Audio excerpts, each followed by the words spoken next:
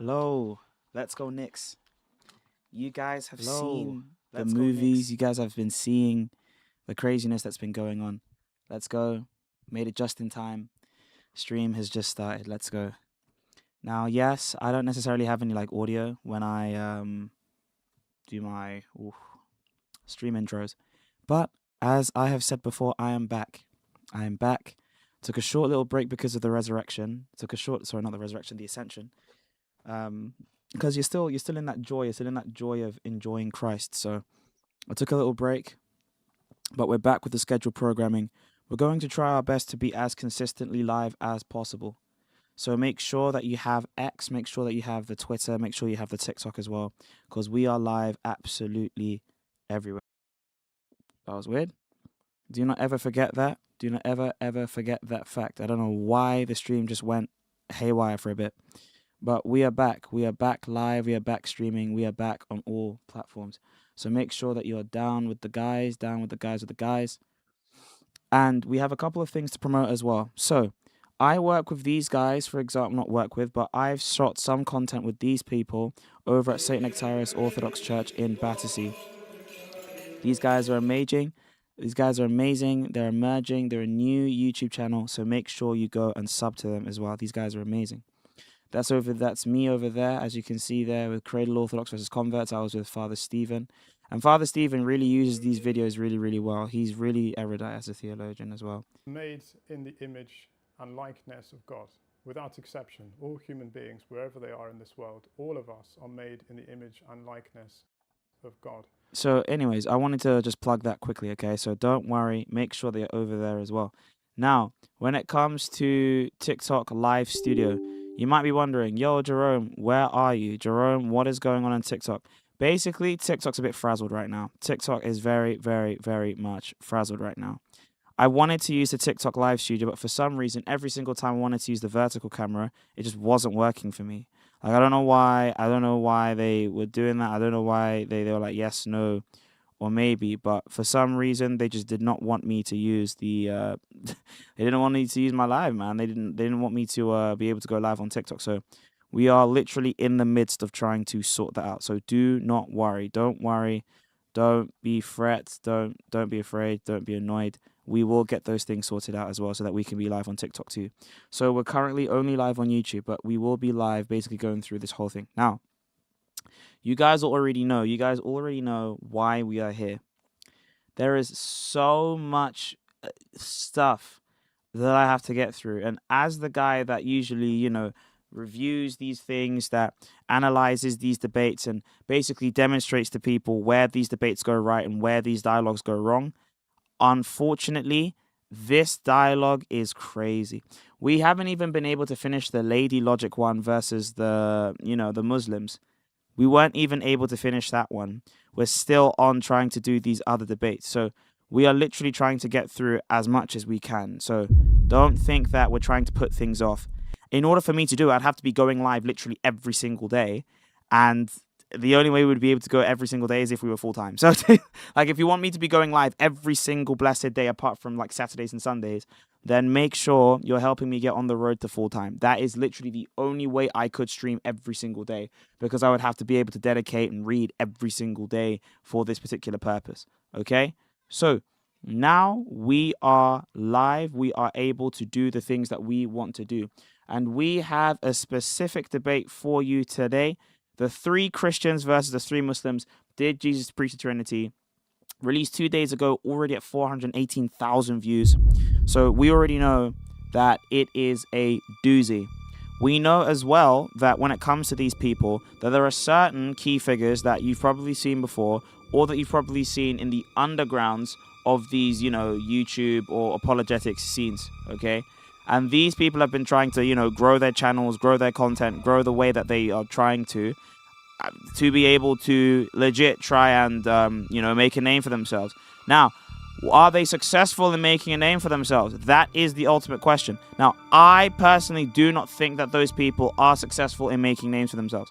But we will see whether or not those people are actually well and truly making names for themselves in such a way that we can actually congratulate those kinds of people, okay? That's the main point that we want to establish. We want to know whether or not these people are actually, legit. Like, are they actually legit people that we can trust, that we can actually say, you know what, yeah, they're actually doing pretty decent? Or are they just simply people that are grifting or, doing one thing or the other? That is what we want to basically see. Okay, so we have a couple people here. We have God Logic, we have Inspiring Philosophy, and some other girl. I don't understand why the girl's there. No offense to the girl, she's probably a great person for this. I don't know why she got selected, but I don't know who she is, so I don't necessarily have any allegiance to her, fealty to her. That said, we are looking at. I'm trying to get this thing done, but it's just like it's going crazy. Oh wait. Oh, do I Okay. All right. Let's just go back and chat.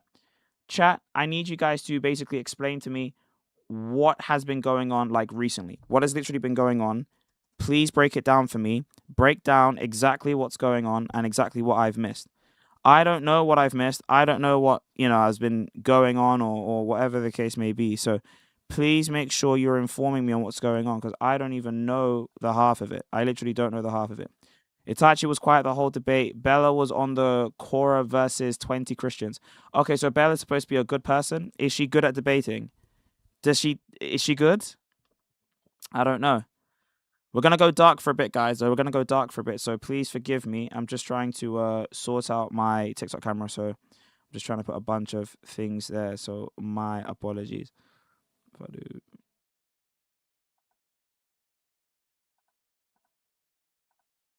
Oh my gosh, so big. Literally just I'm trying to sort things out so that we can actually go live on TikTok. So forgive me. Okay.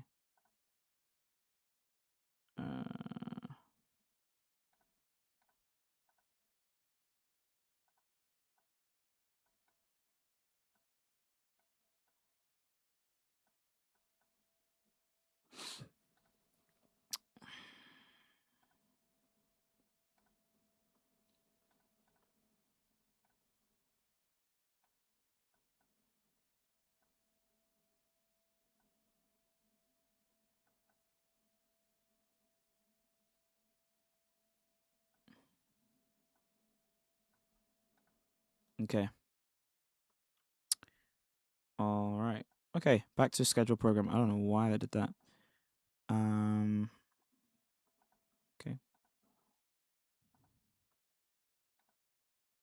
Don't know why.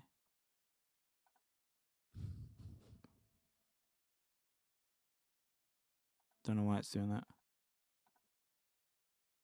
Oh, okay, sweet. Finally. Oh my gosh. Why did it take so long? Oh, I can even make this bigger. Oh, that's sweet. Okay. All right, let's start watching the video then. Let's start watching the video. Hi there. I always Would you forget. like to receive a gift? Okay. I'm a mission. I am not. Okay, I'm not about to. You know that ironically, this guy is not a Mormon, and they're already doing this thing. These statements of Jesus would be divine claims, which nobody can say because it would be shirk. Right? Is that let me finish, bro. Control yourself. If we can show You haven't spoken about a Trinity whatsoever. All you did was try to prove Jesus is God.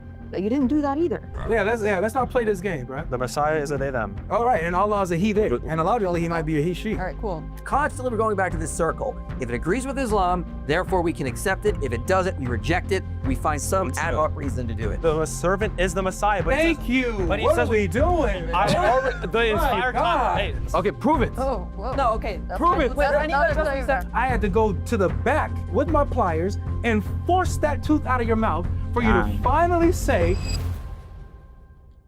did the historical Jesus teach the Trinity? So as Muslims, we would be looking at the historical accounts of Jesus, which arguably could be the Synoptics and John. And from that, we would say that nowhere in the Synoptics and John is there anything where Jesus is teaching any kind of triune doctrine that you guys believe in. Nowhere does he teach any kind of triunity in God. Okay. So just to be clear, we agree, historic Jesus, we're going to go to the Gospels and to understand who that was. It keeps going in and out.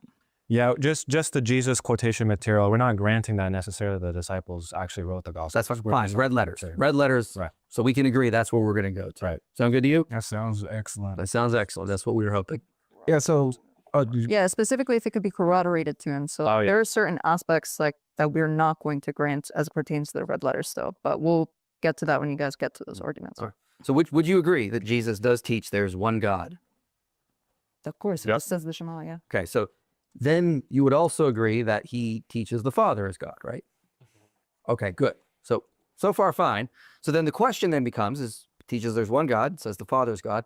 Is there a place he teaches that he is God and that the Holy Spirit is God is really what we need to talk about.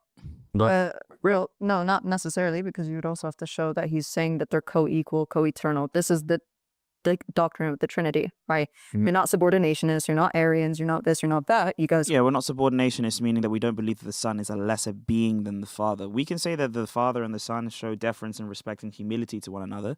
The same way that the Son humiliates himself to the Father, in humility, right? He humbles himself. But that doesn't mean that he's any less of a being than the Father, or half a being, as Mansour said to me yesterday. hold to co-equal, co-eternal. So that would be what would be expected within the scripture, right? Which that's what we're arguing is not found. Okay. So let's start with the first thing. Does Jesus teach that he is God? You can give your argument, right? Yep, And absolutely. we can rebut. So, Yeah. I mean, there are several places where Jesus demonstrates that he is God. So, for example, in Mark chapter 2, he says that he is the Lord of the Sabbath. Okay, we know from Exodus that Yahweh was the Lord of the Sabbath. So whoever is Lord of the Sabbath is Yahweh. That is the earliest Ironically, they're using classic identity. Love it. gospel. In the synoptic material, we have him claiming a divine title called Lord, Lord, Kitty, Kitty. And as scholars like Robert Bowman Jr. have pointed out, that is a title only attributed to Yahweh in Greek texts from that time or prior. It's throughout the Septuagint, some apocryphal texts.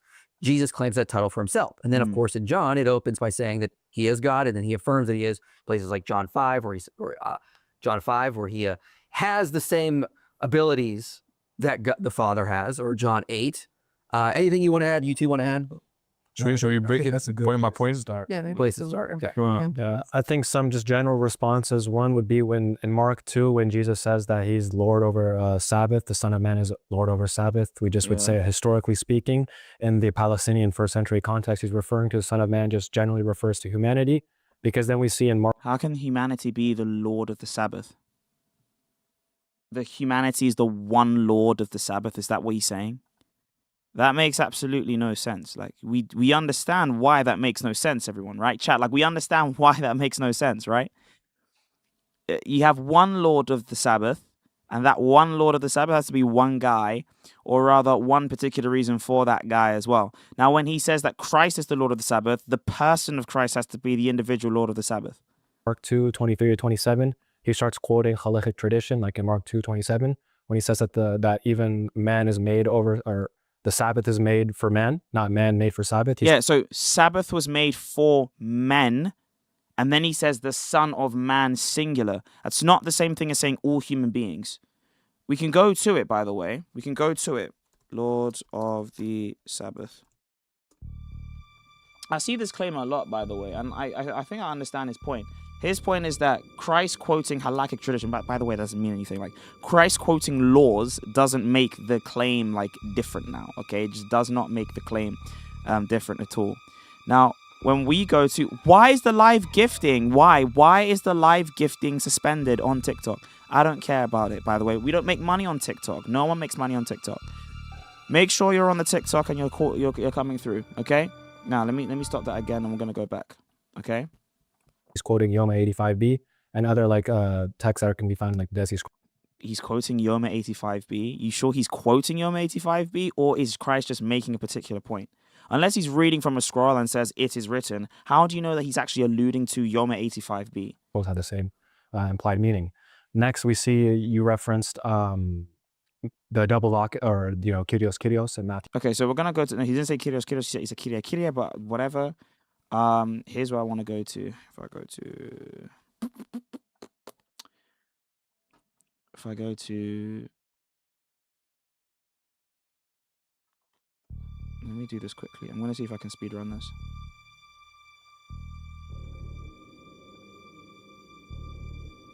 Mark 3, 25. 25. House divided against itself, or is it?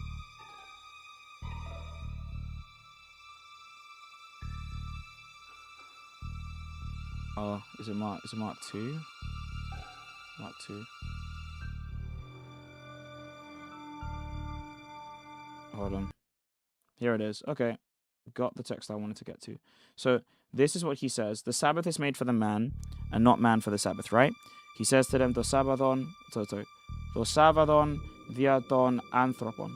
Now, he then says the Sabbath was made on account of the man, right? Of humanity. And now we know that that particular text is being a nominative for the particular nature. Okay, so we know that that's referring to all people. But then he says, the reason why we know this is the nominative for the nature is the next sentence, right? Que ucho anthropos diaton sabbathon, meaning not the man for the Sabbath. So the Sabbath was made for the man, not the man for the Sabbath. When it was instituted, it was made for these people. However, if you look at this text, the actual Greek term is kind of different. Yios to anthropo. Notice, yios, right? Yios to anthropo. This literally means one guy who is the son of a person. That's not the same as saying man as in mankind. It's literally restricting it to the one son of one guy, which would literally mean Christ or only one particular person. You said Kitties. Yeah. We just would say it's a double vocative. It's not actually saying it's Adonai Yahweh. You have to assert that Jesus actually elsewhere claims that he's first divine for the interpretation of that to actually be. Wait, no. That's a disputed text. You're disputing the text for no other reason than I don't like the text that's being given. So what IP is doing is providing evidence, and the evidence is the fact that if you look in the Septuagint, all the times Kyria is being used, it only means Adonai Yahweh in this way, because it's the way that they would render Adonai Yahweh, Kyria. After saying Kyria, we then see Christ call himself Kyria if you were talking to Greek people who use the Greek text. So what you would actually have to dispute is whether or not the Greek text and Greek people were being used at the time, of which the answer is probably going to be yes, given the fact that Septuagint is evidence for the fact that people were using that particular text at the time for the past 200 years. So with that being said, I don't understand why you're just hand-waving this particular objection away. Adonai Yahweh. Otherwise, we would just say that he's just saying Lord, referring to himself as a human Lord twice. Okay. What? That would make the language redundant. You don't say Lord, Lord, or King, King, or Your Majesty, right? The actual the actual semantic import there has changed nothing. There was no plural intensive even given, because a plural intensive would mean Your Majesties, or Thou Majesty, or something like this. There is nothing else that you could say other than the fact that this text has to mean something in Greek. Okay, so let's start with the Mark thing. So Mark 2. How does that open? It opens with the story of Jesus healing a paralyzed man. Does he identify himself as the Son of Man in Mark 2? Yeah, in Mark 2, he can identify himself as the Son of Man. Not that he can, does he? The question is not whether Christ has the ability to identify himself as the Son of Man, but Christ's primary epithet for himself in the text is the Son of Man. In places, but as a general reference to himself or humanity as a whole. Okay, so where does Jesus ever specifically say Son of Man refers to humanity as a whole? So I'm aware that the gospel authors use the Son of Man and reinterpret it to explicitly be about Jesus. Okay, so if they reinterpret it for it to specifically be about Jesus, then that means that they don't actually think that when Jesus uses the term Son of Man that he's referring to anybody else. So we are clear then, right? Son of Man refers to Jesus. And because Son of Man refers to Jesus, when Jesus says this about himself, Jesus, then that specifically means that he is claiming that about himself, Jesus. The same way where he says the Son of Man sits at the right hand of power. No one's saying that all humanity is literally going to be equal to the Father in divinity. No, we know that that particular sentence is referring to Christ. However, we're arguing from a historical context, and in that historical context, in a first century Palestinian...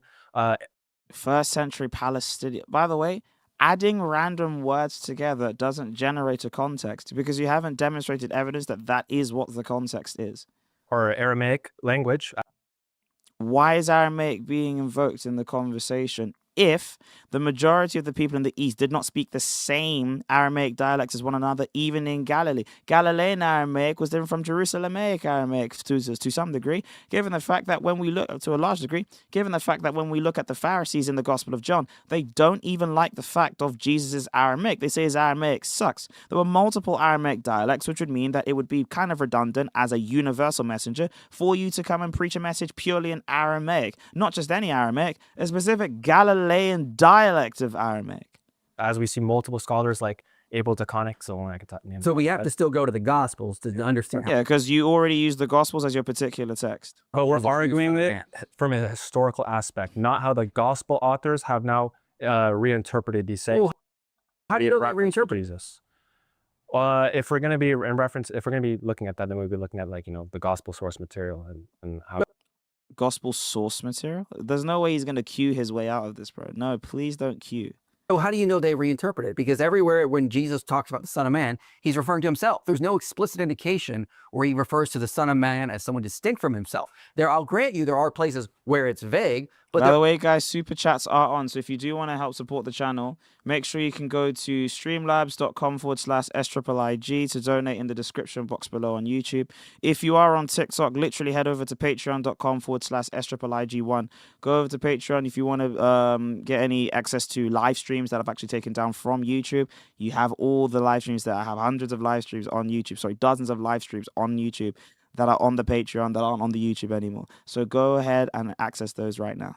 There are explicit places where Jesus talks about the Son of Man where it's clearly himself, like in Mark 2. Right, I don't deny that, and sometimes that. And what other time does the term Son of Man ever get used for anyone else than Jesus? The Son of Man can be in reference to himself. However, we see that in Mark 2. The most plausible contextual reading would just be that it's in reference to humans. Why would that be the most plausible contextual reading? By the way, he's saying it's the most plausible reading because of context, but he doesn't give context. You need to establish a context. You can't just assert a context and say, well, this context says this. No, you actually have to prove that that is the thing that surrounds the text. When someone says context, they're literally saying this is with the text. You have the text, and then you have the things that surround or determine how we're supposed to understand it. Where in Mark does the term Son of Man ever refer to anyone other than the singular person of Christ in the particular narratives that we're concerned with? Where in Mark 2? Where in Mark 1? Where in Mark 3, 4, and 5? Where in the rest of the narratives? Where even in Mark 16? Where does the term Son of Man specifically get used for that? How many times do we see that being used? In what ways does Mark use the term Son of Man to refer to humanity? When does he do these things? This is what we actually have to figure out. Because he then literally starts quoting Jewish midrashic statements, talking about how Jewish midrashic statements? You're making that assertion. In where would you be able to find evidence that Jesus quotes midrashic statements? And this is before the compilation of the Midrashim as well. So this would still be through oral tradition, meaning that Christ would have to have gotten smicha during his 30 years of life from a random Jewish rabbi or from a random Jewish sage or teacher. Which sage did Jesus learn from in order for him to be able to have access to the Midrashim and quote them effectively? Where would he be able to do this? Where would the historical Jesus be able to go? There are only two schools, Shammai and Hillel. And in order for you to actually have access to those schools, you had to have a way in. You had to have a buy-in clause. But Joseph had no buy-in clause. Mary had no buy-in clause. So where would Jesus have his buy-in clause to be able to learn to have smicha under these people? That makes absolutely no sense. how men are made over the Sabbath. So there's no reason for him to think that it's... Mind you, the context he's building is Jesus is quoting the Midrashim, and from a Midrashic statement, he is saying this. He's not established that Christ is quoting the Midrash. He just asserted that he's quoting the Midrash. By the way, there may very well be some modern academia that tries to assert this particular claim, but that's always going to be under the purview of trying to establish some sort of rabbinic Jewish relation to Jesus to try and claim that Jesus Christ was more of a Jew than the actual proliferator of his own particular following, which again is already theologically loaded. Specifically Jesus alone, when he already tells us in Mark 23 to 27 that it's in reference to all humanity. So you said in Mark 2, Jesus does identify himself as the Son of Man. Where in the chapter does he show that that context switches explicit? I literally just explained it. Mark 23 to 27, he explains that the ruling on men being over Sabbath is general to all of humanity. It doesn't say so. No, it doesn't specifically say that the Son of Man is built for the Sabbath. He says Sabbath is built for man and not man for the Sabbath. Thank you so much for the 1999. We'll read all the super chats. He says that man is built for Sabbath, not Sabbath for man. Sorry, Sabbath is built for man, not man for Sabbath. He never says Sabbath is built for the Son of Man. Notice the difference. He says that the Sabbath is built for the man. The Sabbath is on the count of the man. The Sabbath is made for man, not for the Son of Man. Those two texts are different, and that's the disputation right now. Wait, I gave the arguments for why that is. I already gave an argument. Yeah, so it doesn't say that man is over the Sabbath. He just says that the Sabbath was created for man to accommodate them, not that man is over the Sabbath, because man is subject to the Sabbath. They have to obey it, they have to follow it. But he does say, distinguishing the Son of Man, he says, consequently, the Son of Man is Lord even of the Sabbath. Which, as he pointed out earlier in the context, we see that Jesus explicitly refers to himself as the Son of Man. Yeah. Where contextually do you get this idea that Jesus is now changing when he refers to the Son of Man? It's not himself now. Exactly. Now, here's the thing that I always want to like highlight when people have these particular contexts. I could name to you, I'll be honest, I could name to you around 16 times where the phrase Son of Man is probably used, like over 10 times. And I want you to go through them in the Gospel of Mark. One way that we can establish a particular context is by looking at the way that the text is used multiple times in the same source, and then looking at whether or not the text ever refers to Son of Man as more than one person, or whether it's used for multiple people. Okay, so whether it's used for a singular person. So when we look at the Gospel of Mark specifically, let's look at all the times the term Son of Man is used, okay? So we want to establish context. And what we are disputing is this text right here. The Son of Man is Lord of the Sabbath. The Muslim says that Son of Man, for some reason, refers to all human beings, right? That all human beings lord over the Sabbath day, and he establishes that by quoting some sort of Targum or some sort of Midrash. Okay, I don't think he's quoting a Targum, he's quoting the Midrash. Now, we have, glory to God, 13 other times where the term Son of Man is used in the Gospel of Mark. Now, I want to look at all of these times. Where does it ever refer to more than one human being in Mark? That you may know the Son of Man has power on earth to forgive sins. That's referring to Jesus. He began to teach him that the Son of Man must suffer many things. Singular person. The Son of Man will be ashamed when he comes in the glory of his Father. Also will be ashamed when he comes in the glory of his Father and the holy angels. So that's Jesus again. The Son of Man risen from the dead. How it's written concerning the Son of Man that he will suffer many things and die. The Son of Man's being betrayed. Son of Man will be betrayed. The Son of Man did not come to be served. In those days, sorry, that's just the title. They will then see the Son of Man coming in clouds. The Son of Man indeed just as it's written of him, by whom the Son of Man is betrayed. Are you sleeping and still resting? It's enough, the hour has come. Behold, the Son of Man is being betrayed into the hands of sinners. Jesus then said, I am, you'll see the Son of Man coming. So that's all the times where Christ uses Son of Man, apart from the disputed passages. Apart from the disputed passage. None of those times is the text ever used in such a way to assert that this is more than one person. Ever. So if I wanted to generate a context from Mark, if I wanted to actually look at the context of passages or the context of the passage, I'd look at a Markan context. What does the term Son of Man mean for the Christ of Mark? Son of Man means the individual person that he's self-referencing, which would be Christ himself.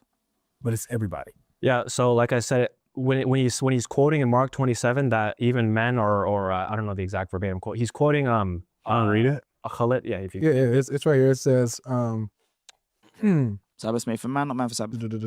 And Jesus was saying to them, the Sabbath was made for man and not man for the Sabbath. Right. So consequently, the Son of Man is Lord even of the Sabbath. This quotation can also be found verbatim, found in Jewish midrashic statements and texts that predate Jesus, like the Dead Sea Scrolls, they have the same quotation and the same theology, and the theology entails. Could you show one text? Show one text where it's literally said that the Son of Man is Lord of the Sabbath day in the exact same sense. That Son of Man means every single person. And then you have to establish that Jesus is specifically referring to that every single time he uses the term Son of Man. That men are over Sabbath, as in they can do certain things like picking grain for emergency if they have to eat. No. Some men, yes, have some sort of jurisdiction. Not that all men are lords of the Sabbath. And so that's why, and like I said, in the historical context of the first century Palestinian Aramaic speaker, son of man, body nosh, can also just mean humanity. So we have no reason to explicitly... No, son of man can mean humanity. It can mean humanity. It can mean humanity. That's true.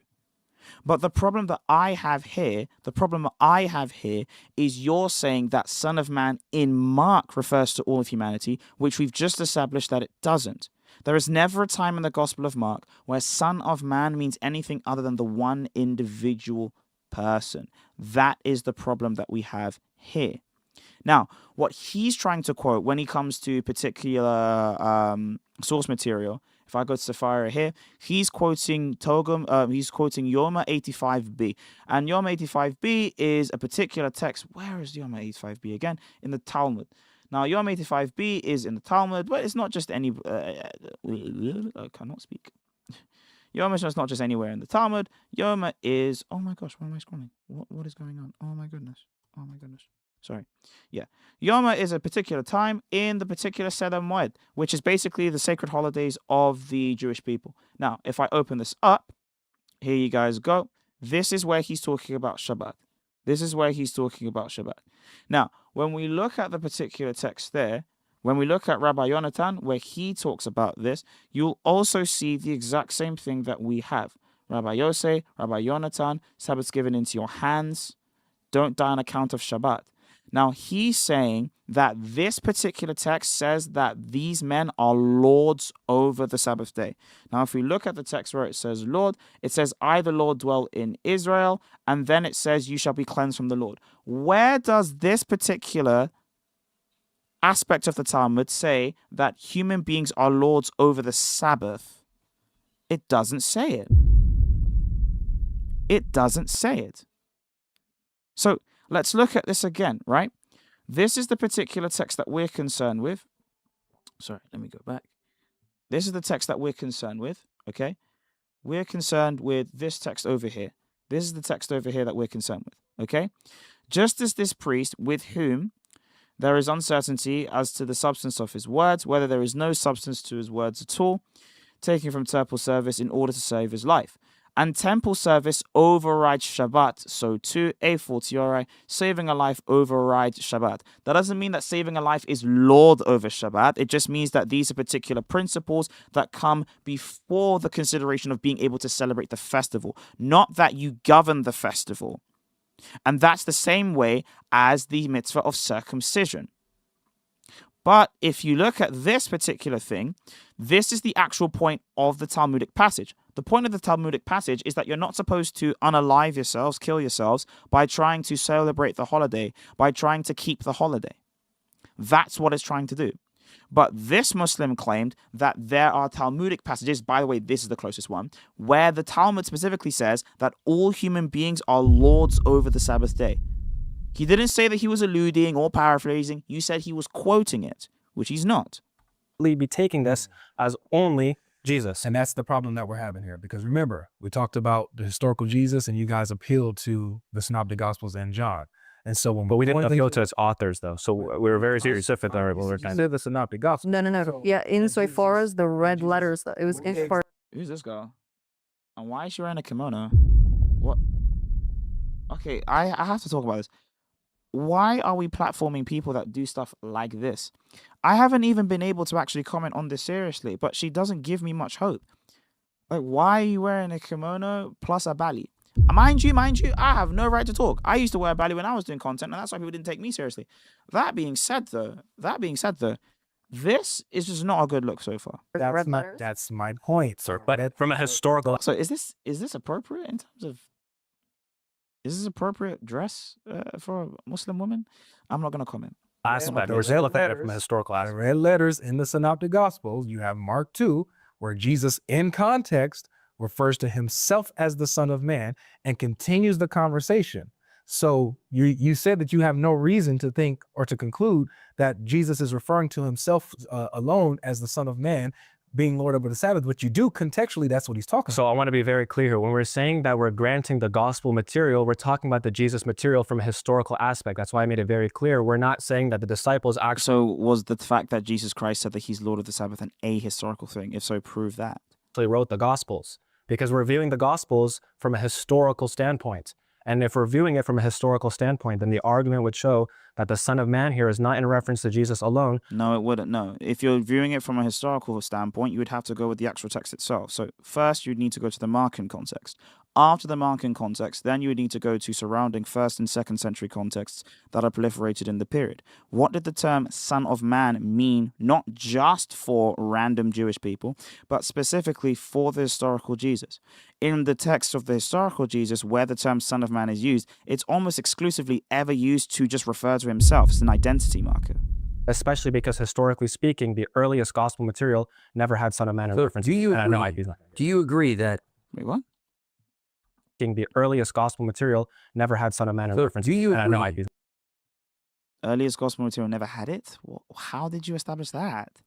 do you agree that the Gospel of Mark identifies Jesus as the Son of Man? Yeah, we never are arguing anything about what the authors of the text view. I don't even care what Do the you author agree Mark views Mark- Jesus as, because that's not anything to do with the discussion. You already agreed Up to date. Do you agree the author of Mark 2 has Jesus It has nothing to do with it has nothing to do. Listen to what he's saying. Yes, it does. If the author of the text is writing the text and he gets to decide what the characters mean by what they say in the text that he's writing, then that would mean that the character you're analyzing in the text has a particular way of being portrayed.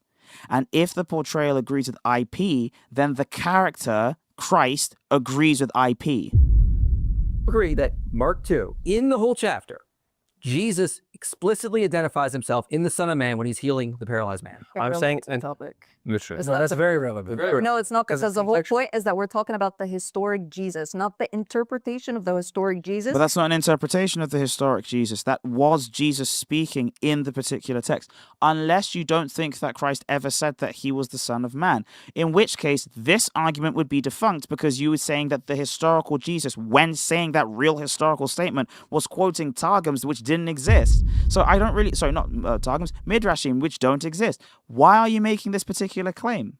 as it pertains to Mark, Matthew, Luke, and John. How do you know who the historical Jesus is? Just but before we continue, you already agreed that fine, we'll go with the right letters. That's what y'all. That's but you're disputing the red letters now. You just said that the red letters aren't the historical Jesus, or rather don't give any sort of mapping or bearing on the historical Jesus. So why would you backtrack on the claim now?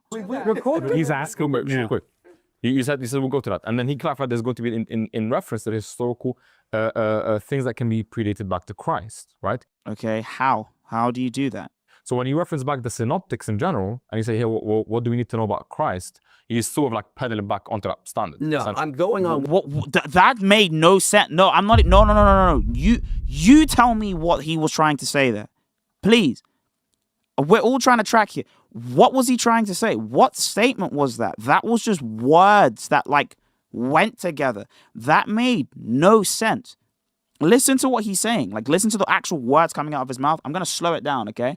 And I want you to tell me, like, transcribe this. What is he actually saying? Rewind and hear what he's saying one more time. You said we'll go to that, and then he clarified there's going to be in reference to the historical Interpretation of those.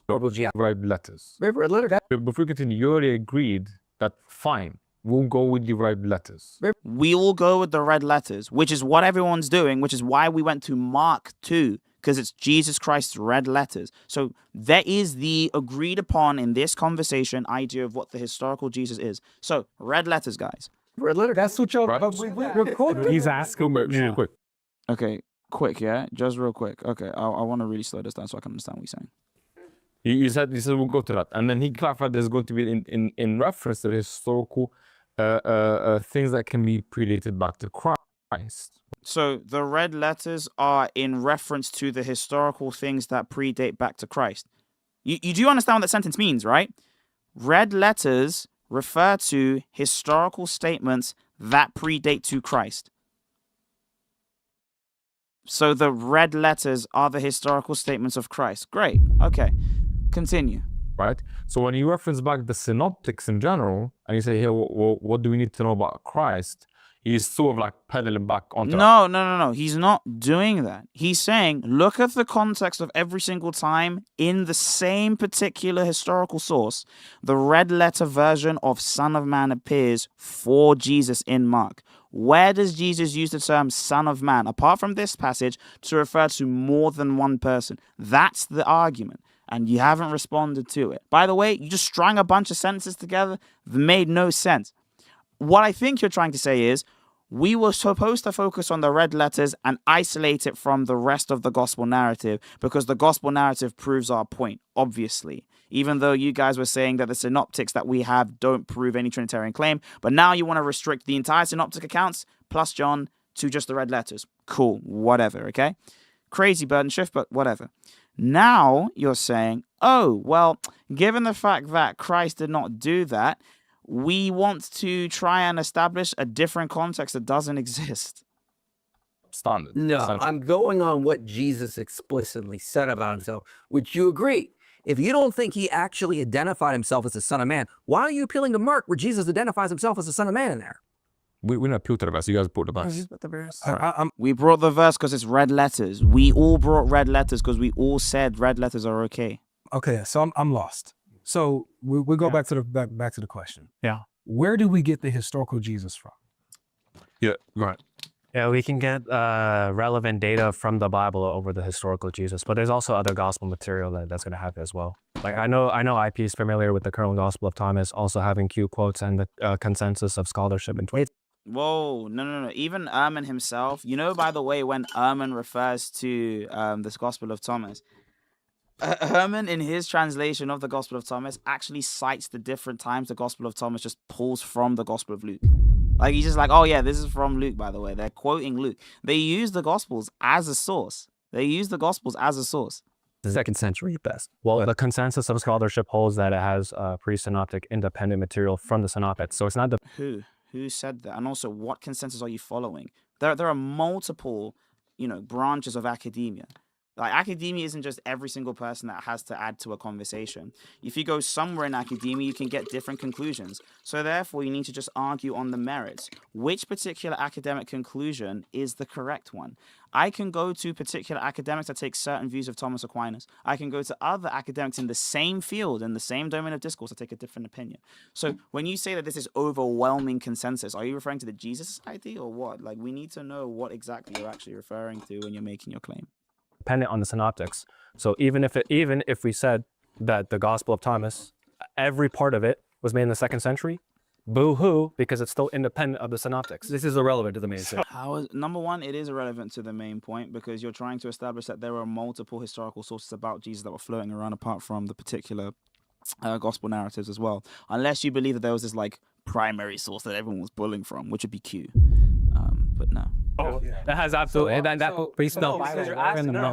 He's asking us, where do we get our historical information of Jesus? Yes. I just told you the Gospel of Thomas has historical information of Jesus, and it's independent of the Gospels. So Gospel Your of Thomas four canonical Gospels. Jesus? I don't even need to go to the 4 canonical Gospels to look at it. Is Gospel of Thomas correct? But doesn't think it's not I think reliable enough.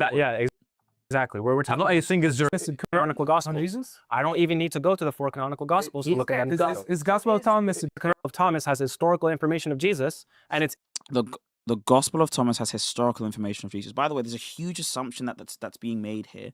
When all of these people use the term historical, they're opposing that to anachronistic or ahistorical evidence. They think by historical, they mean it actually happened. Like, we have reasonable assertions to believe that this actually took place, that these particular statements actually happened. So when he says, I have historical information from Thomas, he's saying we have historically trustable information from Thomas about what Jesus actually said/did. That's what you're saying. And now listen to the next part. It's independent of the Gospels. So Gospel. So it's independent of the Gospels. I have historical, verifiable information. It's independent from the Gospels. 4 canonical Gospels. Jesus. I don't even need to go to the 4 canonical Gospels to look at it. Is Gospel of Thomas correct? But doesn't it's not He said, is the Gospel of Thomas correct? Is it correct? Yeah. Is it historically correct? is I think reliable enough. Exactly. Where we're talking. How can you have unreliable historical truths that actually happened, right? Like, that doesn't make any sense, okay? You can have unreliable accounts of history and they could have certain truths, but those truths themselves have to be reliable somehow, right? That's what we mean by truth. We can depend on this thing to actually give conclusions and ascertain data. I think it's just reliable, isn't right? so it's qualified. It is. It's the gospel of Thomas where we can get our truth. It has relevant historical. I got you. So that So how do you know that this is particularly historical data that actually happened? How do you know it's historical data that actually happened? it gets Like for example, if we just look at the gospel, Gospel of Thomas, I think what he's referring to is like the sayings Gospel of Thomas, right? Not the one that Thomas says to Mary Magdalene, "You need to become a woman" or something. Do you know what I mean? I think they're referring to like the sayings Gospel. I think they're referring to these ones. You know, the secret sayings of Thomas. You know, let him who seeks continue to seek until he finds. When he finds, he will become trouble. He becomes trouble. He'll be astonished, and he'll rule over the all. It doesn't really tell you what the all is, right? He writes out all of the creation, things like this.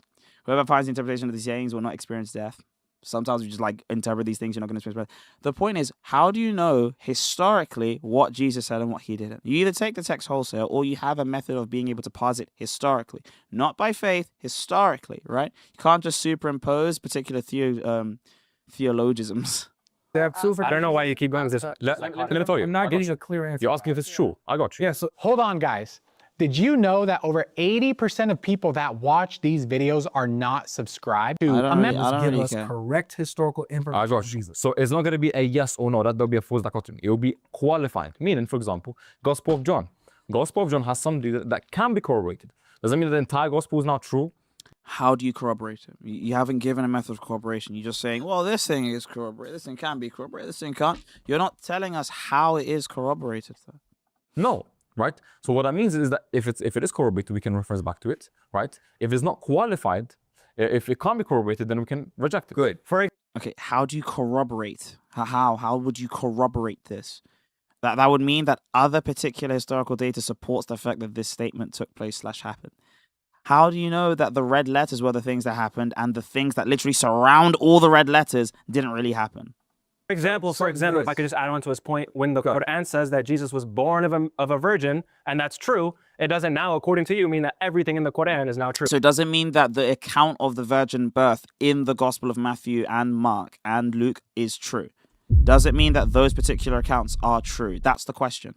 I want something that's true. I want to use a term, Sorry, not phrase Mark, you guys Luke, love Matthew to and use. Luke. Now we need a symmetry breaker here. So how do we know what is the good historical information in the Gospel of Thomas and what isn't? Thank you. Thank God that this guy's here, bro. This is what I need. Okay, so yes, that's the only question that is relevant right now. Well, the material that parallels with Q. No, man. The material that parallels with Q is historically verifiable. Are we saying that the sayings Gospels here all parallel with Q? Is that what we're saying? That these particular things can parallel with Q? Is that what we're saying? That if they parallel, by the way, by parallel I think he means like an absolute identity. Is he saying that the Gospel of Thomas parallels with Q? Really? Is that what we're doing? Yeah, give him a round of applause, man. Give him a round of applause. There's no way, man. This is what I'm saying, bro. Like, you start just allowing guys to say whatever they want, bro. Do you know what I'm saying? Like, they just start saying stuff. I can't believe this. What am I hearing right now? This is so bad. What? Okay. All right. We're gonna get away from the rhetorizing. Okay, we got to stay on task. Okay, so now Q is the authority on who this is. So is Q the authority, the hypothetical Q that we have no documents for, that some scholars have sort of put together what they think it is, True. that is now the authority on who these. Even if we granted your understanding of it being a hypothetical document that we It is a hypothetical document. It's a particular hypothesis that is posited to explain why there are so many corroborations in Matthew and Luke, apart from the fact that they just knew each other. Okay. can't just actually obtain and get a holistic view of it, that you would still be appealing that Matthew uses source material outside of Mark that's as old as Mark. I'm like his memory. I don't know. See, I don't yeah, I don't know what to tell you. Maybe like his memory, bro. I'm fine. Let's just move it. So we're appealing to the historical source materials that the gospel authors are using. So if we go through Mark and we go, okay, well, Jesus clearly claims to be the Son of Man. How do we know he actually said that? What is the actual foundation? Yeah, what is the method that you're using? Basically, you're asking for his method. He's not going to give you one. The authority. And by the way, his method was, if it agrees with Q, it's calm. Like, you just did Islamic dilemma just with Q, like the Q-lamic dilemma, bro. This is that. we can use to determine who the historical Jesus was so we can know what he taught. Yeah, if you're asking specifically from our perspective and not just the argument at hand, because the argument at hand isn't from our actual perspective. The argument at hand is not from the historical perspective of Jesus. Is that not what the argument at hand is? That's the domain of discourse, my friend. We were just giving an argument. But from our actual perspective, you're So the Quranic perspective, it's whatever agrees with the Quran. Please say it. asking us what is the historical Jesus material we will get. It's that the source material that the gospel authors use, the synoptics, which we can get based upon the fact that we know that they're anonymous, independent works, and they independently. Yeah, they were written anonymously. That doesn't mean that we don't know who wrote them. It's a different claim. Both use the same source material. They use Mark as a medial, and they have a secondary source material that have a. You're just explaining Q hypothesis. You're just explaining the hypothesis. You're not actually. You're just describing. So I'm not explaining. You're describing the hypothesis. You're not actually showing why the hypothesis itself is true. This is just a list of assertions. Literary dependence on, which we know based upon their literary details, the way that they. Everybody spam Kinjil in the comments, okay? Kinjil, Q-I-N-Jil, Kinjil. According, I got you. So thank you. I'm noting up what he's saying is correct, but to render No. it down to the simplest point is going to be the historical critical method, aka that which Okay, so then we're back to the main point then, aren't we? can be corroborated, early attested to, right? That which has we can apply the criteria of the similarity, which I. What criteria of the similarity would you see here in Thomas, like, of multiple forms? By the way, the criteria of the similarity is for the Gospels. Like, that is a particular criteria. That is a particular criteria. So if you see multiple times where there are different particular renderings, then we think, okay, that might be true. Okay, that might be true. You should be familiar with. If all these criteria can be implemented upon a text, right, then we can determine that text to be reliable. Okay. Did you do that with Thomas? Like, when did you do that with Thomas? You're just following up this guy's claim. I don't know if you guys had a team huddle beforehand where you were able to really disseminate the information amongst yourselves, but I don't know where you did that from. Right. So, what is the source that we can go to get the accurate historical information about Jesus so we can know what he said and actually start this conversation? Is your Thank you. Great way of framing that, by the way. The actual domain framing here has to be so precise. Because what we started with was the claim as to whether or not Jesus taught the Trinity. Now, in order for us to know whether Jesus taught the Trinity, we need to know the things he said and the things that he did. In order for us to do that, in this conversation, both sides have to agree on what Jesus said and what Jesus did. This is the point. This is the point. Unfortunately, we've gone around this rigmarole. We started with the red letters. So we said, okay, anything that's written in red, that has to be from Jesus. Then we moved to a different claim and said, actually, no, we can't trust what's written in red because we need to corroborate with Q. Then we moved from Q to the Gospel of Thomas and said the Gospel of Thomas can be corroborated with Q. And now we're back to this.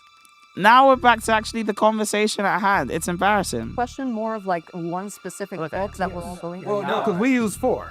We use Matthew, Mark, Luke, John. You guys are saying no, and They're using Matthew, Mark, Luke, and John. No, I understand. Where are you guys using? Yeah, we're using the relevant historical data. Which ones? Yeah, literally any. Yo, source that can who's be this for moderator? mainland Hey! As it pertains to. Someone give this guy promotion. See this moderator? He said, which ones? W moderator. Well done. Yes. Well done. Well done. Just name one. So let me explain Q. it. So you guys are working off a Q. Yeah. Okay. The whole point is that there is and relevant by the way, data. So they're working off of Q. So then they think Q is the historical document. Oh my days. We can go on to Mark, Matthew, Luke, and John, no issue, but it's not going to be unqualified. Okay, so Right. we can get Q is going to get the hypotheticals Q, teachings of Jesus. Can we do that? Can we start there? No, but real quick before we move on to that, and I have no issue in addressing Mark 2. There's no issue with that, right? We can address that. What? But, specifically, regarding Mark, Matthew, Luke, and John, they can contain historical information, right? We've already gone over this, but you haven't been able to give a dissemination criteria, or rather a distinguishability criteria. And you would agree, for example, I don't know if you would, but there would be some aspect of John, for example, that wouldn't be reliable, right? Why? Right? That is we the wouldn't case. agree with that. That's it. Okay, that's fine. Why? But That's reliable gospel. that's what Why? the scholarship says, right? But the point is, That's what your particular affirmation of academia says. Yeah, your particular affirmation. No one has to grant that. we can go ahead and adjust Mark 2. No issue with that, right? So someone bearing the name Yahweh, right? Does that make them Yahweh? Yeah, it means that they are. Yes. Okay, so in Exodus, No one has the name Yahweh except Yahweh alone. That's not Nehemiah 9:6. okay, so when it comes to Exodus, when it comes to other prophets, when it says that Yahweh will do something, and then prophets do that thing, Yeah. right? Does that make him Yahweh? That's agency. Okay, so what is the distinction in Christ being an agent of God? Because Christ bears the name of God, not just the actions that God asks him to do. very good. Because Christ isn't just an agent of the Father, but he claims himself to be Yahweh himself. That's a very clean question. Let me finish. Right, you're right. I know, but you asked me, all right? Yeah, go ahead. So we can discuss that. But I'm giving you the difference between. By the way, that wouldn't just be the thing in question. The thing in question is to whether or not he taught the Trinity. Logic claiming that he taught one particular aspect wouldn't just be the thing in question. Your particular claim is that he taught none of it. God Logic's claim is that actually this is one particular claim of being Yahweh. By the way, that doesn't even mean that he's different from the Father. That's an assumption on your part. So it wouldn't be the thing in question. An agent and Jesus, right? So an agent cannot claim to be Yahweh himself, cannot claim the prerogatives of Yahweh, but Jesus does. That's the symmetry breaker. So you'll never see, like, for example, Aaron, when, the example where Aaron takes the staff and when Yahweh says, I'll do it, Aaron does it. You'll never see Aaron say, I'm Yahweh, I am Yahweh, or claim to be Yahweh, or, whatever. Jesus does.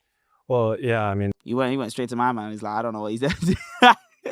they're familiar with it clearly. Obviously, they know that whenever the verse is being quoted, it says that Yahweh is literally the one who's holding the rod in his hand, but obviously it's Aaron the one who's holding the rod in his hands. Yeah, but the point is that Aaron himself doesn't say, I am that. The only time where we see someone say, I am that is this particular angel of the Lord figure. So we would just say that's divine agency, yeah. But because you can bear the actions of a thing or the energies of a thing, orthodoxy, you could bear the energies of a particular thing without actually being the being itself. In order for you to be the being itself, you have to hold the name of that thing. That's why Orthodox Christians don't hold the name of the deity. Christ holds the name of the deity. But back to what Time was saying, you would have to obviously show first that Jesus actually does claim any kind of divinity for them to be a differential. of course. So you do agree that that is a symmetry breaker though, right? No, because for example, we like when you say divine prerogatives, you mean divine properties? Yes, of God. So like, being all powerful, all knowing, judge of heaven and earth. So okay, Resurrecting. By the way, prerogatives are going to be kinds of properties. I don't think it's just the divine properties like the omni ones, omnibenevolence. But I understand what he's saying. His point is that there are things that God appropriates to himself. Not just things that flow from his nature, but things that because of the things that flow from his nature, God is able to appropriate to himself. For example, because God is the principle without principle, he can appropriate himself as the creator of all things, right? But creator of all things isn't the same kind of property as, let's say, being a creator itself, right? The creator of all things is the output of the particular property. It's not the thing itself. The dead, first and last. so when it comes to knowing all things, would you agree that's a divine prerogative, right? Yes. And so that's what I'm asking. Like, if Jesus is claiming to have the divine attributes or prerogatives of God, like the things only God does, Let's get the live up, guys. Get the live up. the claims that only God can make, would you agree that that would be a symmetry breaker between an agent of Yahweh and Yahweh? No, because we see other instances where others other than Yahweh, other than Jesus, right, would quote unquote be predicated with these prerogatives. For example, First John. No, not just that God puts them on you, but that you appropriate them yourself. Remember the criteria that God Logic gave. It's not enough for you to simply have the properties given to you. For example, Orthodox Christians are given the divine energies of God. That doesn't make them God by substance. That doesn't make them Yahweh even. What the Orthodox Christian would need is for the Orthodox Christian to claim that they are God in order for that to be the case for them. So the difference between, for them to no longer be simply referring to agency language, the difference is with Christ, or the angel of the Lord, which is identified with the person of the Son. If we look at the patristic data, we know that Christ appropriates Yahwehness for himself. He actually appropriates the name Yahweh for himself. No one else does that. No one else does that. You need to show where a particular Old Testament character says, I am Yahweh, or appropriates the things that are appropriatable by Yahweh to themselves. Not that they are given externally by another source, but where the person themselves appropriate and say, I am these things. 20 said that the disciples know all things. No. It says that. No, that's qualified. Okay, let's bring it up. It's qualified, yep.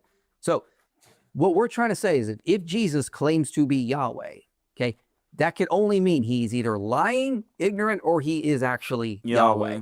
So, or there's a fourth Or he's an option. agent. That Can I give you the reference? in Jewish monotheism in the first century, the legal status, the status of a sender is the same as an agent. But the sender, the agent, A sender and agent have the same status? What does he mean by status? As in they're treated with a similar level of respect by reason of that? And would you say that in the Jewish context, then you would be able to give divine worship to a creature? Is that what you're saying? That in the Jewish context, you could give divine bilach worship to a creature? Is that what you're saying? Agent, the can never claim to be the king, as he knows. He has never claimed to be Yahweh. He has the same exact status of it. For example, and Well, I'm quoting you actual reference. This is found in like Nedarim 72b. These are midrash. I don't care about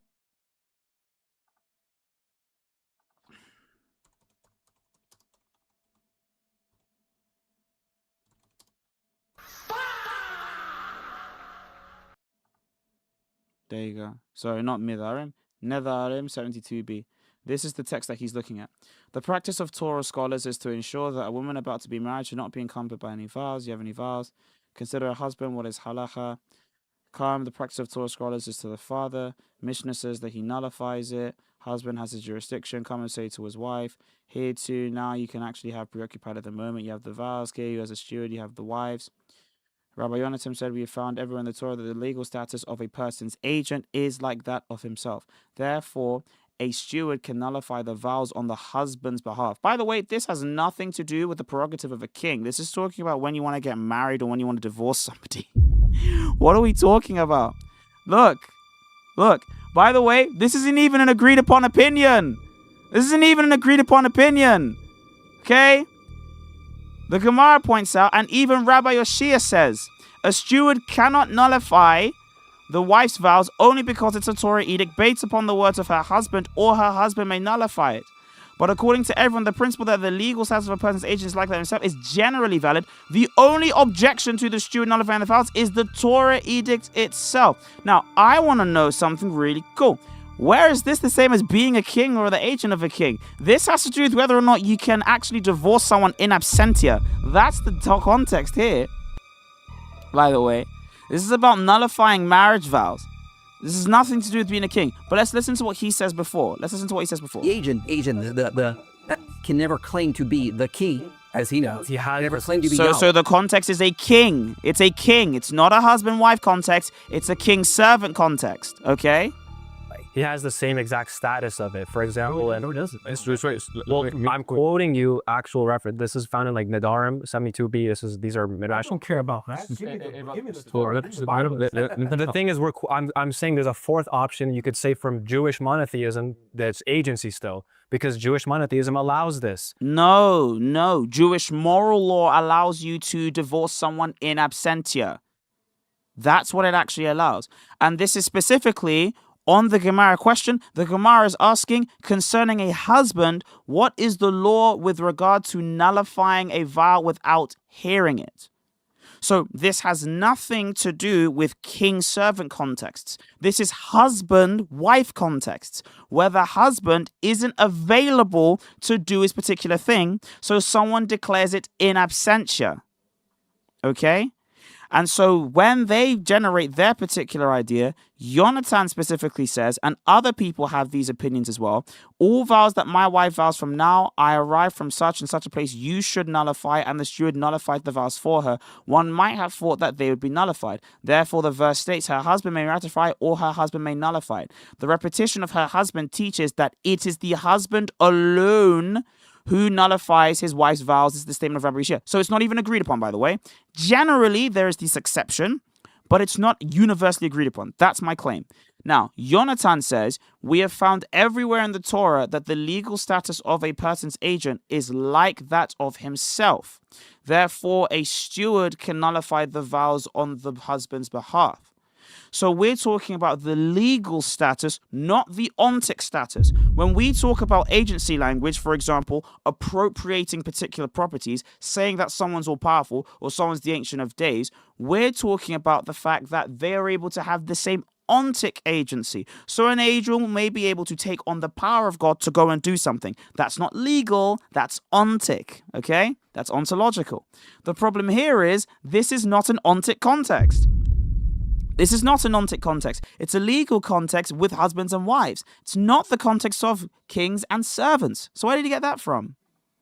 Which if I can just finish, please. And we can find this example in 1 Samuel 25 when Love you, bro, but this kind of content is boring. You need to get more originality. You start a channel then. David wants to go marry Abigail, and so he sends his servants, and then the servants go to Abigail, and Abigail prostrates and speaks in the singular in the Hebrew, as if you're speaking to David, but you're speaking to the servants. Also- Because the servants have been sent by David, so they have the exact same status as David, while not actually being him. Do the servants claim to be David?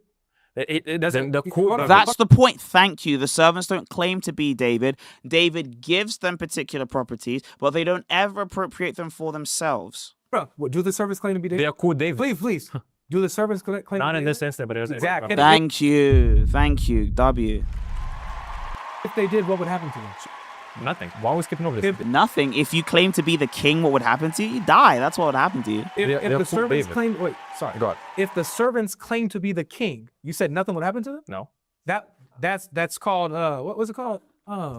Treason. Treason. There you go. That's treason, dude. You can't. A servant cannot claim to be a king. He'll be Yeah, put you to can't death. do that. Yeah, Or only in prison. the sense of Hold on. his status. Let me It's last. not- So No. You can't say I'm David.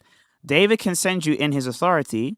We have papal legates, for example. We have papal legation in the Orthodox Church, where the Pope will send his legates and say, treat them like you would treat me. But they would never say, I'm Leo. They would never say that. Even in the 4th century context, they would never, ever say, I'm actually Leo. They would say, on the behalf of the Blessed Leo, on the authority of the Blessed Leo, on the notion of the Blessed Leo. They would never say, I'm Leo. Okay, I don't know where you got that from. we see you're bringing up examples where people represent the king, but they are not the king themselves. They cannot claim to be the king themselves. So we're not when it comes to Jesus is not claiming to just be a servant of the Father. He claims to be God. He claims to have the divine prerogatives that only God has, the titles that only God has, actions that only God has. So would you agree that this is a symmetry breaker between a mere agent? So an agent can claim to be God? Yeah, and I'm giving an example that she gave in 1 Samuel, right? Where she calls the people, the servants, he says, my servant. So she identifies them as David. She says that they're David, although David isn't actually present. Okay, so that's number one. Can you bring up the reference? Yeah, Let's see it. 1 Samuel 25, 39 and 41. Let's read that. And what's your point on this? And then the point is that she calls them David, although David Yeah, but that doesn't mean that the servants call themselves David. That's the point. isn't present. So they bear the name David. They're identified as David, although David isn't there. They didn't bear the name David because they never appropriated the name for themselves. They just allow people to call them David. They never say, I am David. Yeah, can you? Okay, so there's two different things here. Number one. Can I read it? Yeah, go ahead and read it. Okay. So then David sent word to Abigail. Sorry. Ask- Quick, let me go along with you. Yeah. Hey, quick break from the conversation. No. You to become his wife. Went to Carmel and said to Abigail, David has sent us to take you to What? Wait, whoa. Notice in the passage, by the way, the servants distinguish themselves from David in the passage. His servants went to Carmel and said to Abigail, David has sent us. David sent us. Where is this appropriation? David sent us. What? Did you man notice that? What kind of... They fumbled. This is a fumble. David sent us. So it's not even that. It's not even that. Why would you bring this? Oh my gosh. And they're just watching him. Look at... Oh my goodness. And you're just watching him as well. Just watching him doing his thing. Oh no. I can't believe it. I can't believe it. become his wife. She bowed down with her face to the ground and said, I am your servant, and I'm ready to serve you and wash the feet of my Lord's servants. What? My Lord's servants? So he doesn't even call them David? Right? So she identifies the people as the servant. Wait, I'm confused. Yeah, the servants of David. He said, I am your servant because I serve the servants of the king. Obviously, where is the agency language that you're referring to? He said they call him David. They call him David. Where was that from? Yes, hold on, let me see. So the servants of David came to Abigail at Carmel and spoke to her, saying, David has sent us. Yeah, David sent. Who's yo? Yo, David sent us? David sent us? to you to take you as his wife. And she arose and bowed with her face to the ground and said, Behold, your maidservant is a servant woman to wash the feet of my Lord's servants. My Lord's servants. So not my Lord. I'm not washing my Lord. I'm washing my Lord's servants. Then Abigail hurried and arose, and she rode on a donkey with her 5 young women who went about with her, and she sent. By the way, when it says I'm a maidservant, that can also mean that she literally was a maidservant as well. And she went after the messengers of David and became his wife. Where does it say that she called them David? Amaris. She said she bowed down with her face to the ground. No, shut up. Answer the question. Guys, making a clip. Hold on. And she went after the messengers of David and became his wife. Where does it say that she called them David? Amaris. She said she bowed down with her face to the ground and said, I am your servant. Uh-huh. So they address the people as a singular servant, which is David. Well, no, where does it say? No, see, this is why we gotta read, bro. You said that she called them David. David. No, I said, who's a servant in this case? The servants are the messengers that David sent. Yeah. And she's Right. their servant. Wait, Yeah. servant with a singular? Who's the servant? Look, it says this. What they represent? Look, this is what it says. She says, it says, David sent us, yada, yada, yada. Let's go to what she said. bowed down. She says, behold, your maid servant. Servant is singular. She's the Yeah, servant. so she's the To who? servant. To the servants of David. But Yes! you is a singular. It's not a plural. So, the you So can, the you is in reference to only David. no, it's not. Let me go ahead and respond to this, because in Exodus 20, when it says you shall have no other gods before you, that you is in the singular, but it's referring to the All nation the people of correct? Israel. Thank you. Yeah, that's Yes, just because- as a collective. Yes. Yes, logic. Thank you. Thank you. Hold on. By the way, we're gonna fact check this right now, okay?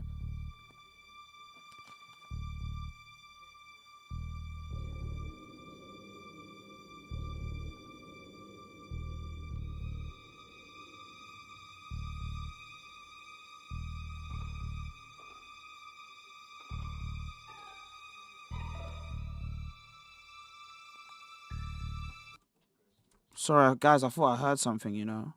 I'm so sorry. I'm so sorry. I actually thought I heard something. I was so scared. I was so scared. I was so scared. Sorry. Genuinely. I was so scared. I'm so scared. Okay. I'm sorry. Alright, cool. So, where is the text that we're looking for? Abigail made haste toward the brain. Go and see me. I'm coming after you. She didn't tell her husband Nabal. Send young man. Got to Nabal, greeting my name. Nabal, who's David, son of Jesse. Bless the Lord God of Israel. Wait, hold on. I can actually just go back here. No, I don't want this. I don't care about this.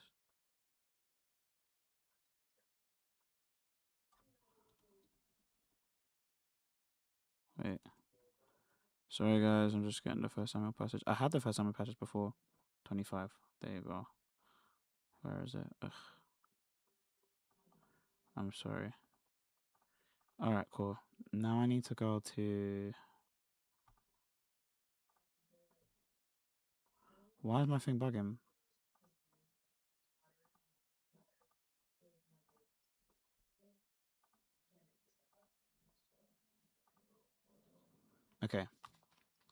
Okay.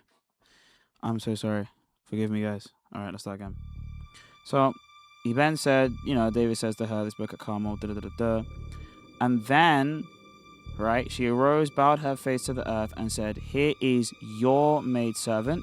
By the way, the your maidservant is singular because maidservant is singular. Maidservant is singular, okay? A servant to wash the feet of the multiple servants of my Lord. Servants of my Lord. You to become his wife. She bowed down with her face to the ground and said, I am your servant, and I'm ready to serve you and wash the feet of my Lord's servants. Right? So she identifies the people as the servant. Wait, I'm confused. Hold on, let me see. So, Oh no, we already saw this part. Hold on. refer to a community or a corporate entity. So the servants on David's behalf will be a corporate entity. She can use the you there singularly That nowhere here does it say that she's calling. It's not about the you. It's the fact that He it's said. yeah, it's about that, and it's a servant. She's Who is a servant? look, brother. It's a servant, bro. But look, hold on. Yeah, It says because she's the servant. The servant is her. she's the servant. It says, "Behold, your maidservant." Yeah, your Your servant. maidservant is Your a I am servant, your bro. servant. yes. Which is she, her. Yeah, because she's the Which is servant servant. too. To the servants of David. She's the servant it to the represents servants David, of right? David. So they're Right, they represent David. So she's just serving more servants. You can serve more servants. Servants can have servants. So notice. Right. So can we agree here that she does not refer to the servants as David? It does. You said he is. She Well, no, I referred. didn't. Look, you said yes. I'll explain again. He just said yes. It referred to David. No, When the servants are speaking on the behalf of David, she refers to them as a singular because she's referring to David because No, she's referring to the group. She's just referring to the group. I am your servant. in Jewish monotheism, which we have first century Right. Jewish attestation, the legal status of a sender is this, or of the sender is the same as an agent. No, only in the context of marriage. That's the only time this particular passage of the Torah is ever applied, okay? Only specifically in the context of marriage, okay? The legal status of a person's agent is like that of himself is generally valid. The objection to the student nullifying vows, so wedding vows is the context there. So the reason why it's in the reference. Huh? This is like Yeah, but I'm saying we have first century Jewish attestation. So I'm saying in comparison with the historical argument on how we would compare this with Jesus, we would look at it from a first century Jewish lens, that Jesus is just an agent because he has the same legal authority as Yahweh while not actually being Yahweh. Can we get back to that main point though? Does That is the main point. servants claim to be the king or David? it's simple. No, they don't. But they don't Okay, need this to. is irrelevant. Thank you. No, they don't Thank need to. you. Because here's the symmetry Yes, breaker. they The symmetry do. breaker is Jesus does. And so if, let me ask you Okay, this. but now what If you're an doing agent- is you're just Hold on. If an agent claimed to be, like let's say for these servants, if they claimed to be the king, would they be wrong? yeah, that would not be wrong because the same way where Moses claims to be Elohim doesn't mean he's literally Elohim. Where does Moses claim to be Elohim? Or when he's made Elohim to Does Pharaoh. Moses claim that? That doesn't mean Wait, Moses claims it. He's not the author of Exodus. Brother, is Moses the one saying I am Elohim? Or who's speaking of Exodus? Who's speaking of Who's he quoting? Who's he speaking? Who's he quoting? He's quoting Yahweh. That's like me writing a book that said that my little sister said something that means that I said that. No, my little sister said that. I'm just literally transcribing what she said.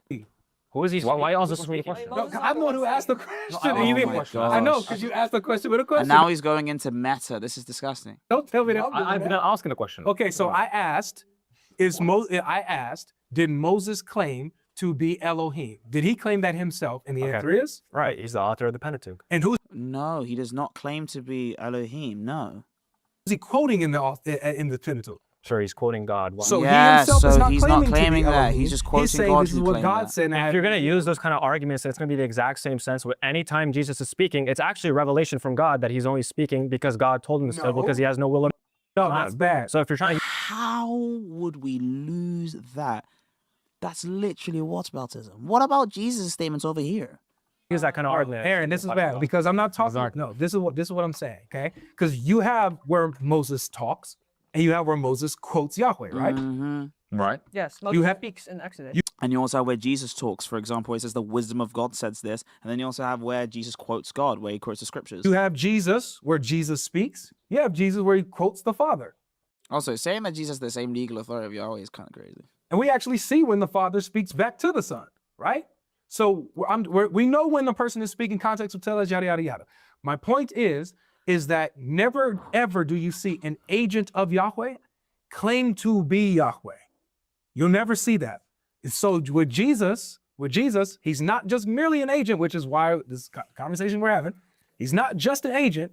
He claims to be Yahweh. He claims to be God. And that's where we need to get to. So and we would just be saying that that's okay because as an agent, he has the same status as the sender, and his sender is Yahweh. But he makes it very clear. Wait, if he has the same status as the sender, does that mean that he gets all the prerogatives of Yahweh so he can be worshipped the way Yahweh's worshipped? Is that what you're saying? Throughout the Gospels that he doesn't do anything on his own accord. He has things given to him. He seeks someone else's will. These are all things that you would suspect and expect in Jewish agency, but you wouldn't. That's what we would expect a Trinitarian theology. Exactly, because we're doing historicity, and we're making the point from a historical standpoint. First century Jewish monotheism is completely compatible with these texts. I disagree. Because according to first century Judaism, first of all, when you even talk to, they don't even know who the angel of the Lord is.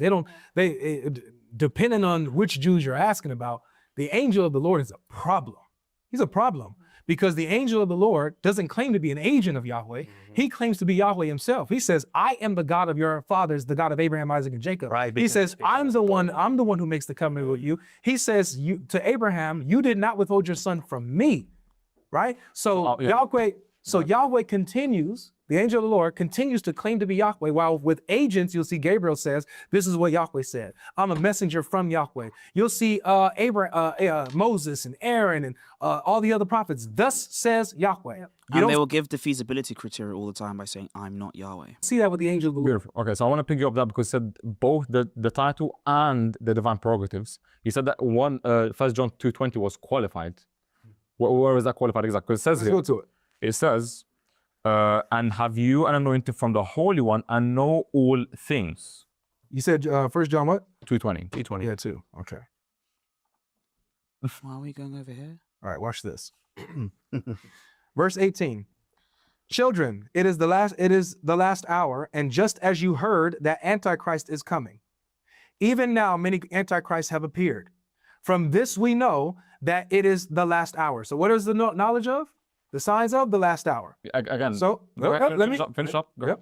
They went out from us, but they were not really of us. For if they were of us, they would have remained with us, but they went out so that it would be manifested that they all are not of us. But you have an anointing from the Holy One, and you all know. Well, in your version, it says you know all things. Right? So what is the qualification? Because even if I'm going with your rendition of the verse, the qualification is the knowledge of the signs of the last hour and the Antichrist and the false believers. Okay, It's qualified. I understand that it mentions that prior.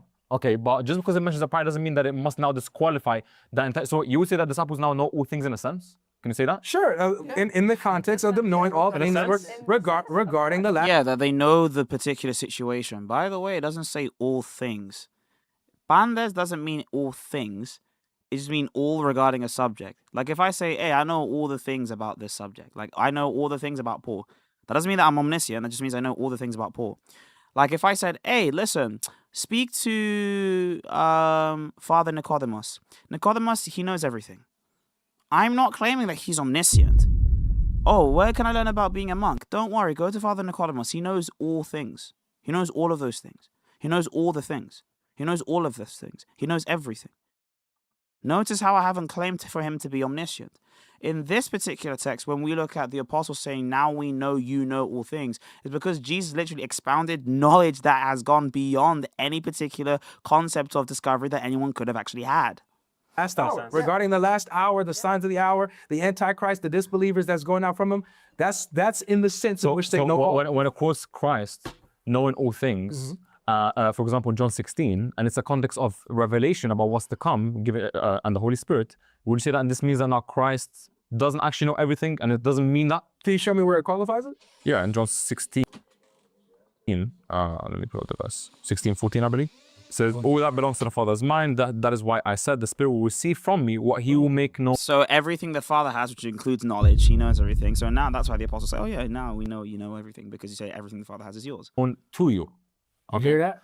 All that the Father has. Real quick, and it says, that which I received, that will be the Holy Spirit will now tell you. And what is the Holy Spirit teaching them? So notice, the Holy Spirit gives them revelation, gives them guidance. Beautiful, right? Beautiful. So watch it's qualified. Well, this is what he said. Well, this is what we're saying here. Right. With Jesus, he says, "All things that the Father has mine." Does the Son beget? Huh? Does the Son beget? No, The Father doesn't have begottenness. The Father doesn't have the property of begetting in this particular way. You're trying to make begetting a property of the Father's nature. The Father doesn't possess the property of begetting as something from his nature. This is not true. Okay, That's not what we're talking about. you're saying He's the it's begotten. His point is that if it's unrestricted all, okay, if it's an unrestricted all, then it's the case that you're saying everything that the Father possesses, the Son also possesses. But the Father doesn't possess this particular ability personally to beget the Son from his essence. He doesn't have it from his essence. So when he says all things the Father has, he's referring specifically to the things that the Father has by virtue of his substance. That's actually what begetting is. Is that the case? Yeah, everything that the Father put, let me go ahead and answer you in full. Everything that the Father has but they belong to Jesus. What is this talking about? This is talking about this is talking about everything, right? In regards to creation, in regards to sustaining the What is it universe. This is everything that the Father has is his. This Where is are you getting that qualification though? Because now you're saying hold on. No, because the verse is qualified by revelation as he just read for you regarding the Holy Spirit. Okay. So as it pertains but No. The verse is qualified specifically by Jesus claiming his particular origins from the Father. So he claims that the Father, out of the bountifulness of his substance, gives him stuff. That would include knowledge. Then he says, what the Father has given to me, now I try to transfer that to you. And that's going to be the particular participation in those particular divine lives as well, those uncreated realities that the apostles are going to be able to be able to beautify themselves in because of the life that they're going to be able to live in that. That being said, though, when it comes to Christ, the origin of those things comes from the exufluence of the Father's substance. Okay? by the way, if you say that the Holy Spirit is only receiving revelation in this case, and it's not all things that also belong to the Holy Spirit, then you're going to still have the same issue of Jesus preaching this Trinity, which is the topic, by the way. Wait, what about the Holy Spirit part? I don't understand. Because the Holy Spirit, you're saying that in this context, he's only receiving the revelation aspect, yes? Not Jesus? receiving revelation, but he's Or giving. He's right? giving, he's transmitting revelation. Yes, giving, yeah. He's receiving it from Jesus and giving it to the others. That's what the verse says, no? It's talking about how he's going to take what is mine and declare it to you. Right. Which could be his gospel, what is mine could be his gospel, but it doesn't mean that that's going to be the thing that's going to come from the Father, though. And giving it to others. Because what is mine can actually be some particular derivative, or it could actually be something that is of himself, which would be like the gospel, for example. You're saying that that's the only thing that he's getting insofar as from Jesus, correct? What I'm saying is that if you're talking about the Holy Spirit right now? Yes, yes. Yeah, the Holy Spirit is taking the message of Jesus, making it known to the disciples, right? Okay, so the context regarding the Holy Spirit is revelation, correct? Yeah. Okay, so why is it all of a sudden that the context is not in regards to revelation as it pertains to Jesus and the Father in that same one verse? Well, you don't see. I hate when I have to do this.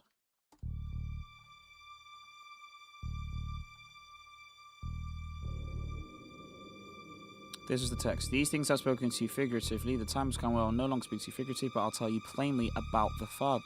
So the reason why the context is the fact of the Son having all knowledge is because he's able to basically exhaust all information that pertains to the Father, which would mean what? It would require omniscience. So that's the particular claim there. The difference in John is with John was only talking about the last days, which is one specific finite aspect, whereas Christ is talking about the infinite, full being and knowledge of the Father in this sense, right? The particular contemplation of the Father, which is an infinite thing, which requires omniscience, generally speaking. In that day, you will ask in my name, and I do not say to you that you will pray, I shall pray to the Father to you, for the Father himself loves you because you've loved me, and I believe that I've come forth from God. I came forth from the Father and have come into the world. Again, I leave the world and I go to the Father. His disciples say to him, now you're speaking plainly. You're not using figure of speech. Now we know that you know all things. You have no need that anyone should question you. By this we believe that you came forth from God. So that's the actual particular context as well. That's the actual context. The context is Christ is talking about expounding on knowledge of the Father who's an infinite person. Where it says that Jesus is the one that's receiving revelation, you see that he's the one giving it. And so, especially when it talks about, if he says all things that the Father has in mind, if you're saying that would include revelation, so all revelation belongs to Jesus. It means he knows all things to be revealed is in his knowledge. Okay, him being granted knowledge, that's not an issue. It doesn't say Now, he's hold on. Okay. Just that it belongs to him. Amos chapter 3, verse 7, it says that God or the Lord, I think it says, the Lord does nothing without revealing his prior plans to his servants, the prophets, right? So there's no issue in him telling him all of these things that are going to occur, whether it be past, present, future, anyway. Wait, well, no, because then you're going to have to say that before the Lord created, you would have to have a prophet that existed before creation in order for him to tell him that. And that's exactly the Augustinian objection to the Arians, who try to take the Son only does what he sees the Father do. So that particular rendering of that particular Old Testament passage is not true at all. So it's not just the fact that the Father has to reveal all of his particular stuff to his servants at every single opportunity. This is just trying to shore up the authority of the prophet's message. Surely then love does nothing unless he reveals his secret to his servants, the prophet. Now, the nothing there is in regards to the particular word spoken against the children of Israel. So the Lord is saying, by the covenant that I've established, I will be transparent with you. He's not saying I literally reveal every single thing to my prophet before I do something. Otherwise, the Lord would have to reveal to the prophet the fact that he's going to create the world before he creates the world. So that What would that be? What would that be consisting of?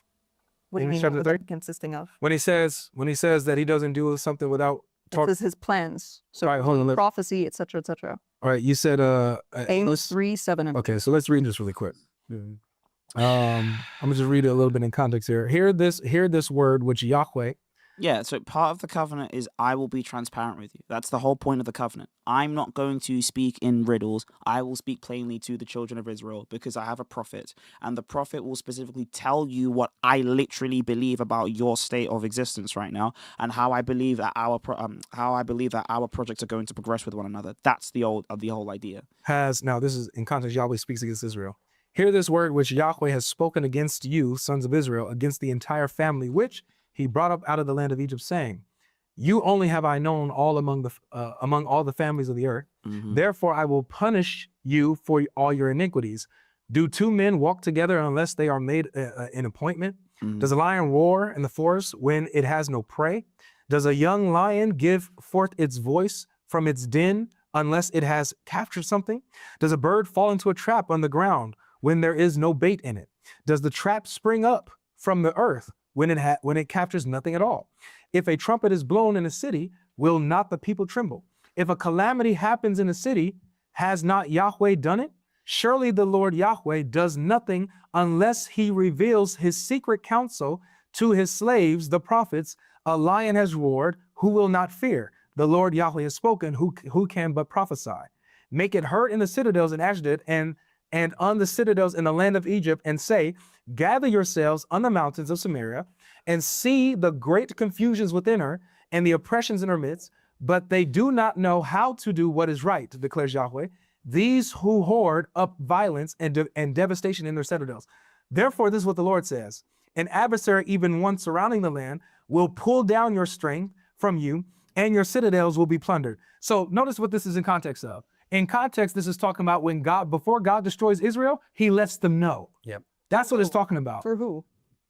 For Israel. Through who? Through his prophets. Okay, good. So the verse says God does nothing without revealing his plans to the servants. Regarding the destruction of Israel. Good. Okay, so So- in regards to many different contexts, first of all, Would you- Jesus is, hold on, Sorry, go ahead. I'm getting to it. Okay, what you believe is that Jesus is coming, calling to the kingdom of God is the entirety of his message, correct? That's part of it. Or part of it, yeah, sure, fine. Part of that message that he's giving regarding the kingdom, he preaches to the people that there is going to be a destruction that's going to approach them, correct? Which destruction is that? 70 AD. Right, exactly. So part of that message is that he's preaching to them regarding the things that are coming to the future. So back to John 16:15, what the context is specifically, it doesn't have to be negated regarding revelation is what is being given to Jesus by God. Okay, Where that's does it what say that? because the context of the verse is literally the Holy Spirit receiving insofar as revelation. But it- Why would hold on? Why would I qualify for Jesus more than just revelation? Because if we're going to go with any other interpretation that you're giving, if we're going to go with any other interpretation you're giving, if we're going to say all is unqualified here, then the question is just simply going to be, okay, the Father possesses particular divine making properties and all of these things that the Son and the Spirit don't possess. Does the Son now possess them? Yeah, sure. So two things I think are the issue here. One is a conflation of context. Yep. We see in Amos 3, it's in context of destruction of Israel. So God never does He never destroys Israel without letting him know through his prophets. You're now linking this with John 16, which has nothing to do with the destruction of Israel. It's to do with But Revelation John 16 specifically. Exactly. But, hold on, but specifically revelation to his apostles and guiding them in all truth and building the church and spreading the message of Jesus. Right. It's about their ministry work. So this has nothing to do with the destruction of Israel. But notice what it says there. It says when Jesus is talking, they say, now you are speaking plainly.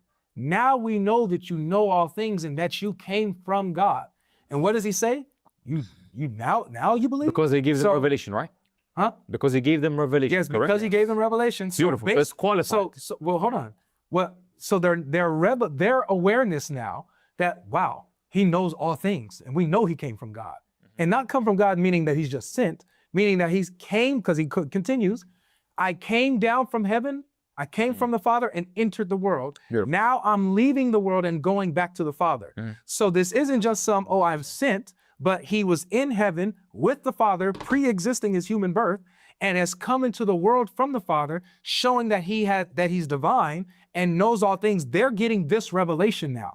Beautiful. Let me respond to that. So you see how what you're saying is, you're saying that, hey, in the context of John 16:25 and John 16:15, is that he tells them these things are about to happen, gives them this revelation, and then they say, they were told back and say back, wow, you know all things, right? They say that he knows all things Because of the fact that he's able to reveal them everything about the Father. It's the content.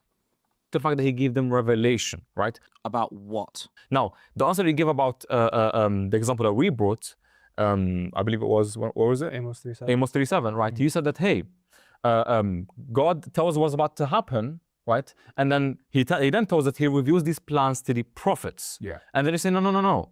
When he reveals these plans to the prophets, it's only in relation to the destruction of the second temple. Yes, because it's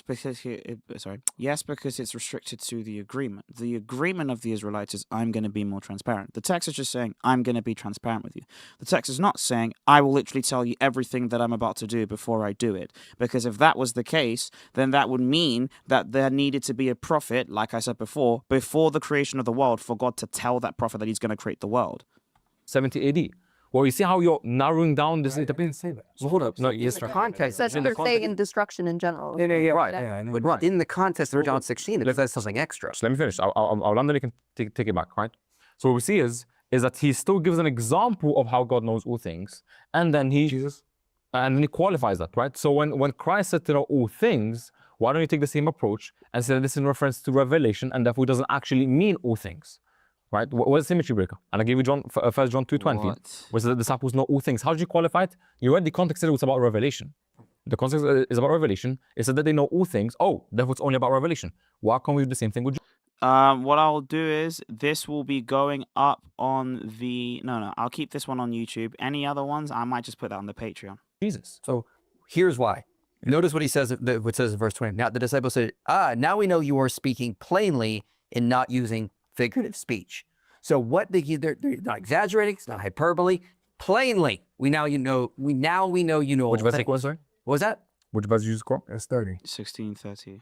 Verse 29 is what I read, and then 30, and then so 29 and 30 together. Yeah. And then There's Jesus doesn't 16, rebuke 29, them. 30? He says, oh, so now you believe. Yeah. Confirming that, yeah. But in verse 25, he said he was speaking in figuratively earlier. When he, Yes. So that's why the apostles didn't know that he knew everything. It was only when he started saying, I'm just going to tell you everything about the Father. Like, oh, actually, you do actually know everything. That's the point. said that in verse 15. Verse 25, let me read that then. Okay, so I have said these things to you in figure of speech. The hour is coming when I will no longer speak to you in figures of speech, but will tell you Plainly about the Father. plainly about the Father. Right, but right So now, John prior to that- 16:15 was figurative. Prior to that, he says, yeah, I spoke in figures of speech. Now I'm not going to. I talk about the Father. And then what the disciples say, oh yeah, now you're speaking plainly. You know all things. And then he says, oh, so you now believe, basically. You're in agreement with us now. In John 16:15, when he says that he says all things, it's figurative. It's not literal. That's after. We're talking about after. We're It's talking just about after. Oh my God, what a blunder. So yes, by accepting your point, then when he says all things, then it's not simply a figuration anymore. It's really everything. 30. Yeah. 29 and 30. Read 29 and 30. Yeah. See. So there you go. Now you absolutely agree with us. That's Blunder, awesome. bro. Excellent. No. Here's So let's say another that layer to it is. this. I didn't say No, I agree. no. I just said that I was misquoting. Right. That's right. So That's right. here's Yeah, so another you layer just to close this, it. because like I said, there's another example where this is brought up in chapter 20 Yeah. of John, where Jesus is asking Peter after the resurrection. He's asking Peter, do you love me? Yeah. Right. And Peter gets sad because he asks him 3 times, he's like, you know that I love you. You know I love you. He man. he asks the lector. Finally, he says, do you love me? Yeah. And feed my sheep. Peter gets sad and says, Lord, you I know love all you. things. You know that I love you. Now, why is this relevant? And I would say even is probably even more powerful than this one. Because he's reading his mind. He's reading his mind. He can read his heart. Because Peter's love for Jesus is in his heart, right? This is appealing to his heart.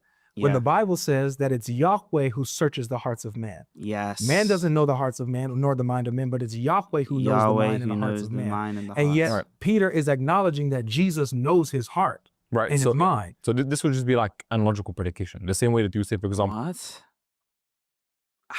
What? What's the analog? What's the analog here, please? What is the analog? How do you analogize all? What is the analog of all here? That What's the Yahweh augment? alone creates, or Yahweh alone forgives, right? These are things that are due to God alone, right? Or we can see instances where the disciples forgive sins. Yeah, but that's not analogical. That's not analogical predication. The disciples are not analogically forgiving. They're not analogically forgiving. Analogical predication is saying that you actually have goodness as a property that exists formally for a subject. And then for God, goodness exists eminently. So it doesn't exist in the exact same way. The apostles themselves have the same formal power of forgiveness, the same definitional idea and power of forgiveness, because they are used as vectors. They do not have 2 separate properties, goodness over here and this over here, and Christ as a property. No, they actually have the same definitional sacramental gift because it comes from Christ as the source. Christ himself forgives sins, right? So him knowing the heart of a specific person through revelation that God has informed him doesn't mean that he now Where does it say God told him? Where does it say God told him that Peter feels that way? Where did it say God told him that? all the hearts of all men universally, which would be an omniproperty, right? So you have to substantiate that. You have to prove that. How do you make that jump? Prove what exactly? You don't even know what he's supposed to prove. 1 second. How do you make that jump? That him knowing the heart of this specific disciple. Because the specific disciple said, you do know it. You know my heart. That's the reason why. This means that he now knows something that only belongs to God alone, which is knowing the hearts of all men.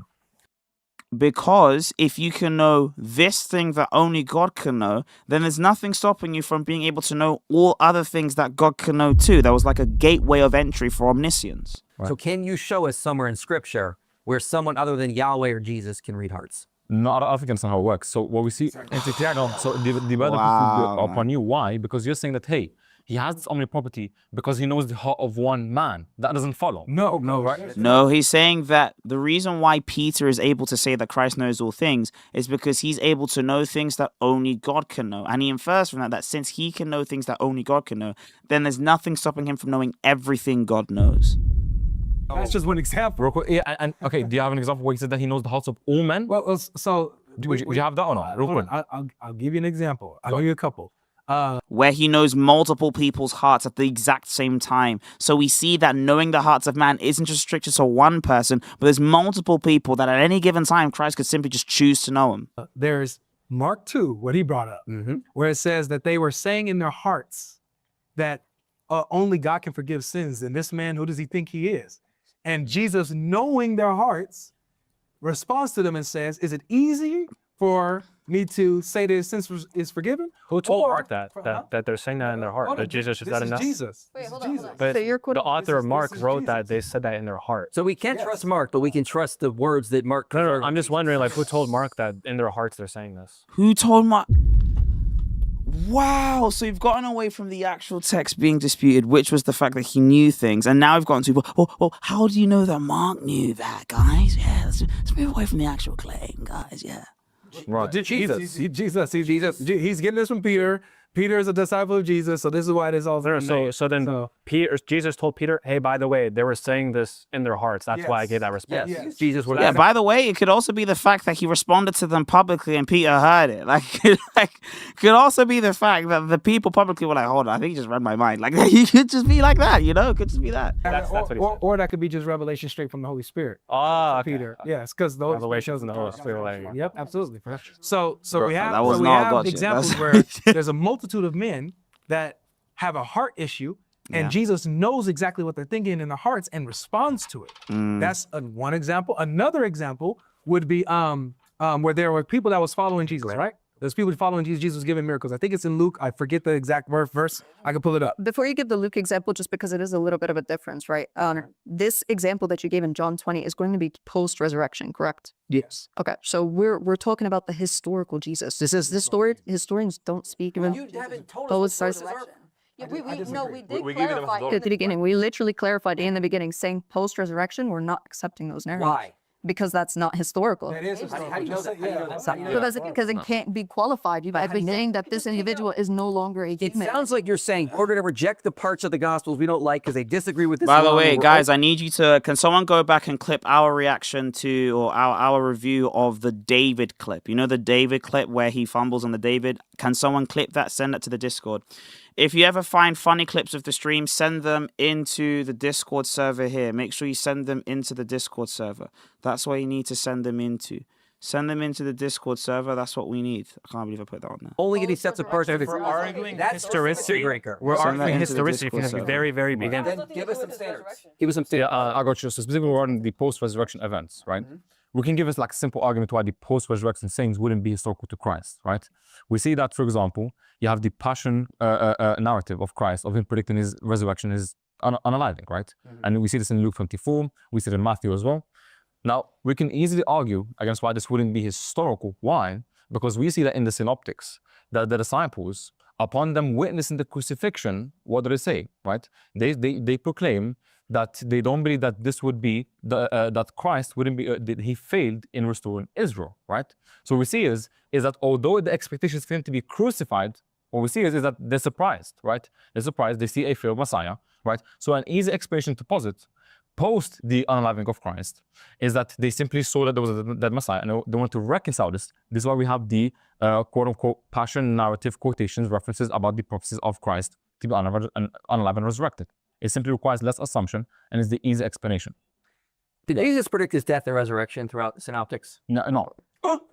No, I know it says that, right? But I don't believe it's historical, right? Okay, you know what? So he didn't actually predict that. No. So let's use the criteria on Mark 8 then. So let's go to Mark 8. So Can you respond to the argument I just gave you? I'm good. Yeah. Using your method, historical criteria. So let's go. Let's read this. Okay. So at the end of Mark 8. Okay. So he says the Son of Man is going to be put to death, basically. Right. So we know. He began to teach that the Son of Man must suffer many things, to be rejected by the elders and the chief priests and the scribes, and be killed, and after 3 days rise again. And he said this plainly. Beautiful. And Peter took him aside and began to rebuke him. But turning and seeing his disciples, he rebuked Peter and said, "Get behind me, Satan, for you are not setting your mind on the things, but on the things of men." So that answers your argument right then and there. They didn't believe him because they didn't expect that in their background culture. But he said it plainly. They're going to kill me. Just So two questions. We don't believe that. Wait, two questions. Is the Old Testament adamant on a unaliving of the Messiah? Yeah, okay. Real quick. Yeah. Beautiful. It's clear, right? Beautiful. Is the New Testament clear about the Messiah is going to be unalived? Is that clear? Yep. Yeah.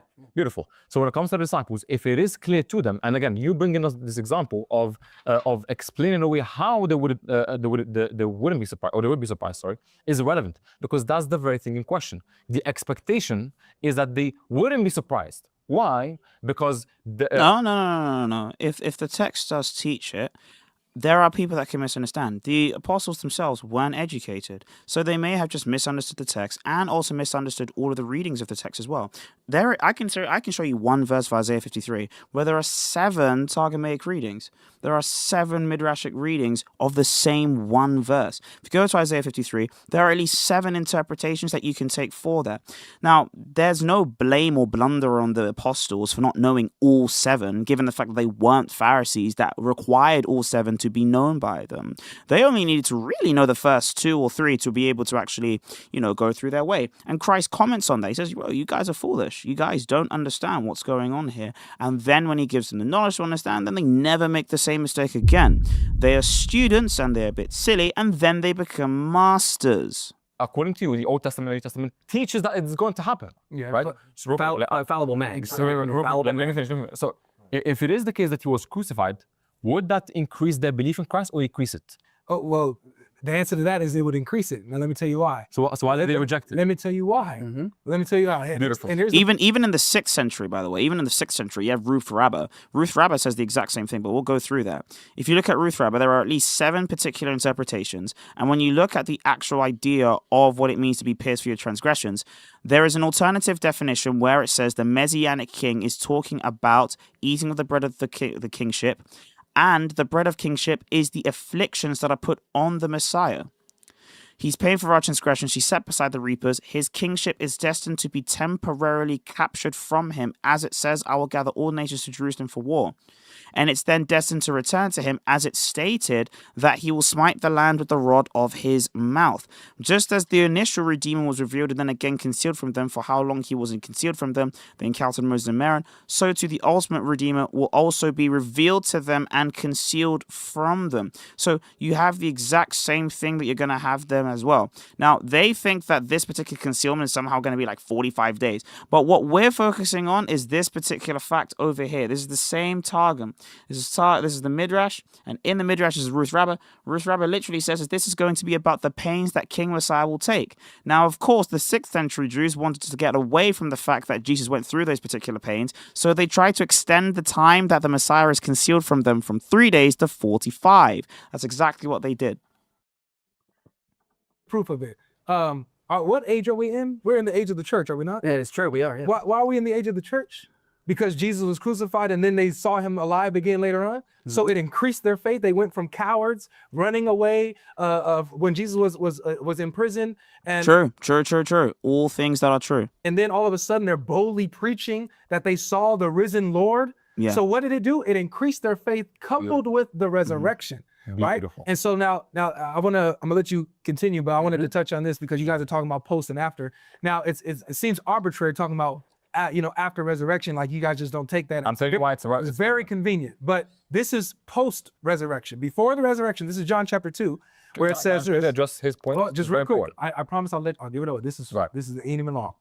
It says, John chapter 2, verse 23. Now when he All right, let's read some of these super chats real quick. We have some super chats here, which by the way, guys, I appreciate all of the super chats that you guys give me. I really do appreciate it. Thank you so much for all of your help, all of your love, and all of your support. Like, genuinely, it means so much. It means ever so much. Now, when it comes to why did I sign out of? I just signed out of my YouTube. What the hell? So I'm just gonna get back into it, guys. Sorry, my apologies.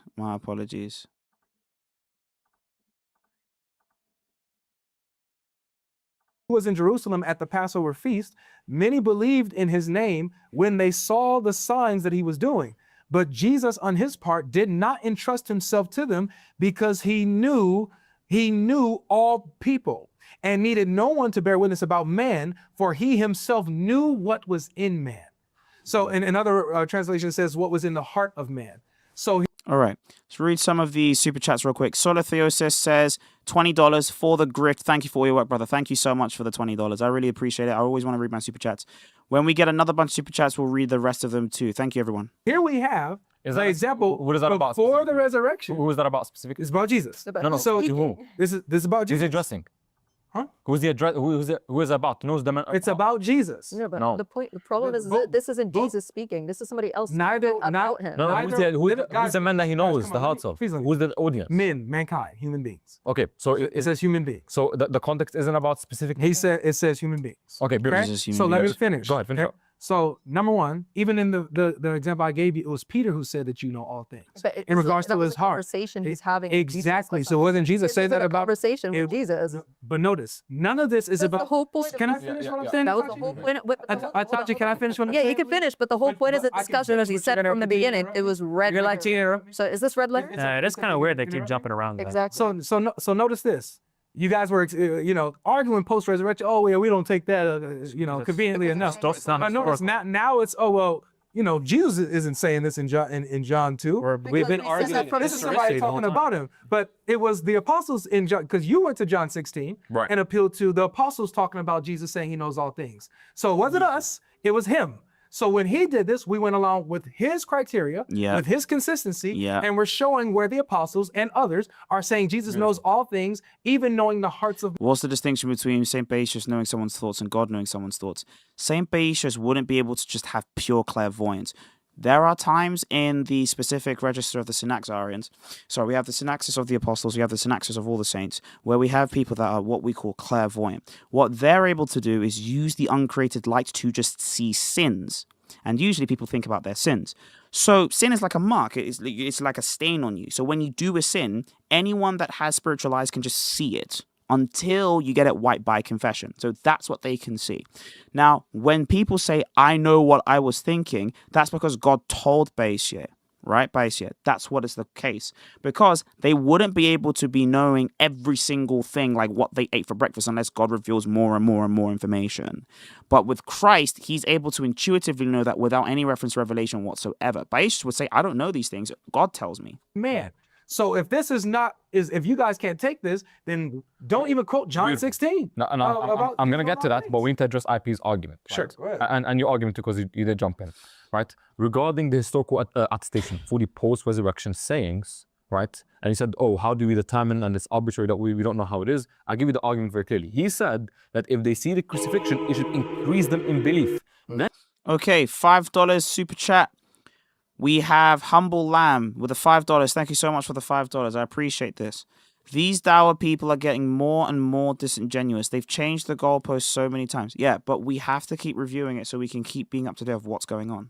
I said coupled with the resurrection. And I'm clarifying. And then you said, coupled with the resurrection, it would increase in faith. The issue that you have is that if the crucifixion was very clear, and clear in the Old Testament, clear in the New Testament, the event of the crucifixion by itself should increase them in faith. That's what they expected. No. Let me finish.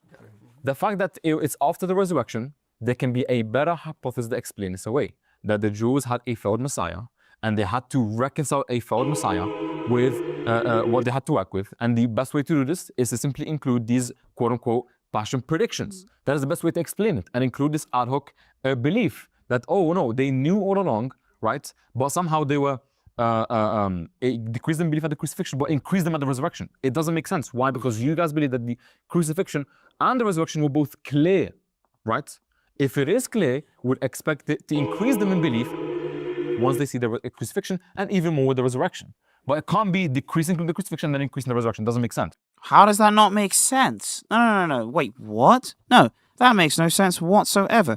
You and then like, I'll just explain the reason why, okay? Look. There is also the Jewish belief, by the way. There is the Jewish belief that you should keep the Sabbath day. The Sabbath day is supposed to represent rest. And the idea of the Sabbath day was obviously kept during the time of Abraham. But given the covenant of Israel, they had a particular misunderstanding of that, and they only restricted it to the one day because they forgot what the eternal rest of God or God's time was supposed to be. But we brought that back after the resurrection.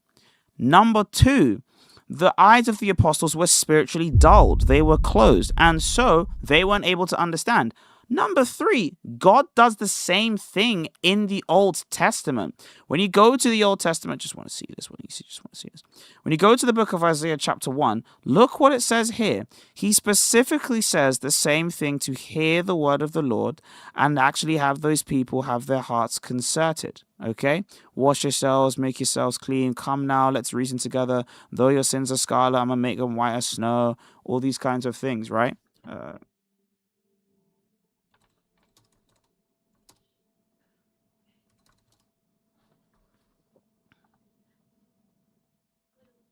It's not Isaiah chapter 1. Check. Here it is. Here is the actual revelation of God given to the prophet Isaiah, right? So the prophet Isaiah had to deal with these particular things, right? He says to Isaiah, his revelation is, tell the people, keep on hearing, but you're never going to understand.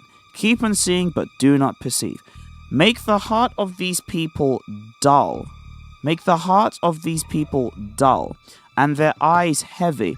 Shut their eyes, Otherwise, they would see with their eyes, hear with their ears, and understand with their heart, and turn and be healed. So for a time, those people would not be able to understand, because if they did, they would be healed and converted. The apostles, at many, many junctures, understand some things about Christ and then can't understand other things, either because it's too offensive or because of the fact that they don't understand how to piece those things together. For example, when Jesus Christ plainly says, look, I have to die, Peter's like, no, I don't want you to die, I don't want you to die. He's not thinking about what the scriptures are saying. He's getting emotional because his best friend's going to die.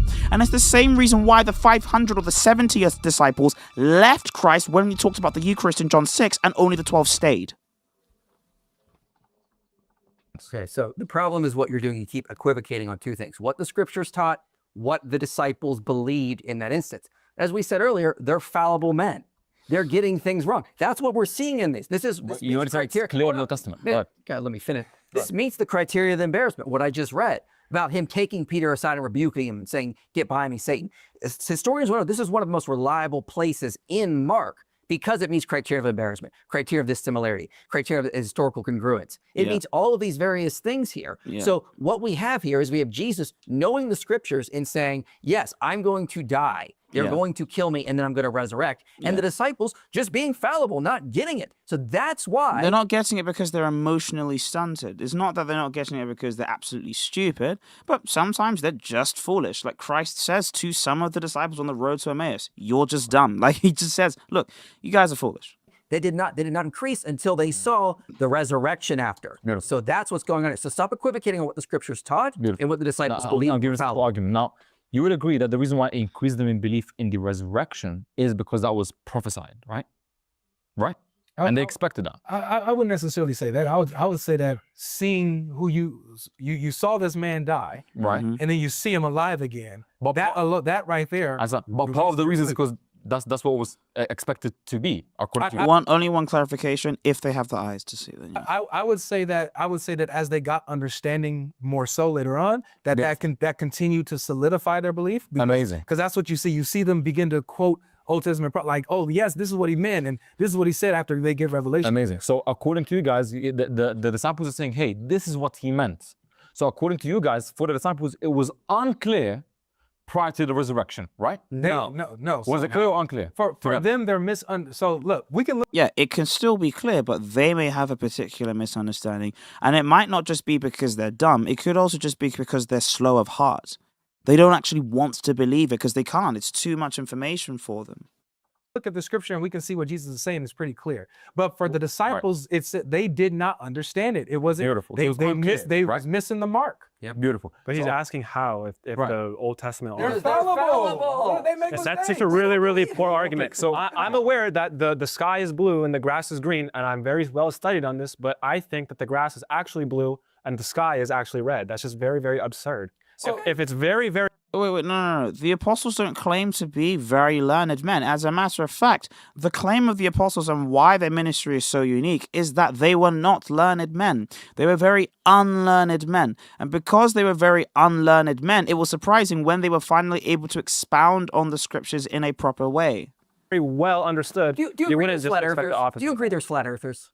Yeah, there's flat. Okay, yeah. See, Right. it's very clear the earth is round, and yet there are still people that believe the earth is flat. So the disciples are low-key stupid? Just Low-key. honestly, Low-key. Yeah, low-key. Yeah. Wow, man. Wow, man. That's the point. That's crazy. The disciples were How's that crazy? How's that crazy? How is that crazy at all when Christ says that the apostles are foolish for a time? He literally says, the apostles, you man, I can't lie, you man don't really get it right now, bro. He literally says it, Luke 24, right? Luke 24, he specifically says in verse 25, he said to them, O foolish ones and slow of heart to believe in all that the prophets have spoken. By the way, the text, the actual word that's actually used is anoitos. Anoitos literally means someone that doesn't really get it. Someone that doesn't really understand what's going on. Maybe he had all the evidence given to them and they just don't really get it. It's like a student. You could be as clear as you could to them, but for whatever reason, there's a mental block. There might even be a block of the heart. And that's exactly what goes on with a lot of the disciples. They have a block, the block gets removed, and there's never a problem again. No one's saying that the disciples are right now low-key dumb. All we're saying is that the disciples were dumb for a time. When you're a student, you're dumb. When you become a teacher, you're kind of smart now. So this is the same thing that's done with the apostles time and time again. Low-key stupid. Israel was low-key stupid. Yeah, Israel was Israel was tripping when God came to Egypt and showed his power and his magnificence, and they still went to Egypt. You can say there's a clip all you want. This is How is this? This is what I'm saying. Clip this. Like, this is not a clip. So say that the apostles for a time were foolish and now aren't foolish anymore and are able to actually expound true theology is the entire point of Pentecost. The entire point of Pentecost is you took dumb people and made them better. That's the entire point. This is stirring the pot, bro. You're talking about Israel. Israel was freaking dumb. When God would reveal themselves in Egypt, showed his power, brought them out of slavery, gave them food from heaven, and they still griped against him. They still spoke against God. They were dumb. That's what the text is trying to show. It's just really weird. Your earliest Christians all just completely rejected that notion and all understood. Yeah, the earliest Christians believed that the apostles were founts of knowledge when they actually started their particular apostolic ministry. Not when they were apostles in training, i.e. disciples, right? No, when they actually started their particular apostolic ministry with the Spirit of Pentecost coming and they were the leaders of the church. Yeah, we believe they were absolutely lights of knowledge and theology. But Peter, who was faithless, who literally apostatized from the religion and had to come back, that guy also was slow to understand, same way the apostles on the road to Emmaus were also slow to understand. And it was only when they started to understand that they never had a mistake ever again in this sense of theology. Irenaeus, he understands the disciples are very, very educated. They're not. Whoa, which disciples? Some of them were, like Matthew. Not all of them were absolutely rabbinic scholars, though. Where? Peter and John, for one, were unlearned, and that's exactly the same citations that Irenaeus would have accepted in his day. Ignorant. Irenaeus says that Jesus chose the disciples because you wouldn't go to a sick man for medication. You go to a doctor for medication. He chose the right people that know what they're talking about to spread his word. Where does he say that? Irenaeus say that they were not. I don't know the exact. Oh my God, I hate this. Stop doing this thing, bro. Don't cite sources and not know where the source is. I'm just going to dismiss it. He said Irenaeus said that the apostles were specifically chosen. By the way, the assumption, the intention here is to say that the apostles were specifically selected because they were smarter than everyone else, right? They were smart. They knew what they were doing. They were very well educated. Peter was not rabbinically educated. How would he know the scriptures better than the Pharisees? He wasn't educated. As a matter of fact, the Pharisees were surprised. They were like, yo, where did he get this knowledge from? It was after Pentecost. And then you say that Saint Irenaeus made this claim? Seriously? You have to pull people up about this. You have to keep people accountable when they make these errors and blunders. Just like you referenced a man for a book. I brought it up. Man. I brought it up. You referenced a man for a book. book. Up, did I not? After like 30 minutes in Google. You want me to? I can Google it and pull it up in 5 minutes. Didn't I bring the book up? After 30 minutes. It took me a while, but I brought it up. I can do it in 30 seconds. Okay. Just give me 5 minutes. I'll have the reference. Like what? Do it. Okay. It doesn't really change the fact about we're acknowledging the disciples are ignorant. They're Well, I think historically speaking, that just that's not what the your Holy Christians Spirit believe. comes down. They get filled with the Holy Spirit. I just quoted you. Then things change. Now they're being led by the Holy Spirit. So you would whole teaching. You would agree that the son of Jonah was before the argument from the son of Jonah, that the same way that Jonah was in the belly of the whale for 3 days and 3 nights, so the Son of Man. That's before the resurrection, correct? That when Jesus gave the sign, is that what you're asking? Right. Yeah, he gave that sign. Okay, is that clear? Yeah, I mean, if you're saying that, yes. If you're saying just like Jonah was in the belly of the whale, just like he was in the belly of Leviathan. So if it is clear, we'd expect the disciples to understand that, right? What's that? If it is clear, we'd expect the disciples to understand. Not necessarily. No. Okay, for example, let me hold on, Amir, let me ask you this. Right.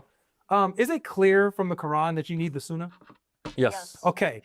Are there Muslims out there, maybe you might not consider them Muslim, are there Muslims that will read that Quran and read the clear Quran and say, you don't need the Sunnah? I got you. So yeah, there is a minority group. However, we're talking Thank you. about the disciples in the entirety. So that's the sample size. We have The sample size is 12 people out of 70. They would be the minority. By the way, he's just discounted every single person that was ever sent out by Jesus in the Gospel of Luke, by the way. In the Gospel of Luke, we have 12 people that are sent out. But then you have the 70 apostles that are also sent out as well. You have the 70 disciples that are sent out to be able to go and do the particular works of the Lord. He called the 12 disciples and gave them power over everybody, and then they go and they do their stuff, okay? That's true. But then you have the 70 apostles. The 70 apostles go out and do their thing as well. Now, let me just get that particular citation as well. I just want to get the 70 apostles citation as well. It's actually in the next chapter. In the next chapter, here you go. Look at that. After these things, after sending out the smaller sample size, he sent out 70 other apostles, right? So you have 70 other apostles that go around and start doing the mission of Christ, or the 72. Some people add the 12 with the other 70. So you already have a huger sample size. If we just wanted to make the sample size claim, we could show actually the minority of the apostolic register did not understand the text. The others understood what Christ said and left. They actually left. They did not like Jesus. John chapter 6, a lot of those people left and only the 12 stayed. So we have that particular context in mind. All the disciples, in this case. You don't have all the... No, you have 70. 12 out of 70, last time I checked, was a minority. Muslims who read the Quran come to the conclusion that you don't need the Sunnah. So it will be disanalogous. No, it's not disanalogous. The analogy is actually the same. It's not as proportional, but it's enough to actually show the particular point. The majority of the disciples would have understood the particular idea, but the 12 main ones didn't, because they were so infatuated with the love for Christ, they just didn't want to see their best friend die. So the point is, the principle was about clearness and understanding of people. Yeah, but if you had everyone missing it, that kind of raises it's not everyone. It is specifically 12 out of 70. Wow. I'll tell you, because you don't have every Muslim who reads the Quran comes to the conclusion that, hey, you only read the Quran. But with this example, but this is a false analogy. It's not every apostle either. And even if it was the case that the particular idea of the Quran comes to a particular disagreement, for example, all Muslims believe the Islamic dilemma is false. All of them do. All of them are deceived. But they all read the Quran though. Right? They all read the Quran. So simply saying, there is no way that they can all be wrong about a particular thing is not true, number one. And number two, even if it was true that not every single person could be wrong about a particular thing, how would you establish that with the apostolic case when you have more than 70 of them that actually left? How? For example, you have every single disciple missing the mark when it says every single Muslim misses the mark when it comes to showing the Injil. Every single Muslim misses the mark. When we ask you, what is the Injil? You're not able to describe it. So we could exactly say the exact same thing, but this is not a tu-quoque because we're demonstrating the fact that so many people could be wrong on a particular thing, number one. And number two, it's not even true that all of them are wrong on that particular thing, just some of them. The same way that Jonah was in the belly of the whale for 3 days and 3 nights, so the Son of Man, right? So that's one point. Secondly, regarding the historicity of that, we're making an argument of historicity, aka it's inductive. We're saying that there's an easier explanation for the data, and an explanation that requires less presupposition. There's no precept for saying that the apostles were bad at one point and got better. The actual precept is not there. You know the only precept that is there? Actually, I should say there's a precept there before I get clipped. The precept that's there, really, that precept is the fact that the apostles can improve. That's the only presupposition. That the apostles can get better at their job. That's it. The only assumption in this conversation is that the apostles can improve. Presupposition. No. The text says they didn't understand. No. I'm saying that the easy explanation that can dismiss your narrative is that it's simply going to be the case that there was a failed Messiah and they had to reconcile there being a failed Messiah with the text. Simple. So therefore we'd expect that for that to be passion predictions. So again, all of them missing the mark, that's absurd. Okay, can I respond to this? I think that's your presupposition. Yeah. Just because 12 people who follow Jesus misunderstand what he's saying, when all through this we see that they're misunderstanding what he's saying, and just really quick, and we even see in Acts where it identifies John and Peter as being unlearned. These aren't scholars. And unlearned means that you don't understand it like they're not knowledgeable. science. That doesn't follow. They're not educated. Hold on, let me finish. I'm building the case here that these aren't scholars that Jesus picked out. They were fishermen. Okay, and so for you to say that, it's unfathomable. It doesn't make any real sense that the 12 disciples who are not scholarly and every Jew who are not scholarly, who even acknowledge that Jesus is speaking in figurative language, and even when he speaks plainly, they still don't understand him. That these fallible men don't understand Jesus until he resurrects. Go ahead. He resurrects, and then it clicks for them. And they were like, oh, this is what he meant by that. This is what he's saying. That makes sense. And that's exactly what it says. It says they didn't understand. They didn't understand. They didn't understand. That's It says not it how the over and over explanation. again. It requires more presuppositions. Did any Jew prior to the disciples believe that the Messiah was supposed to be unalive and raised back on the third day? Could you show the multiple presuppositions, please? Like what presuppositions? I'm not. Yes, but hold on. And did anyone do that? So are you asking for a group? An individual or a group? I wouldn't be able to reference a particular Okay, so group. all the You Jews said missed it. prophets. All the Jews missed it. That's not what I'm saying. Okay, That's so why I asked you, are you talking about a specific right. group So or not? now we have a bigger sample just- size. we're just assuming. We don't only have the 12 disciples. We have every single Jew that read the Torah and the Tanakh not come to the conclusion that only the post-resurrection data points to. That's that's not what I said. No, I'm making the argument. I'm the one saying that. But that's not what I'm saying. That's fine. I'm the one making the argument. Okay, so for example, if the prophets are saying that the Messiah is going to be crucified and rise again on the third day, Did any Jew understand that? this is in there. I would agree. I would say that yes, Jews did understand Can you prove that the Messiah, like Targum Jonathan, for example. Targum Jonathan says that the suffering servant is the Messiah, and so the Messiah He doesn't is say the suffering servant. yes, he does. Not the Yes, suffering servant. the suffering servant in the suffering servant passages in Isaiah 52 and 53. Targum Jonathan says that that's about the Messiah. You're misquoting him. Yeah, No, he I'm not. says that there's a Messiah in Isaiah 53, but he doesn't say the suffering servant is the Messiah. Can you show me anywhere where Targum Jonathan attributes any kind of suffering towards the Messiah Okay, himself?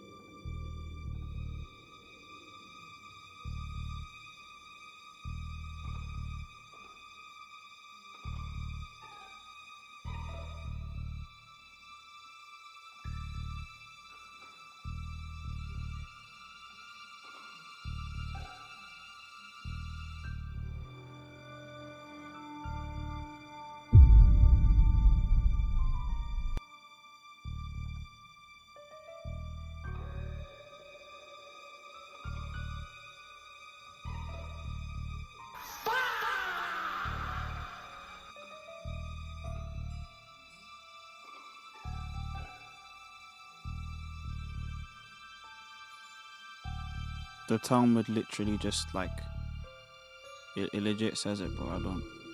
I don't know what to tell you, bro. Like bro, stop. By the way, he restricted it to Targum Jonathan, so he was trying to make the claim that Targum Jonathan doesn't say it, but the Talmud, but the Midrash do say it. By the way, I want to see what God Logic said on that point. Suffering servant. yes, he does. Not the Yes. Can you prove it? Did any Jew understand that? This is in there. I would agree. I would say that yes, Jews did understand. Can you prove That it? the Messiah, like Targum Jonathan, for example. Yeah. Whoa. I hate this. I hate navigating Safari, bro. I don't think Targum Jonathan says it. I think he was referring to Ruth Rabbit, but I don't know if Targum Jonathan says it. We're gonna check it now. Visage will not be the visage of a common person, neither his fear the fear of a plebeian, but holy brightness will be his brightness. Sickness he was bearing, wounded, there you go. He shall build the house of the sanctuary, which has been profaned on account of our sins. It was delivered on account of our iniquities. And through his doctrine, peace will be multiplied upon us. And through the teaching of his words, our sins will be forgiven us. We went astray like street. He was maltreated. He will pray, will be answered. Before he shall be heard, he shall deliver over the mighty of the nations as a lamb to the slaughter. And like a sheep before her shearers is dumb, none shall in his presence over his mouth speak a word. By oppressive judgment, he will gather our captives from affliction and pain. And who shall be able to narrate the wonderful works which he's done for us? He will remove the rule from the nations of Israel. So he's talking about King Messiah in the way that he's particularly ruling in this way. When he talks about the grave, of course, this is the wicked that go into hell. But God chose to crush him. It was the pleasure of the Lord to refine and purify the remnant of his people in order to cleanse their souls from sin, that they might see the kingdom of their Messiah, that their sons and daughters might multiply and prolong their days. And those that keep the law of the Lord shall prosper through his pleasure. Now, he then says the same thing for the servitude of the nations. He then says the same thing that he's going to give their spoil. He says everything about that. But Targum Jonathan specifically specifically renders this as a way of conquering. But Ruth Rabbah, which also is in the same period, because Targum Jonathan is from the 8th century CE, and then you have Ruth Rabbah, which is 6th century CE. Ruth Rabbah has the suffering servant of the Messiah. So that's the particular clarification. I think he means Ruth Rabbah because he's done this exact same point with Radar before. So I think he meant Ruth Rabbah. Targum Jonathan says that the suffering servant is the Messiah. And so the Messiah He doesn't say the suffering servant. Yes, he does. Not the Yes, suffering servant. The suffering servant in the suffering servant passages in Isaiah 52 and 53, Targum Jonathan says that that's about the Messiah. You're misquoting him. Yeah, No, he I'm not. says that there's a Messiah in Isaiah 53, but he doesn't say the suffering servant is the Messiah. Can you show me anywhere where Targum Jonathan attributes any kind of suffering towards the Messiah? Okay, himself? so Because he never attributes suffering to the Messiah. yes, he does. In Targum Jonathan, at the end, towards the end of Isaiah 52, verses 13 to 15, that same servant who is highly exalted after being marred beyond human resemblance and all that kind of stuff, he applies that to the Messiah. He says this is about the Messiah. Yeah, he says that. Okay. Yeah, that's true. So Targum Jonathan specifically says that the Messiah figure going on is that. Targum Jonathan does a slight difference though, and he tries to translate this as the Messiah conquering. So he says the Messiah is a conqueror, but he does agree that the skeletal text is referring to the specific suffering servant. He just takes the suffering servant to also be a conqueror because alongside the Hebrew liturgical text, you would also read the Aramaic text. And the reason why you'd read the Aramaic text would be obviously within the context of the Roman Empire, where you would want a particular king Messiah to come back and beat everyone up. Can we get a reference to that? Targum Jonathan on Isaiah, You said Isaiah 52 and 53. So like the last verse or what? Or what's up? That's verses 13 and 15. Okay. Isn't it 2nd century? No, it's It's 6th first century. century. You asked me about Jews. Yeah, but that's Therefore, afterwards though. he then said, therefore I will divide to him the spoil of many people and the spoil of strong fortifications. He shall divide the spoil because he has delivered his life into death. Into death. He will make the rebellious to keep the law. He shall pay for the sins of many. Targum Jonathan, 53:12. I'm going to make a clip now. Hold on. Guys, make sure you clip this, okay? So like Targum Jonathan, for example. All right? Make sure you clip this, okay? Everyone ready? Everyone got your clip out? Everyone got the clips out? Ready? Okay, let's go. I'm the one saying that. But that's not what I'm saying. That's fine. I'm the one making the argument. Okay, so for example, if the prophets are saying that that the Messiah is going to be crucified and rise again on the third day, And did you understand that? this is in there. I would agree. I would say that yes, Jews did understand Can you prove that the Messiah, like Targum Jonathan, for example. Targum Jonathan says that the suffering servant is the Messiah, and so the Messiah He doesn't is. say the suffering servant. Yes, he does. Not Yes, the suffering yes. servant. The suffering servant in the suffering servant passages in Isaiah 52 and 53, Targum Jonathan says that that's about the Messiah. You're misquoting him. Yeah, No, I'm he not. says that there's a Messiah in Isaiah 53, but he doesn't say the suffering servant is the Messiah. Can you show me anywhere where Targum Jonathan attributes any kind of suffering towards the Messiah? Okay, himself? so Because he never attributes suffering to the Messiah. yes, he does. I'll divide him from the spoil of my people, the structures of strong fortifications. He will divide the spoil because he delivered his life to death.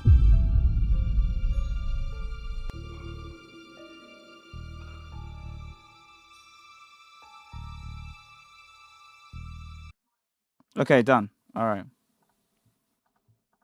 In Targum Jonathan, in Die.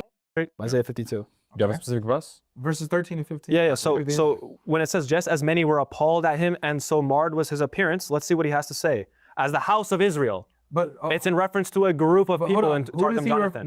who does he refer to as the Messiah, the servant? But that doesn't mean that this verse, when it's referring to who is marred, He said, is as the house of Israel. But no, he's saying the house of Israel is being marred. Please read it, As brother. the house of Better Israel. read verses 13 and down. Right. Comparing it too. Yeah. Please read 13. So as the house of Israel anxiously hope for Just him go many to Isaiah 53:12. Targum Jonathan, bro. days, which are not upon the more their appearance and their brightness, their appearance and their Can brightness. you read verses 13 to 14? What is their appearance and their? Who does he say the servant is? He says their appearance and their. So it's referring to a plural group of people, not one. So it's their appearance think I being marred, don't not understand what his he's asking. appearance being marred. in No, I don't think you understand what I'm saying. in verse 13. Hold on, but you don't understand what I'm saying. Hold on. When it says that their appearance was marred, who's Slow that there? down. Yo, he's smiling because he think he cold, bro. Verse 13. Who does he say it's about? Yeah, he says that the servant is the Messiah. But Thank you. but he What says- are we doing? I've already- Yeah, we know it, bro. This is what I'm saying. Certain man, bro. The inspired God. hey, from the very beginning, I said that Targum Jonathan does take Isaiah 53 to be about a Messiah, but he never once attributes any suffering towards the Messiah. If you allow me to Who finish. is the servant? The suffering is always attributed to the house of Israel, and No, suffering was attributed to him because he says that he's going to deliver his life into death. He believes he's going to die. So clearly he's going to die. which Targum Jonathan either has the Messiah praying for them or advocating and intercessing for them, but he's never once partaking in the suffering. And He will divide the spoil because he's delivered his life unto death. Pretty painful, man. scholarship also He is there in acknowledges Jonathan. this. And no, it's the house of He Israel. literally being said, spoken. as the house of That's why Israel. it says their faces, not his face. He identifies. Why did I say their face? Yo, one thing I do love about apologetics, though, like listening to these arguments, is like this guy does not know what he's talking about. Like, he does not know what he's saying, bro. By the way, look, Targum Jonathan wants to focus on the King Messiah as being this big conquering guy and not suffering. So like all of he pierced for his transgressions. You saw me go through it. There's like none of it has got to do with him suffering, right? But then even Jonathan couldn't get away with this. Give him as many as portion. He will receive the multitude as a spoil. He exposed himself to death. So they weren't even able to get away with it. He gets tortured by death. Because one, there's I didn't know the Messiah is a they them. Well, I'm sorry you didn't know that, but So the Messiah is a they them. How are we getting to the Messiah of what? Yo, the Messiah, they, them? No, man. according to the scripture, actually, you have the Messiah being identified as Israel. Yeah, Israel, which would also be in a public name. Yeah, that's true. If you go to Isaiah 40, I thought 48 or something like that. Did you know that? So he's a they them? Did you know that? No, I'm just asking. Is it they them? So did you know He thinks that this is the gotcha of the century. Look at him. that the Messiah is Israel? Thank you. So with the Messiah being identified as Israel he is a itself. they them. Hold on, let me finish. With Israel, well, Allah's a they them. Allah's a he they. Nice two bouquet. Allah's a he they. Allah's a he they, bro. I think he's a we. You know what I'm saying? He's a we. We is one. Nice two Allah's a he they, right? You don't believe in our like. Good jump. Is Good Allah a jump. he they? Good jump. Did he say is he a we he? Good jump. Yeah, let's not play this game, bro. The Messiah is a they them. Yeah, that's true. So he's trying to get this clip of saying that the Messiah is a they, them, because he wants to make it look weird. But we could do the exact same thing, which would be a whataboutism. The only reason why it's not fallacious is because of the fact that he actually brought a counter argument, which is the fact that the Messiah in the text, the Tanakh, is referred to as Israel. And Israel is also a standing name for a multitude of people. That doesn't actually make his pronouns he, they, by the way. I don't know where you got that from. All right, and Allah's a he they. Fine. Yeah, I wanted to bring you back to the other point. And logically, he might be a he she. All right, cool. Can we talk about the other point now? So when it comes to what he was saying, as we were saying before, you guys were trying to read the verse. What he's saying is that you Rhetoric. Before you guys weren't trying to read the verse. Wow, Rhetoric. guys just claimed that this is something which was clear in the scripture, Old Testament, New Testament. Yeah, but just because something's clear or rather veracitable doesn't mean that that's going to be something interpretable by everybody. I think it's pretty clear that according to the Constitution, freedom of speech is defended. But there might be some Americans that just don't understand what freedom of speech is, right? That's a very, very clear thing that happens. That's correct. Okay. If it was clear, we would expect that there's going to be at least an individual, a group of people, even if it's small. That's based off of your understanding or your presupposition regarding what the text is saying. Zechariah. Yeah, thank you for proving my point. Yeah, You're the real presupposing. How much presupposing? He actually give you an example and then you. Answer. Zechariah literally says Ask me to give you the answer. No, I'm saying Zechariah insofar as a Messiah dying and resurrecting after 3 days for the sake of your sins. so this is what I understand now. Yeah, What you guys are asking that's for is where mad. does an individual in our text verbatim say, hey, the Messiah is going to suffer and in 3 days rise again? I'm not saying in the text. Who read the text and came to that conclusion? Zechariah. Oh my God. Dude, the Zechariah is the text. Zechariah. Zechariah isn't just the text. Are you saying where in Zechariah does anyone interpret Zechariah? Because then you could say Philo, and then they'd be like, oh, but where does Philo say it in Philo? And so on and so on and so on. By the way, I'm not saying Philo said that. I'm just saying that you could keep going on ad nauseum. It's not the text, bro. He's a character from the New Testament. Two Zechariahs. I understand. But Oh my God, yo, W contribution. I didn't even realize that. Wait, my eyes have seen my salvation. Yo, who is this girl? Wait, hey, someone at this girl. Who is this girl? Oh my gosh, we say this in the prayers in the Ipapandi. Hold on, where's the Ipapandi? Where? Can someone show me the Ipapandi? Yes, Simon, look, bro. Yes, bro. This guy, so good. Lord, now let your servant depart in peace according to your word. For my eyes have seen your salvation, which you prepared before the faithful peoples, a light to bring a revelation to the Gentiles, the glory of your people Israel. Yes, the child is destined for the fall and rising of many, and a sign to be spoken against. Yes, a sword will pierce through your own soul, and the thoughts of many hearts will be revealed. Yo, this is exactly the same thing that this girl said. Yo, and I know it's not Zechariah, it's Simeon, but still, yo, this is a W. This is a W. Okay, I hear it. Okay. That was the Brian and Boomer of arguments, though. Like that's that is the Brian and Boomer of arguments. I mean, if you've ever seen one, that is the Brian and Boomer of arguments, man. That is so funny. Oh my gosh, wow. Yeah. Okay. All right. That is enough for me. Okay, let's go. Oh, Zechariah's prophecy. Look. Blessed is the Lord God of Israel. House of David. Oh my gosh, the mercies promised to his fathers. You, child, will be called the prophet of the highest. You will go before the face of the Lord to prepare his ways, to give knowledge of salvation by remission of their sins, tender mercy of our God, with which the day spring on high has visited us, to give light to those in the darkness and shadow of death, to guide our feet unto the way of peace. That's really, really good. Yeah. W. Zechariah, man. Okay, finally. Okay.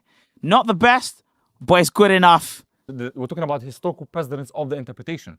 Zechariah. Zechariah in here. Now he doesn't say 3 days. I think he's trying to look for the 3 days thing. I think that's what he's trying to look for. But yeah, the whole point of like Jesus is gonna come back, he's gonna die, and he's gonna show other people the way. Yes. Muhammad is before the disciples, bro. Zechariah. This Zechariah was there when Jesus was a baby. Do you know who Zechariah is? But yes, it's in the New Testament, right? John the Baptist. Yes. Which gospel was it in? Luke. Right. Exactly. So Luke is still, again, Luke's writing is still post the resurrection. Then we need a finish. Let me finish. You guys Let me keep finish. using these gospels and saying that we can't use Let me them. finish. If it's post the resurrection, then the argument still fails. Then you could have just went to the disciples. What are we doing? Oh my days. Oh yeah, by the way, we could have just done that and that would have been fine. But they wanted to be nice. They say, let's come with someone else. But what you're trying to do is just find other Jews that weren't Christian yet. But that's crazy. So because the writing is post resurrection, that means the argument it don't work because it's after resurrection. Let me So because it's still post resurrection. Bye history. Let me finish. No, it's qualified. It's qualified. What is the qualification? The Quran is post resurrection. Thank you for that, Holmes. I'm gonna respond now. That's not It's not an add-on, by the way. No, you saying the Quran is also not a source that can be used is not the same thing as disputing the text. Again, you went to a point that's about someone after the resurrection account, which the critique already grants. What? The critique that I'm given already allows for things after the resurrection of claims of the Messiah being unalive. It already accounts for that. You could have just went to the disciples. Wait. You want to show where there were early Jews that believed the Messiah would die? Is that what you're trying to say? Targum Jonathan, Isaiah 53 verse 12. Let me finish. You could have just went to the disciples. That would have been the same critique, right? But that's the very thing in question. Who, before the supposed resurrection, interpreted as you did? Nobody. Notice what you did. You just Zechariah is before the resurrection. That's the idea, right? He's going to be delivered from the hands of the enemies, right? Simeon, for example, when he says, let the servant become a creep, he's destined for the fall and rising of many in Israel, right? Which would include himself, right? Life of the Gentiles. Same thing in the Impapanti. I don't understand why we've just interpreted this so differently. What? Even Anna, where's Anna? Where's Anna? Give me Anna, guys. Give me prophetess Anna, who reclaimed her virginity because she was so cool. Where is it? Δόξα σοι Χριστός Θεός επίσημον δόξα σοι. Ο Αναστάς εκνεκρών Χριστός ο αληθινός. Δες πρεσβείες της παραχράντων και παραμού Αγίας Αθρού Μητρός. Προστασίας. Προφητού προδρόμου και βαπτιστού Ιωάννου. I love that. Yeah, how much I love that, bro. That's so peak. It's so cute. It's so good. Is Joachim Anna? No, Joachim Anna is not like that. Ah, that's funny, dude. That's funny. Okay. I have to get back to the stream, sorry. went nuclear. Now we can know nothing about the historical Jesus because all our texts are post-resurrection. So throw out Mark, throw out hypothesized Q. Also, yeah, throw out Q because Q's after resurrection. Yes. Throw out John, the text you've been using here. Throw out everything now. So you just destroyed your argument. You can't know anything about the historical Jesus. So I don't think you want to attack my critique specifically. My critique. That's what I've been doing the whole time. My critique is that the hypothesis that Christ predicted his resurrection and crucifixion, and the hypothesis that this would have been explained away and reconciled by the Jews in order to better explain away the data, I'm saying that my explanation requires less presupposition. It's a very simple critique. Now, when you go and say, well, will Zechariah believe this? Or Luke, Mark, Matthew, Luke believe this? This is still post-resurrection and the critique still fails. That doesn't mean that now I become an epistemic nihilist regarding history. It just means that it's qualified. So again, What's the qualification? There's no qualification given. if it is the case that it is clear in the Old and New Testament, right, that this is supposed to happen, the crucifixion is supposed to happen, the resurrection is supposed to happen, according to Luke 24:46, it said that the scriptures say the Messiah is supposed to be unalived and raised back on the third day. How come we don't have any historical precedence of this? It's expected. So we can't use any sources post-date the resurrection because they could just get it from the disciples after the fact. Right. Great. Can you know anything about historical Jesus now? So no, They got no that- response. Hold up. Wonderful. Look at this. They got that from the disciples. So Everything you use to argue for the historical Jesus is coming from the disciples post-resurrection. So you're just cherry picking. By the way, If your it al- argument is the Quran says so. Yeah. Yeah. It aligns with Islam. Nah. If it doesn't align with Islam, it must be wrong. Where else do you get any claims about Jesus? We're not talking about. That's different because we have not only historical justification, we have metaphysical justification because we can prove the Quran to be true. It's How you? Oh, whoa! Wait, what? Whoa! Wait,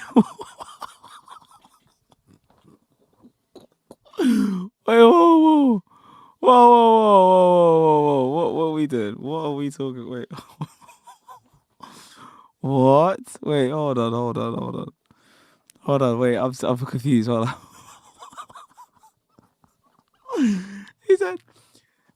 He said, man, not only can we say epistemically it's true, metaphysically can.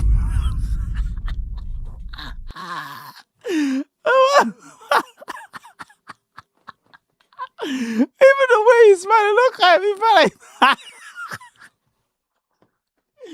If we found like the Holy Grail or something, look at his face.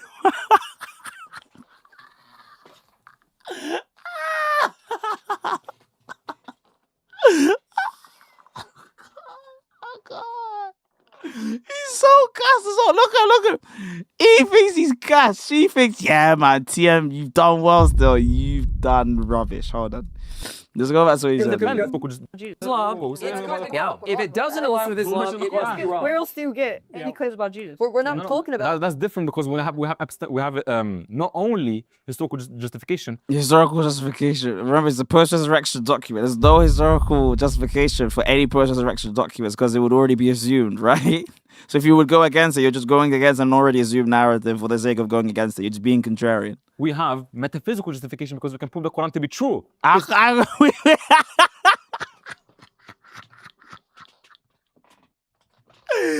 To be true. What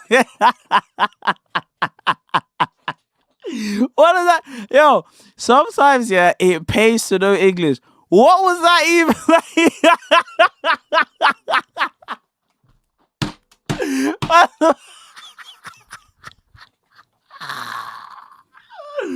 Ευλογητός η Χριστέ ο Θεός ημών. What are we talking about? That was waffle. Oh, I'm sweating, guys. Genuinely. To be true. Oh, God, man. Oh. Defter. Let's continue. Independent. This is from God. Thank you, Avery. Here we go. Thank you. From God, because So again, this is like a whole shift around the Quran. If you want to know why I believe the Quran to be true, we can have a discussion about that. It's But post-resurrection. Real quick. Post-resurrection. The point is, historically, you can't use it as a document if you reject all post-resurrection documents. And if you don't, then you have to have a historical reason why these post-resurrection documents are acceptable and why these post-resurrection documents aren't. You're back to dissimilarity again. If you can show that the Mark, Matthew, Luke, and John are metaphysically true, sure, you can try and do that. What the Oh my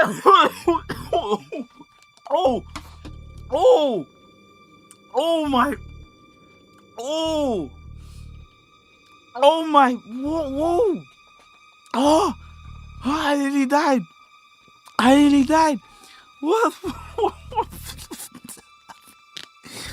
What is going on? What is going on? Oh my God. Oh my goodness gracious. What are we talking about? What are we talking? If you want to prove that the Gospel of John is metaphysically true, go ahead. What are we doing? Guys, please. Please. I'm not even... I choked. The claim was so surprised that I choked. Guys. Wallahi Azim, I did not mean that. I would never lose my composure like that. I apologize. This is... wow. Genuinely, I'm shocked. On my mom's life, I'm shocked.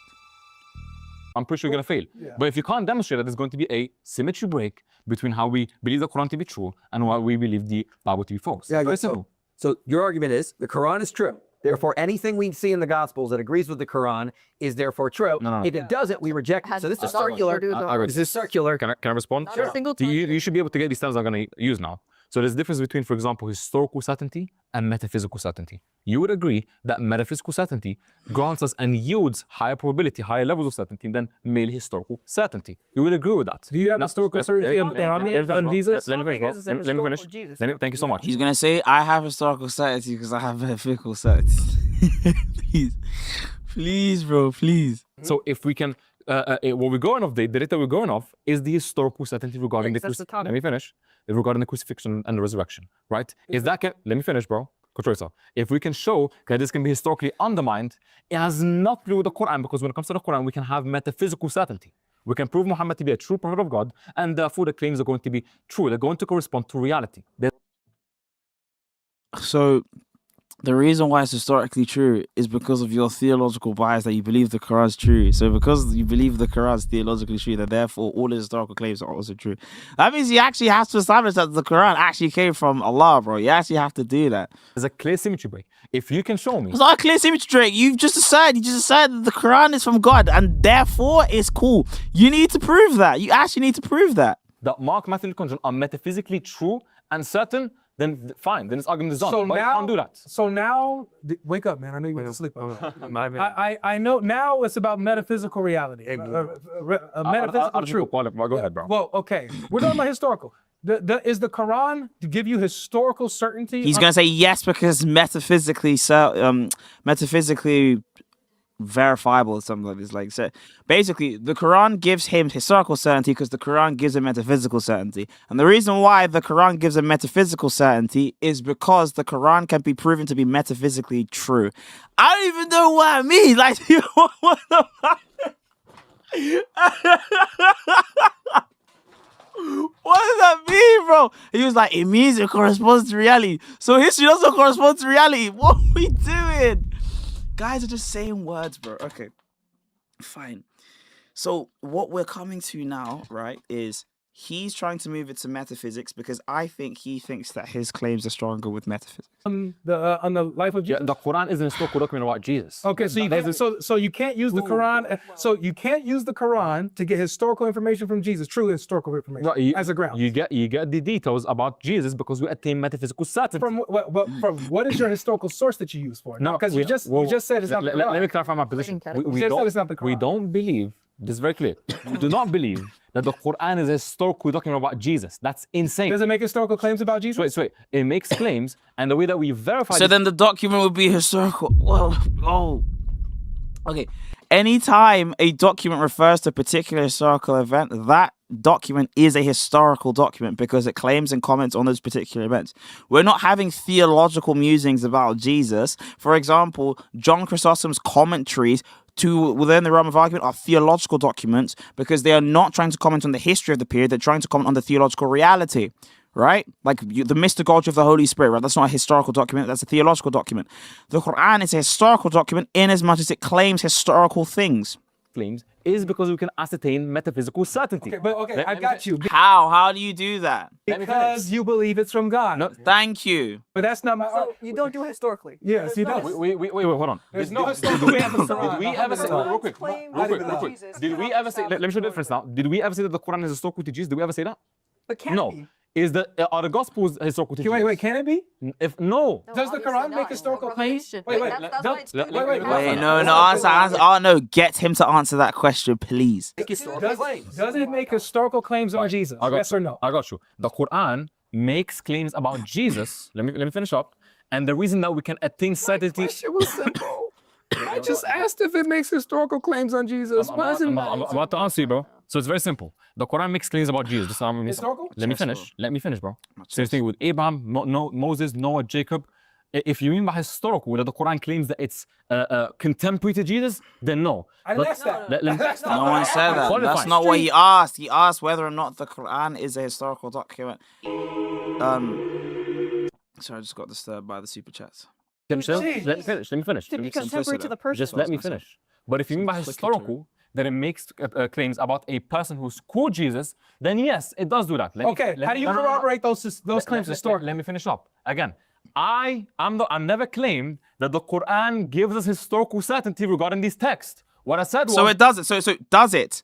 Because now I gave you an even stronger argument. I said if it gives you metaphysical certainty, then it has to give you historical certainty on all of its historical claims. That's what I made that argument for you. Now you're saying you're not even going to say that. Please, can someone just ask him, does the Quran, yes or no, give you historical certainty on Christ? Please, someone ask him. Is that it gives us metaphysical certainty. Does it give you historical certainty? So hold on, bro. You gotta let me land. No. You gotta... Sorry, before they let him land, yeah, I'm just gonna read the super chat here. Token Toke12 with the 20 DKKs. He says, "Hello there, hello to you too, my friend." Humble Lamb with the £5. He says, "If Islam is true, Christianity shouldn't even exist, as no resurrection happened, and the disciples were Muslims or all Muslims. These Muslims are wild, man. Yeah, these specific Muslims are wild. I love Muslims. They're great people, great food, great culture." Some of the stuff, man, they're crazy. You keep going on and on. You gotta let us engage and interact with what you're saying. So I say crash land. I'm answering. I can finish the objective. By the way, if you want to send me the stuff, YouTube always takes like a percentage. So send it on Streamlabs as well, and it comes up here too, so we can still read the super chats. Please, like in 30 seconds now. Let me show you the difference between what I'm saying and what they're saying. You guys are claiming that the resurrection, the crucifixion, they are historical to Christ. The passion prediction, they're historical to Christ.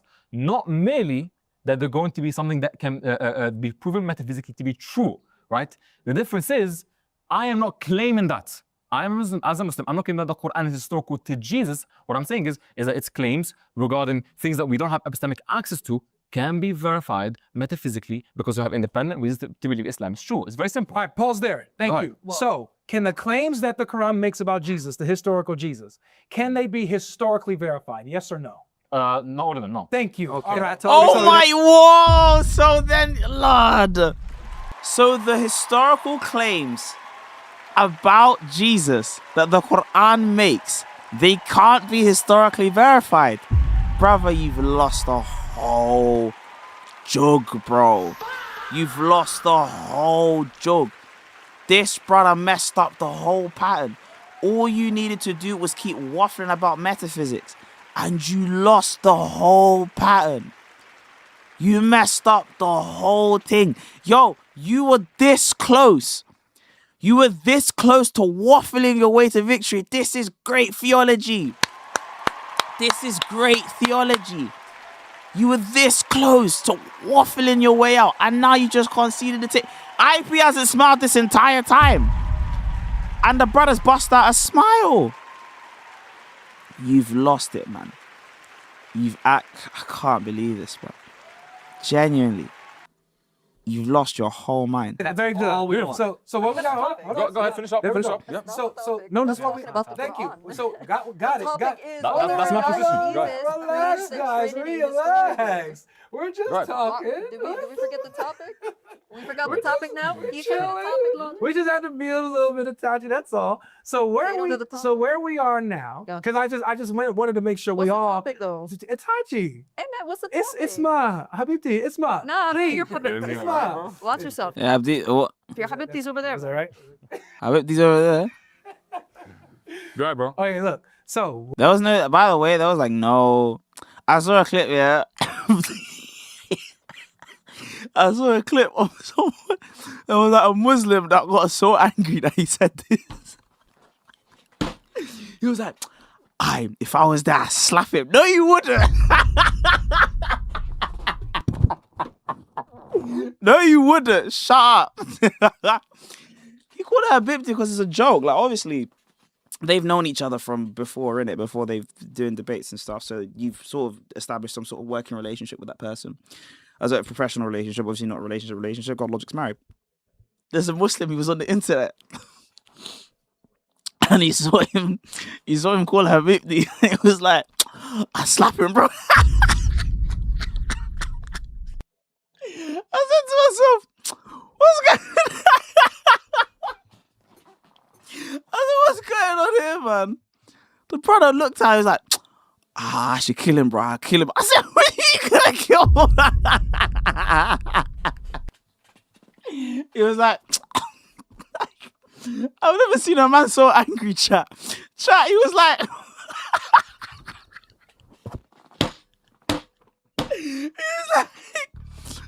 the guy here. He saw God Logic say Habibti to the girl. And the guy's reacted. I don't know who he was. But he saw it and he was like, he started seeing red, bro. He started getting angry. He was like, on my mum's life, bro, if I was there, I would have slapped the ass out of him.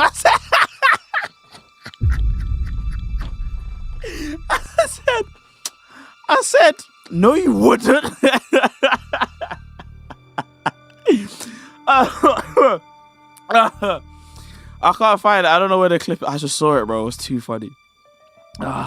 Someone find the clip and put it in the surfer. So it was too funny. It was on Twitter, bro. I couldn't. For the life of me, I couldn't find it, bro. We like to laugh on the channel, man. We like to laugh on the channel. Where we're at, what we just established is that you as Muslims, using your paradigm with the Quran, have no historical basis on the life of Jesus. Facts. The historical claims that the Quran makes cannot be historically verified. Thank you for the sub. Therefore, the Quran is out of the equation. Beautiful. Fire too. If someone finds the clip, find the clip where like the Muslim was like, I don't think he's on my mom's life. That's the British spin, but he was like, oh God, bro.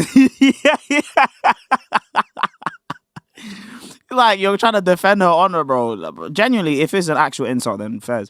Even then, bro, it's the same Itachi that like swears on the net, bro. Like, we can like obviously, if she takes offense to it, of course you'd be like, hey, I took offense to calling Habibti, I'm sorry. But bro, no one asked you to Hold on. Go ahead. Hold on. Is that I didn't mean that disrespectfully. No, you're good. Okay. So, you're good. Okay, so we're calm, bro. We're calm. So it's just out of the equation, right? Put to the side because it cannot be historically verified. Yet it makes historical claims on Jesus. Beautiful. So now where we're at is that you're using Itchy Scratchy Itachi is a horrible human being mocking the Coptic Christians who were killed by terror. I can't lie. If you're mocking guys that died, yeah, I can't lie. You can't get angry. How can a man mock 21 Brez that legit died by the hands of Islamic terrorism? And you're getting offended at someone called you Habibti? You're not serious, bro. our book that gives you historical claims and historical corroboration on the life of Jesus. And why don't you appear on these panels or take part in some of the debates? You blow up. You're the UK God Logic, bro. Get me famous, gang. Here's the thing, right? Guys ask me, Jerome, why aren't you famous? Number one, no one likes me. No one likes me. Number two, I'm not gonna lie to you. It's just a thing where it's like, yo, like, I keep myself to myself. I like to react to my own stuff. I'm not really that consistent with the YT thing. I don't have clippers or anything. Like, it's literally me with my webcam. I just get on the internet and I just start talking about theology or the stuff that I love. I like to make projects. I love to help people and things like that. So I spend just so much time doing that rather than like building a career for myself. And I know that if I took this uber duper seriously, I'd probably be an amazing creator. But unfortunately, I just need more people to help me out with that. And until that day comes, man. But if you want to see me on these panels, you have to spam me. You gotta follow me on the socials. You see the you know what I'm saying? You have to follow me on the Instagrams, on the TikToks, on the X's. Once you follow me on these platforms, you get me, big pause, then you can do what you want. So when your Quran makes claims that's opposite to the historical source, guess who's wrong? The Quran. Your Quran. Cold. So what we see from the historical sources, Jesus was crucified. Cold. From the historical sources, Jesus was resurrected. From the historical sources, Jesus teaches that the Father, Son, and Holy Spirit are one in essence and one God. That's not the argument against that. Exactly. But the historical sources teach that. Let me address that. So real quick, notice, for example, with Christians, Avery, IP, what they believe is that that Adam and Eve existed, right? But how do Christians verify that Adam and Eve existed? You do it through metaphysical certainty by proving that Moses and his prophets are true prophets, right, Bo? Sure. Good. So although the Bible makes historical claims about Adam and Eve, they're unverifiable. But guess what? Guess why Muslims don't jump? Also, the reason why I'm not good is because I actually want to go heaven. Like, genuinely. I want to go heaven. So I came off for 8 months because I just didn't want to make content and then like build a monument to myself kind of thing. Do you know what I mean? So if I'm doing this, and I am doing this, I have to do it because I love just talking to my brothers, talking to the man them. That is literally it. But if you want me to be UK Logic, I can be UK Logic. I'm just, it's just going to take a lot of grace. And what if I don't want to just be a content creator my whole life? What if I want to actually do actual good sacramental work? Do you know what I mean? And I don't even think my content's that helpful, to be honest with you. I get people that come to me and I'm like, "Oh, Jerome, we love you." It's like, bro, you don't. You love the idea of me. Okay. Jump in and say, hey, that's bad. You can't actually verify that Adam and Eve existed. I'm about to land. I also hate people. I hate people because I hate myself. I don't like myself. I literally do not like myself. I love God though, and the reason I don't like myself is because I sin. I sin all the time. I sin way too much. And if I just sinned less, it'd be great. But I understand my human dignity though. I do. If you say UKJ die, I'll flog you. Hey, we don't have author bros in the UK, bro. Author bros don't exist, bro. What we have is the man them. Yeah, we have the man them. We don't have author bros in the UK. Author bros is a specific American thing, bro. Shout out to the author bros. You might not doing your thing. Just don't be burst in it, and that's pretty much it. This can still be true because you can have metaphysical certainty. When it comes to epistemology, there's different ways of ascertaining knowledge. It can be through historicity, or it can be verifying the means or the source of the person speaking. If he's a true prophet, we can believe his claims about Adam and Eve. If he's not a true prophet, we don't have to believe him. It would be different if I, as a Muslim, came and said, hey, the Quran is a historical document about I'm an author bro from the UK. You get him? Hey, chat, ban him. Ban him. Jesus, and it's historically verifiable. Guess what, Avery? That's not the claim. The claim is let me finish. The claim is that we're saying that the Quran can give us certainty metaphysically by verifying the source. Now, the reason why it's different is because you are on the fence. You believe that the resurrection and the quote-unquote passion predictions are historical. And metaphysically certain. Yes. Okay, prove it. Oh, whoa. No, okay. Prove it because the Bible came from God. The Bible came from God. And Christ gave the apostles the divine revelation. And so because the revelation was given to them, then obviously we were true. Because what you said was really important. You're bringing up, you're comparing the fact that we can't verify Adam and Eve and Moses' existence, except through metaphysics. Right. Fine. The difference is that the Quran is not just not being able to verify historical Jesus, it's completely contradicting historical Jesus. Exactly. Yes! I dare you to shake your head. I dare you to shake your head. The Bible is it? Thank you. Don't shake your head. The Bible is not contradicting historical Adam, Eve, and Moses. It's just ambiguous and you cannot verify it. Okay. I don't know. I don't want to support her, bro, because if I support her, then the man are gonna go to me, bro. Like, you know what I'm trying to say? Okay. Let's see what she's saying. We're gonna give you the good old college try. That's the difference. So you can't bring that example so up. this is where we are. Adam and Eve, there's no issue about the stories. Why? Because we don't have epistemic access, right? Sure. Beautiful. That was your argument. Beautiful. That's your argument. I'm saying the same thing about Jesus. We do not have epistemic access, and So then you don't have any access to historical Jesus then. So what are we talking about? Why did you make the historical Jesus the criteria for whether he taught it or not? You should really be talking about the actual theological texts and confessional texts. Does the confessional Jesus teach Trinity? Yes, obviously. Now the question is the confessional Jesus the historical Jesus? That's the actual question. actually we can give arguments to why the quote-unquote the Son of Man sayings and the predictions and the quote-unquote crucifixion and resurrection, they're also ahistorical. So guess what? Adam and Eve... Ooh. How? conversation about it. Let me finish. So you- wait, you- let me wait, I'm sorry, you just said you don't have. Yeah, they picked the start of it. But now you're saying you don't have any epistemological Hold on. So the same way that don't have epistemic access to Adam and Eve to verify whether or not the Bible contradicts them, is the same exact way where the passion predictions don't have historical attestation and therefore they're on the same level. So where? Says who? Is he trying to say that it doesn't have historical attestation? That's what he's saying. Right. So That's also not true. You have like Jewish sources that talk about the Messiah dying. we just let you do this. Wait. So The prediction. Wait, I just want to clarify something. Sorry. What, the passion doesn't have attestation, or what does The passion predictions. the passion predictions? Right. It's that the authors So insert it's not that the into point the of the mouth of passion Jesus. It's not that they actually Okay, said it. what if When you have Wait, Christ what? saying that, hey guys, I'm going to be unalive and resurrected, Yeah. this is ahistorical. Right. How is that ahistorical? What? He doesn't why did actually you pick say this that. topic. You went for the historical Jesus. Because Yeah, and you picked the red letters. I remember, everybody, we accept the red letters. That's what we did. And then as soon as it contradicts your particular narrative, you're like, no, we don't like the red letters. you quoted. I got you. Hold on, no, it's go my ahead. turn to talk. Go ahead. You said we can know the historical Jesus didn't teach the Trinity, but now you're saying we can't know anything about the historical Jesus. Yes. All these sources are post-resurrection. We Yes. can't use any of them. So again, you just go back to, well, we don't think Jesus did because we're metaphysically certain about the Quran, therefore he did. Circular. Go ahead. Notice how they didn't adjust the argument from historicity. What they did, real quick, Oh, wow. real quick. How are you? what do we be doing? It's okay, Brian. We're gonna get through this. It's And what okay. we have is Yo, even the British guy. Yo, even he's done with this, man. you guys saying, well, hold on now. You went to the argument of the sayings of Christ post-resurrection. Guess what? If we're arguing about the historical Christ, and we can give a case to what the historical sayings So of I said, I can't lie, they started freestyling from the moment this guy started mentioning physical certainty.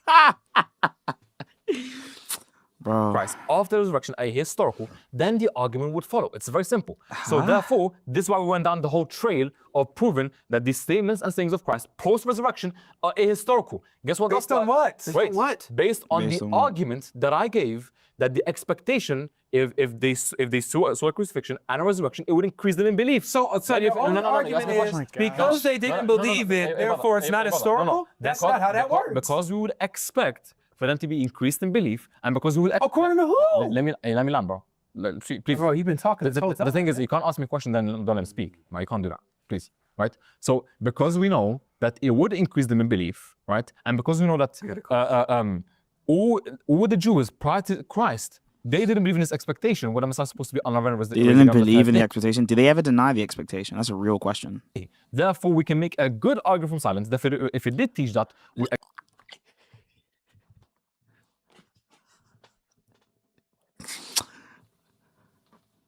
They say they want to address us.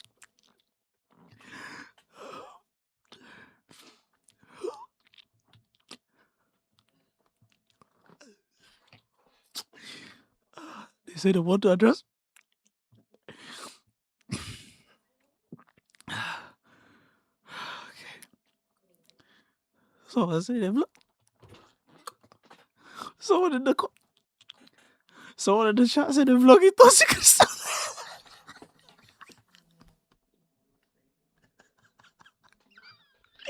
Do you know how bad the situation has to be for the live to we're looking at this guy debate and it's gotten so bad we just have to start singing a politigia. Do you know how bad the debate has to be? expect evidence. So we don't have evidence, therefore they didn't teach that. So let's go back then to the very beginning. Okay. Right. What sources do we use to find the historical Jesus? Right. So now when it comes to something that is before the resurrection, it will be more reliable. Right? What sources? Wait, can we both be clear? What sources for history? We mentioned Q. And So Q? just let me finish. Q is Q post-resurrection? Can you let me finish? I don't know. This Brian guy is funny though. I like him. He lies a lot. Is Q post-resurrection? I don't even know. It's not? No. Can I finish? Thank you. So we can still use Mark, Matthew, Luke, and John, right? So for example, when you have the statements of Christ doing something that can be corroborated, right? Then there's no issue with that. But I'm saying that these statements post-resurrection have to be ahistorical due to this argument, which you still can't address. Why? So can we use Q to find the historical Jesus then, according to you? Yeah.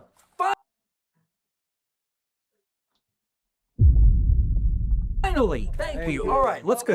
All of that. All right. So you would say that Jesus, you would say that Allah sent Jesus as a prophet, right? Right. Okay. Who sends prophets? Allah? According to Islamic theology and God. Islamic understanding, yes. It's all Okay, great. Why in Q, according to all the reconstructions like John Kloppenberg, does Jesus in Q say, I send you prophets and sages and you will kill some of them? So you've just acknowledged that according to Q, Jesus would be Allah. That's tough. You want to respond to that? Sorry, what verse are you referencing? That's in Q. I can pull up John I'm sorry, Kloppenberg. what did you say? You said that. That in Q, Jesus says that he's the one who sends. Go ahead. You read. Yeah. So this is in Jordan John Kloppenberg, Q 11, 49 to 51. Therefore also, I will send them prophets and sages, and some of them they will kill and persecute. So the saying. So Jesus is the one who sends prophets according to your Islamic theology. Obviously, it's God who sends prophets. So would you agree that Jesus is claiming to be God as he's the one who sends the No, prophets? it wouldn't follow because what you're saying is that we have Islamic theology, and because it's not compatible with Islamic theology, this was happening. Therefore, must be compatible with Trinitarian theology. Yeah, it is. It's not therefore, but it also just happens to be compatible with Trinitarian theology. Like this is also just the case. Now, what I want to do is I want to get like a, I want to look at the contents of Q. So if you go to this particular website, Early Christian Writings, you can actually see a bunch of people that tried to make one. Now, Inspiring Philosophy referred to John Kloppenberg's version of excavating Q. But we have Richard Edwards, Burton Mack, and Miller's versions of Q as well. And they make their own particular versions of Q. Everyone sort of makes their own version of what they think Q is supposed to mean. Essentially, Q is supposed to represent the sort of commonalities that we find in like Matthew and Luke, right? So you have Matthew, Mark, and Luke. Any commonalities we see in Matthew and Luke, that's probably going to be those things that are reconstructed, okay? And you have a whole life that's sort of basically reconstructed around them. So the contents of Q, for example, in Kloppenberg, you have very, very little. You have the setting of John's preaching, the baptism of Jesus, the one that comes in the future, the Beatitudes, obviously. Whoever's not with me is against me, the fearless confession, the days of Lot, lost sheep of the house of Israel, can't serve God and money, forgiveness, judging 12 tribes. Now, the point about Q is that it's supposed to be contextless. It's supposed to be contextless to such a degree that you're not able to actually derive what the author's actual intention would have been by placing it in their particular narrative. That's the idea of what Q is meant to essentially, look like. Now, using this particular sector website, you can actually look at the contents of Q and just sort of go to them. Oh, no, that's the wrong one. I don't know if that was the right one for going to the contents of Q. I want to go to the contents of Q and basically look these up. So I'm going to get the contents of Q, and then we're going to come back to the claim. So we're going to let this video play. What we have to take into account is that there's a bunch more theology within that it can still be compatible with. And guess what? It doesn't increase the probability of prophets. Let me finish. And it doesn't increase probability of Trinitarian theology. Who sends prophets? Let me finish. Let me land. I thought you did. I already answered that already. I don't want you asking again. You said God, right? I already answered. Why are you asking again? So if Jesus says I send prophets, Right. who does that make So again, sense? just because you believe that's incompatible with Islamic theology, That's the direct it then doesn't follow that it must be compatible with Trinitarian theology. All right, only. let's do this. Let's do this now. Brother, you gotta let me Phase finish. one. Who sends the prophets? You gotta let me finish. He's gonna explain it to you. Right, so you can explain and then I can speak after. Go ahead. Who sends the prophets? Go ahead, make the argument. Who sends them? He said Allah does. He said God. Allah. Okay. God. So God sends the prophets? Yep. Yes. God sends the prophets. Who said that he sends the prophets? Well, Jesus said. Jesus says he sends the prophets, therefore Jesus is God. Therefore, there. Is that Trinitarian theology? What's that? Can you the quote? John, it's in John. So according to Q, Jesus So I'm gonna respond now. So again, Hold on, let's let it clear up here. all right. Yeah. Q 11, 49, 51. So Jesus teaches his divinity even in the Q source that you guys say is the historical information we can And now you guys reject it. You guys. I'm accepting it. Where does I reject it? No, I accept this argument that you're giving me. I'm about to respond to it. accept Q? Right. I don't know. Okay, just go ahead. So again, the argument being made. Yeah, is that you Christ- guys all accept Q. You all said that you accepted Q. That's the whole reason why we're even here having this particular conversation anyway. That's why we're That's here. something that I said that God does. Okay. Now, just because you show that this is incompatible with Islamic theology. I'm talking about Islam. We're not talking about Islam. Wait, you just asked me who says prophets. I didn't say in Islam when I just asked it, when I broke down the Yeah. passages. I'll do it again. Yes. Who sends the prophet? Wait, and who you Just asking? period. Are you asking a I'm Muslim? asking you. We As a can say, but by both lights, God is the person that sends prophets. That's the whole point. By both lights. If you ask the Christian, yeah, Christians believe God sends prophets. And so Jesus in Q says that he sends the prophets. Now, this guy's trying to verify the claim because he's probably going to go down the attack of, well, this isn't true. He's trying to actually accept that it's true and say, well, it doesn't really mean anything for the position. It's not a defeater. She's just trying to be quiet. I don't know why she hasn't really... she's contributed... Man, let me not be rude, man. She's contributed, man. She played, man. She played games still. She played. She tried her best, man. She tried her best. I'm trying to find this thingy. No, just period. Wait. Just period. Real quick. Who I will ask you as a Muslim. Who sends the prophets? He spoke. I'm going to make my argument now. He spoke already. You made the argument. So again, obviously he's asking me as a Muslim. So obviously as a Muslim, I'm going to say that God ultimately sends prophets, but we can understand. So by your understanding, this will be a division. So I need Yeah, by the way, the Saints Gospel literally says, therefore the wisdom of God says, I will send them a prophets and apostles. Yeah. Yeah. So Jesus does say, I'll send you prophets and apostles, yeah. So that is, for example, another one. Another one that I like in Q as well is where Jesus says that he's actually greater than Solomon, and he says that he's greater than Jonah as well. But he also says that he's greater than a prophet, yet more than a prophet. I think there was one where he says that. Prophets were effective until John came, ancestor to the prophets, false prophets. Here you go. This is actually part of Q as well. If you look at this passage in Q, if you go to Q7, 24, 28, if you look at this particular idea, this is from John, that doesn't really matter.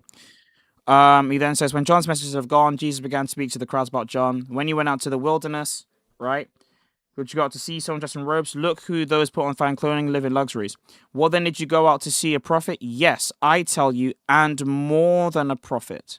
This is the one who had said, see, I'm sending my messenger ahead of you who prepare your way before you. And I tell you, among those born, there's no one greater than John. Yet at least in the kingdom of God, he is greater than he. So you can see there that actually John is referred to as the messenger that comes to this person who is more than a prophet. So Christ is talking about as more than a prophet. To finish off.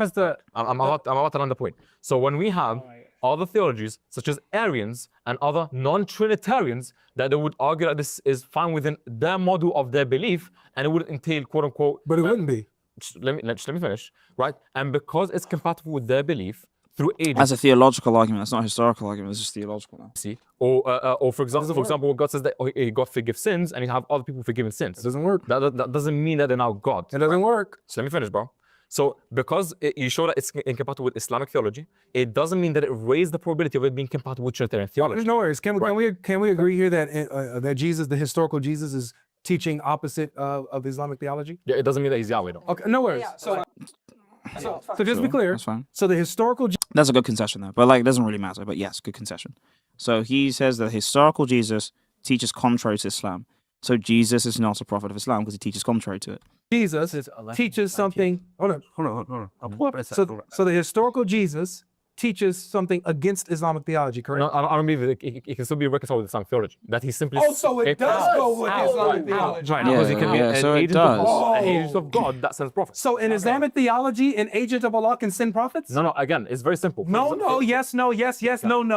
Bro, this religion, It's like you don't want to answer. That's bro, fine. you're giving me multiple. It's like you don't answer. Someone can be an agent, right? And Allah is the one that's the ultimate cause behind this specific thing that's sending the prophets, right? But he can ask God to do that. It's very simple. So in Islamic theology, can anyone other than Allah, I have something to say. just 1 second, can an agent of Allah send prophets? If the agent says, request God to send the prophet as an agent, request God. I'll do it say again. that. No It way. says the wisdom of God. Oh He's quoting my one specific scholar gosh. on their specific understanding no of Q. worries. It's not the actual Q. gospel. This is. No, it's not And Q. guess what? Because to be in Q, it has to be both found in Matthew and in Luke. It's only in Matthew. I got you. It's not even a Q I'm quote. sorry. not even in Q. According to the Q source, he says. No, he's quoting John Kloppenberg. He one says that proponent of reason. Q. So John Kloppenberg's unreliable. No.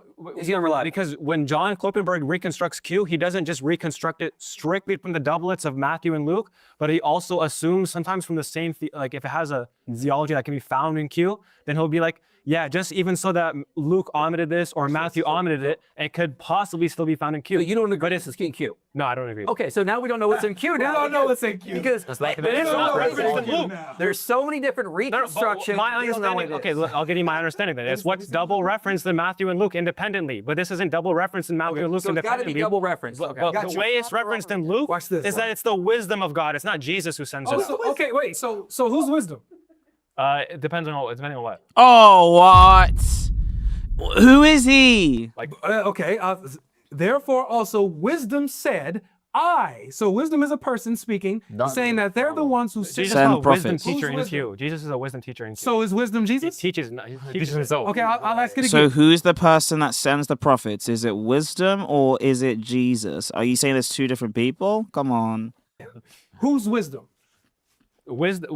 Someone said, not gonna lie, bad performance from our Christians. What are you talking about? It depends on like if you're Go back and watch the live stream that we've been doing for the past, I don't know, 2 hours now, 3 hours, mate. speaking on it from like the Old Testament lens, it could be like a power of God. So who is it? Because it's So wait, a power who claims to be I sends them. not just a power and Well, Jesus is a wisdom teacher. In the, So then who's the wisdom speaking? so he's a teacher himself. So who's wisdom? Who's wisdom? here? What else do you pass? What's the argument? Yeah, I don't. Who's wisdom? I don't. Well, see the it being- personhood is What's the argument that he's a person? He uses first person pronouns, so it says that the first person pronouns are able to perform first person pronouns perspective actions. that Like sending someone somewhere. wisdom is claiming to be the one who Wisdom, sends the word, prophets logos. and is interacting with Israel Just like in real David's time in Right, history. exactly. No, it's not just like in Proverbs. In Proverbs, it's No, like when David's spirit speaks as well. It doesn't mean that David's spirit is a whole separate ontological spirit with its own that's mind. psalmist language. That's poetry language. You don't have, okay. you don't have this. You don't have this. Hold on, hold Then it's on. wisdom Hold on, poetry watch- language. Watch this. Wisdom Watch this. poetry You don't language. have You this. can't appeal to wisdom poetry language when the entire point of Q is that it's contextless.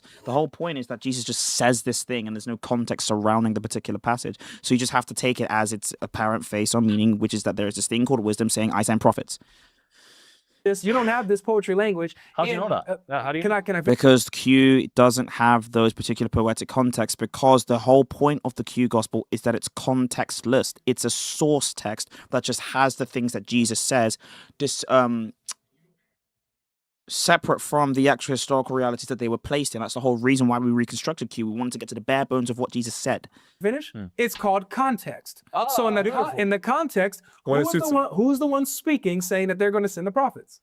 I'm not. That doesn't undermine it being Who answer the question? Who's the person? Yeah, I'm that saying it says doesn't I'm gonna undermine do it being poetic. Who's the one speaking?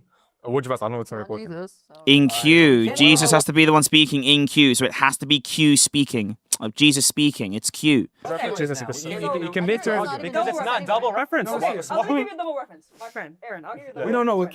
Q is. We don't know what Jesus said. We don't know what wisdom is. We know nothing anymore. That's a start either. Okay, double reference. All things have been handed over to me by my Father, and no one knows. That's the Son- completely acceptable. That's totally. All things? All things. Wait, so is it like he controls the atoms? Like it's like a Shiite thing, yeah? He's a If he's Let me finish. handed over Okay. things, that doesn't mean he's finish. ontologically most high. Come on. Go ahead. All things have been handed over to me by my Father, and no one knows the Son except the Father, and no one Wow. knows the Father except, the Son, and anyone to whom And whom the Son chooses to reveal. Right. that does not sound Trinitarian at all. So whoever the Son chooses to reveal to now, do they now know the Father? Yep. Right. So what do you mean yes. it's not Trinitarian? So derivatively. Random humans No, can I'm have the asking exact you. same I'm knowledge asking you. that the Son has.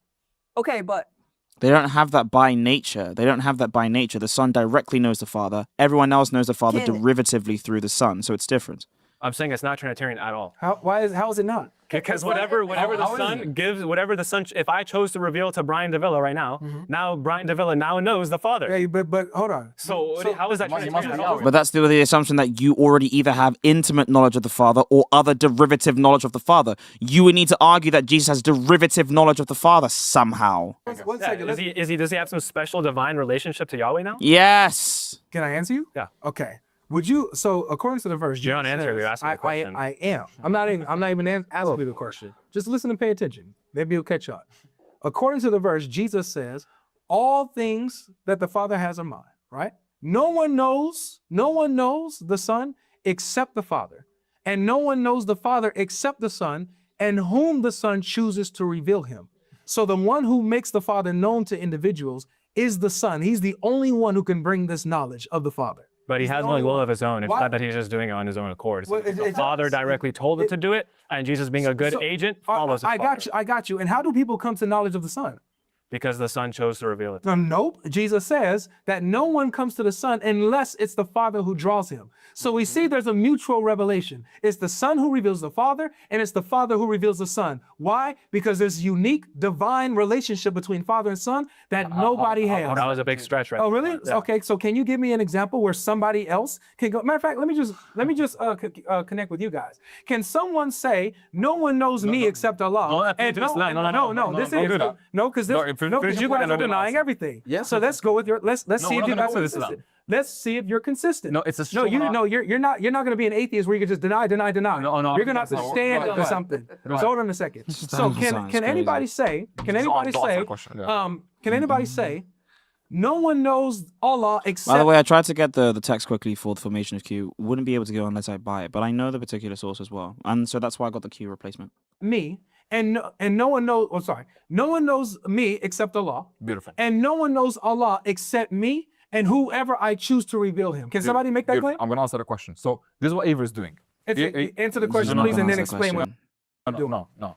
So no, you're not. Gonna answer. Yeah, I'm going to answer, but not how you want me to answer. Just answer yes, no, I'm and going there's why. to answer, but not how you want me to answer. Right? So you're not gonna answer. So what Avery has is that he has the Trinity on one hand, he has Tawheed on the other hand, and he says, well, hold on, if there's a verse that can't be applied to Tawheed, now all of a sudden it can be applied to the Trinity. That doesn't follow, right? Why can't it be applied to Trinity though? Why can't it?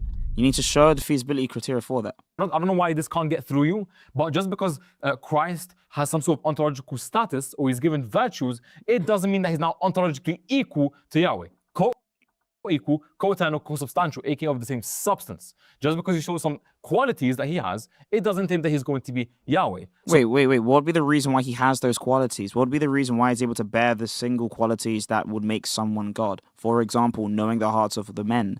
For example, being able to send prophets, which only God can do. Either he somehow has all these only God properties derivatively, which is meaning that that is not simply just an only God property, but a property that anyone can access if God just allows them, which would mean that God doesn't actually have any properties that can't be accessed by any other person, or that Christ actually does have those particular properties and you're just waffling. So you showing that it's incompatible with Tawheed, Avery, doesn't mean that it must be compatible with the Trinity. I don't know why you keep doing that. I got you. So You have to show why it can't be compatible with the Trinity, but he can show why it is compatible with the Trinity because the Trinity accepts the fact that the Son can have all those things. notice you didn't answer my question. Because it has nothing to do So with hold on, argument. no, let me land. I can choose not to answer it, 'cause I I don't sat know quiet. what Yeah, it yeah, there So you lied when you said you were going to answer it. Crazy. I know, right? you go. He said I can choose not to answer. So he said he was How going you to want to answer, answer? but then just admitted he chose not to answer. Exactly. Thank you so much. I Because it's appreciate not about Islam or Amir, Tawheed. Amir, appreciate it. Go ahead, So man. now let me break down to you what you're doing, okay? So what you're doing is acting like an atheist and saying, no, deny, as if you do not have a theology that you hold to. John, be what are we talking consistent about? on. Let me finish. Let me finish. It's almost like saying, it's almost like arguing with an atheist on the morality of God when an atheist is acknowledging morality while denying a substance for morality. That's what you're doing. You have a theology, but are saying, no, this doesn't work. Is my theology on the Let me- question? Let me finish. Is the point about Amir, Tawheed? let me finish. No. Allow me to finish. What Was that point? Well, no, it's not necessarily that Tawheed is what's up for question, but whether Jesus taught the Trinity. Now, of course, you could actually make this claim way easier for yourself by just saying Jesus did not teach the Trinity. Jesus did not teach the Trinity. However, you could also make the stronger claim, which means that you're not actually making a case for Islam. You're actually making a case for the fact that Jesus Christ taught Tawheed, which is actually why this needs to be framed a bit differently.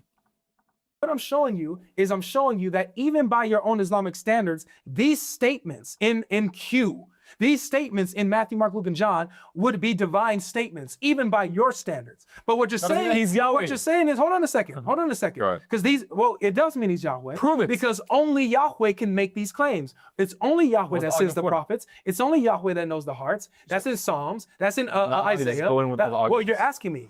You're asking. Yeah. So what I'm showing you, Amir, let me land, please. Go ahead, bro. Thank you. So what I'm demonstrating to you is that even according to your own theology, according to your Quran and Islamic standards, these statements of Jesus would be divine claims, which nobody can say because it would be shirk. So even you acknowledge that these are divine claims that's not compatible with Tawheed. Why is it not compatible with Tawheed? Because Allah and Tawheed is only one person. The reason why this is not compatible because Jesus is claiming divinity for himself. No, that doesn't follow. So again, Why? I'm going to get to respond to you. Why? You know, Again, we have other models within Christianity that can account for Christ having these attributes. No, they don't. They try to give those attributes away. And that's exactly what the Trinitarian debates concluded. That's exactly why the Arians lost out. That's exactly why when the Arians had all the power in Alexandria, they weren't able to do the things that they were supposed to do. Why? Because when they exiled Athanasius for six times, they weren't able to actually debate him on his theological points anymore. Give it. Give what? Give the model. Yeah, so with the example that you gave regarding him, for example, knowing the Father, right? Yeah. Can you give me the argument why knowing the Father entails that it's going to be ontologically equal? What's the argument for that? Sure. So you just shifted the burden of proof back to him. You're supposed to show a compatible model where someone could say that the Son is not God, yet is omniscient. Please, could you show that argument? It shows that the knowledge of God, as a matter of fact, it's talking about knowledge and fully understanding God, that intimate relationship with God. And so Christ is saying the same way that no one knows me except the Father.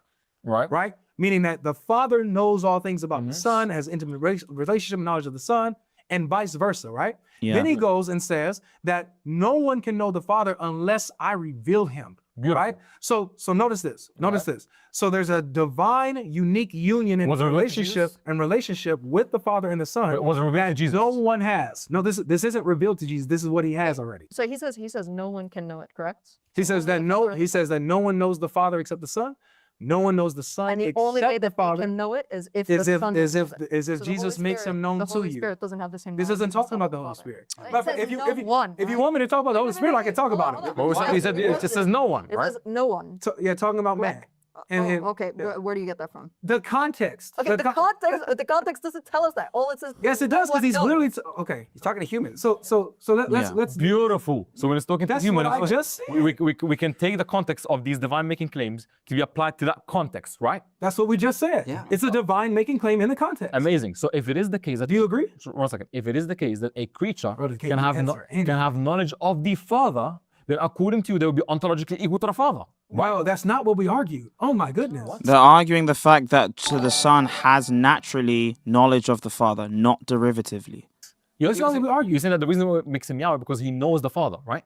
That he has full knowledge of the Father and is able to explicate that knowledge of the Father to others according to their particular capacity. But in order for you to be able to dictate how much other people know, you need to be able to know everything. In the same way that the Father knows him. Beautiful. And that can that knowledge be given to creatures? Not the same way. Not in the same way because it's derivative. It's derivative. But there is Why does it say not the same way? Why does it say that? because okay, so when he says no one knows the Son except the Father, Right. right? So And then he qualifies it. hold on, because he doesn't. He doesn't Yep. qualify, no one knows the Son except the Father. He says the Father has full knowledge of the Son.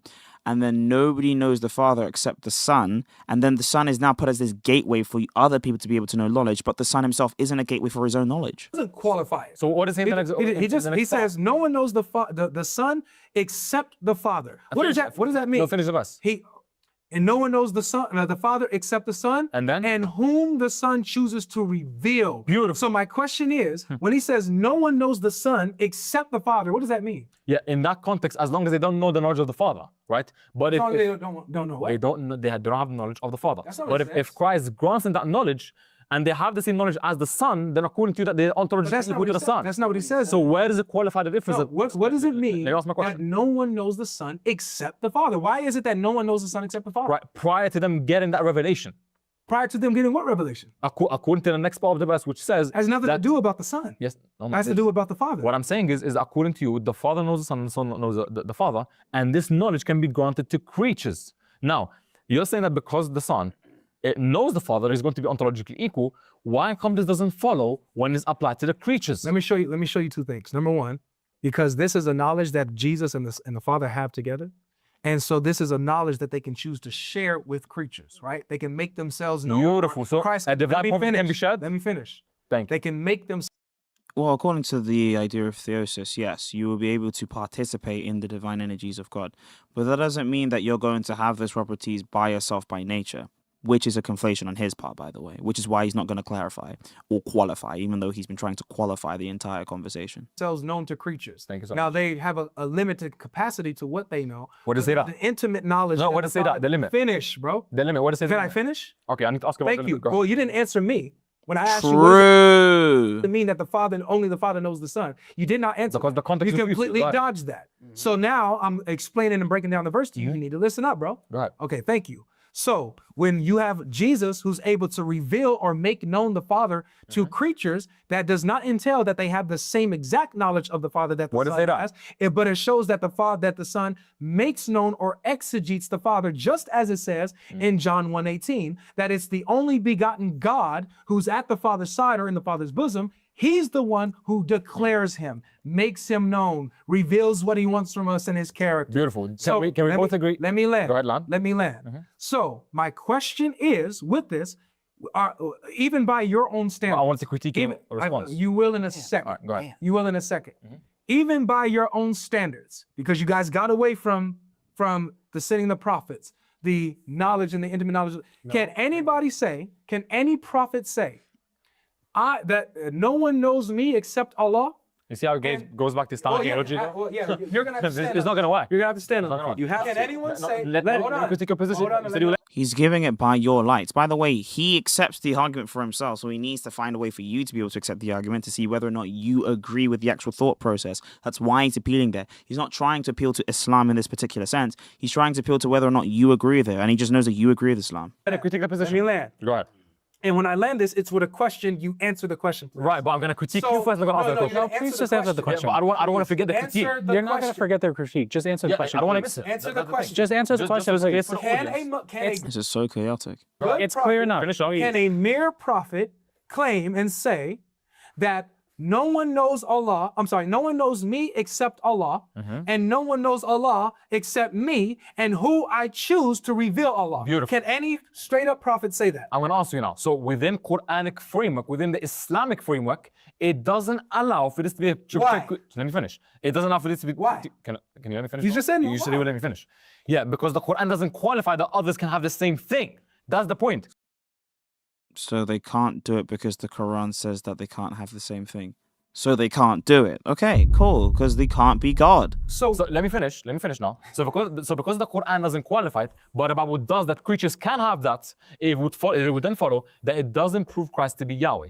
And now Wait, is he saying that people can't have the revelation or knowledge of Allah? Is that what you're saying? The Quran says that other people can't ever have the knowledge of Allah? What? notice how every single time we keep jumping back to the Bible, what the Bible teaches historically, the biblical framework. For some odd reason, he wants to talk about Tawheed. My Tawheed isn't on the question. My Islamic theology is not on the question. Now, the question to you is very simple. Does the verse that you just quoted now, we're going to know in the Father, and the Son, knowing the Son, knowing the Father, and the Father, knowing the Son, does it qualify that the knowledge that the creature receive is limited? Can you show me that? Yeah. And It's just derivative, and the reason why it's derivative is in the phrase, he makes it known to you. a second, I'm about to respond to what you just said. Show me what you're trying to do. Because you're trying to No, dodge. but can I ask a question? first? Notice what you did. You're trying to do this to dodge what we just. No, I addressed it and I But responded. you're dodging it because you're not directly. So I didn't address responding to No, not really. I Because said it within Islamic because framework, it's not allowed. All you said is that in the Islamic paradigm, It's not allowed. It's different from this. Right. That's all you're saying. So that's not. I'm not asking. That if was it's my different. response. That was That's not what my I'm- response. Okay. So when you say that it's not allowed, what is the reason? Why can't a prophet make the claim that I'm the only one who knows Allah, and the only one who knows me is Allah, and the only one, if you only know Allah if I reveal Him to you? Because the Quranic language isn't the same thing as the language that we find in the Bible. But why can't nobody say that Islamically? Because when Yeah, appealing to a difference in linguistics isn't the same thing as appealing to an actual difference in substance.